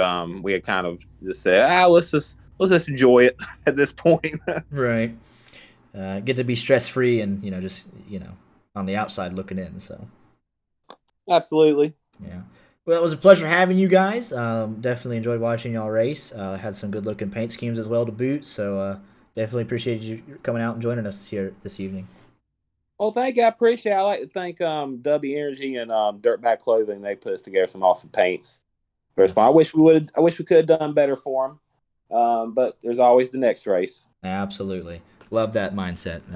And appreciated you talking to y'all. All right, thank you. Yep. Brandon Gass, you got a copy? I saw the green bubble. Where you at?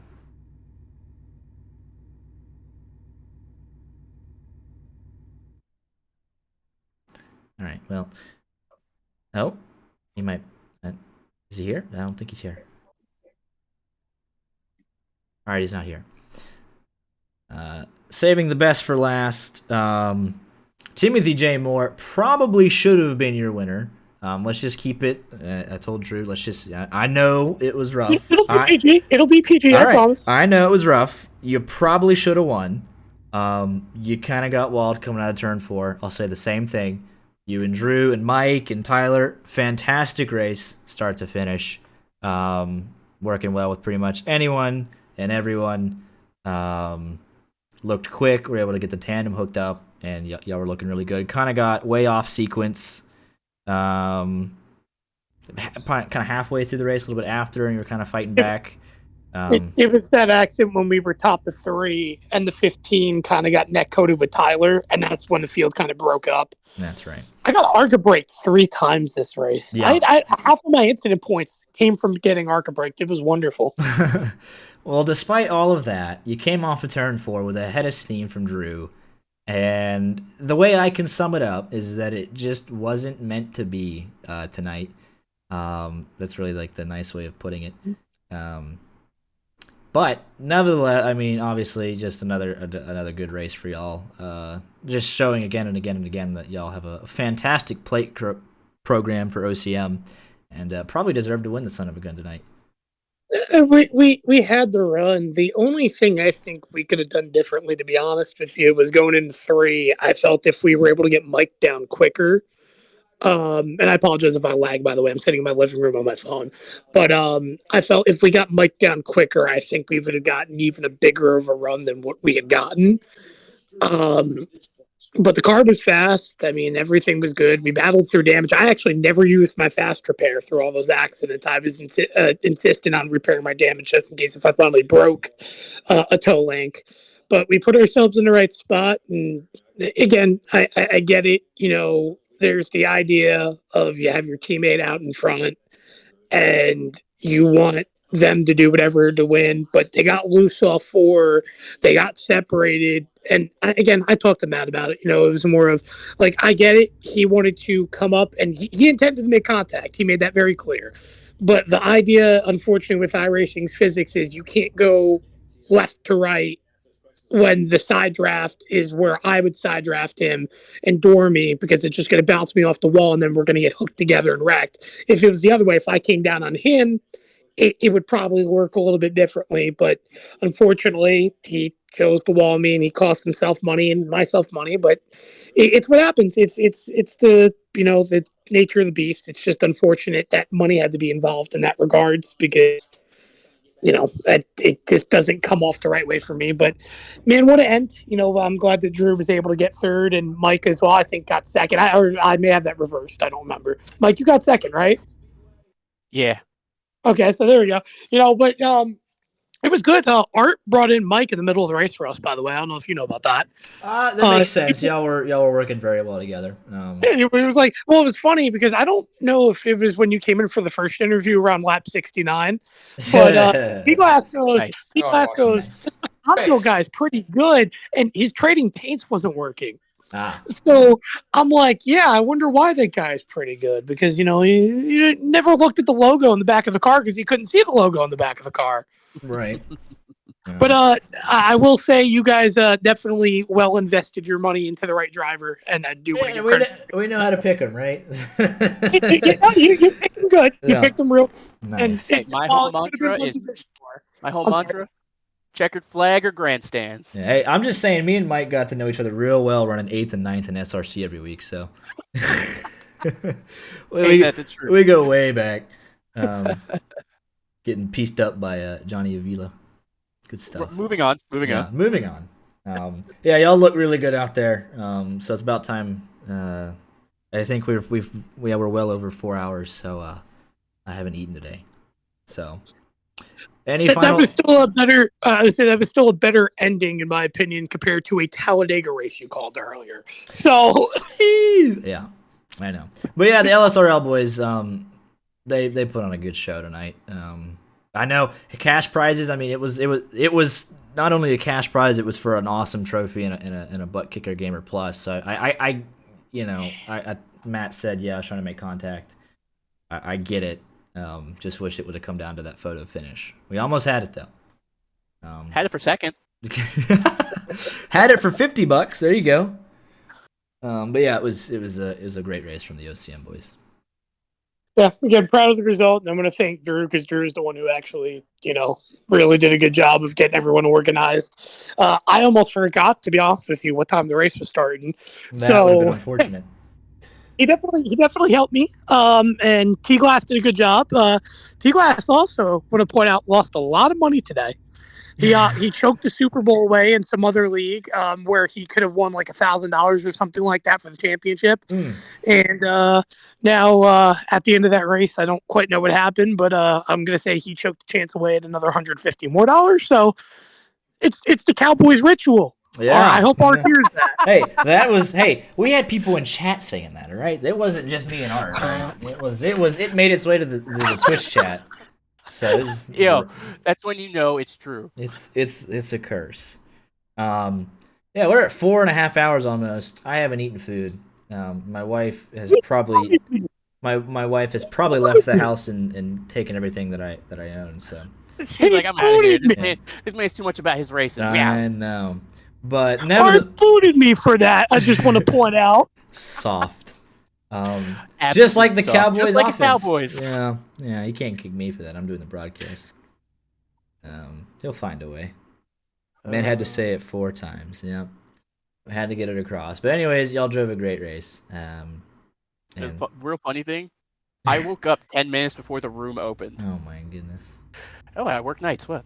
Yeah, whatever. Well, y'all drove a great race. So congratulations on the result. Probably should have had more. Nevertheless, y'all look good out there. So congratulations on that. Thank you. Yep. Brandon Gass, one more chance, or is this just your living room? Yeah, I can hear him. I want to give him the chance to apologize. I mean, he sent me a message. I relayed it, but All right. Nevertheless, back with Art. Final thoughts. 500 miles. I am very tired for a nocturnal being. It is 5. 12. Yeah. For you. That's crazy. But that was probably some of the best racing I've gotten to see on iRacing. Yeah. Like, legitimately. Again, shout out to LSRL for putting this on. It came together last minute with us and them. We did the Tuesday night league. They have just as good a racing there as they do here. And it was a treat. They brought us on for the 500, our first special event. We want to thank all the fans, the viewers that came out and supported their drivers. We're up to, I believe, 70 of y'all at one point, and that made all of this possible.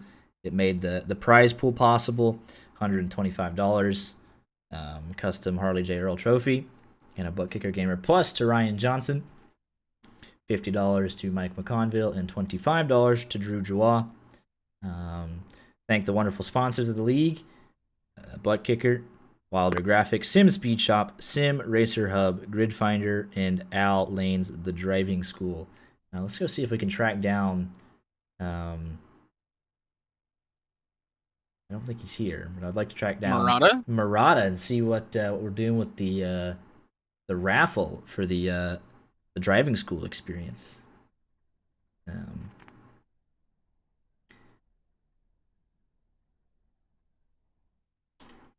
All right. Either way, don't think he's here right now, but that's fine. We'll be sure to update you on our Twitter page who won that. But yeah, 500 miles. Thank you to everyone that made this possible. Drivers, admins, team owners, fans, viewers. Art, thank you for being here with me. I think it was a great race. Never. We'll be back in action Tuesday night, LSRL. We're going to pick it up. We're going from Daytona right back into Martinsville. So got some announcements though. We're going to be a new home of the Affinity Racing Series as well, picking up Monday, March 6th. So ENEA in its off season, we picked up work with the ARS boys, Affinity Racing Series.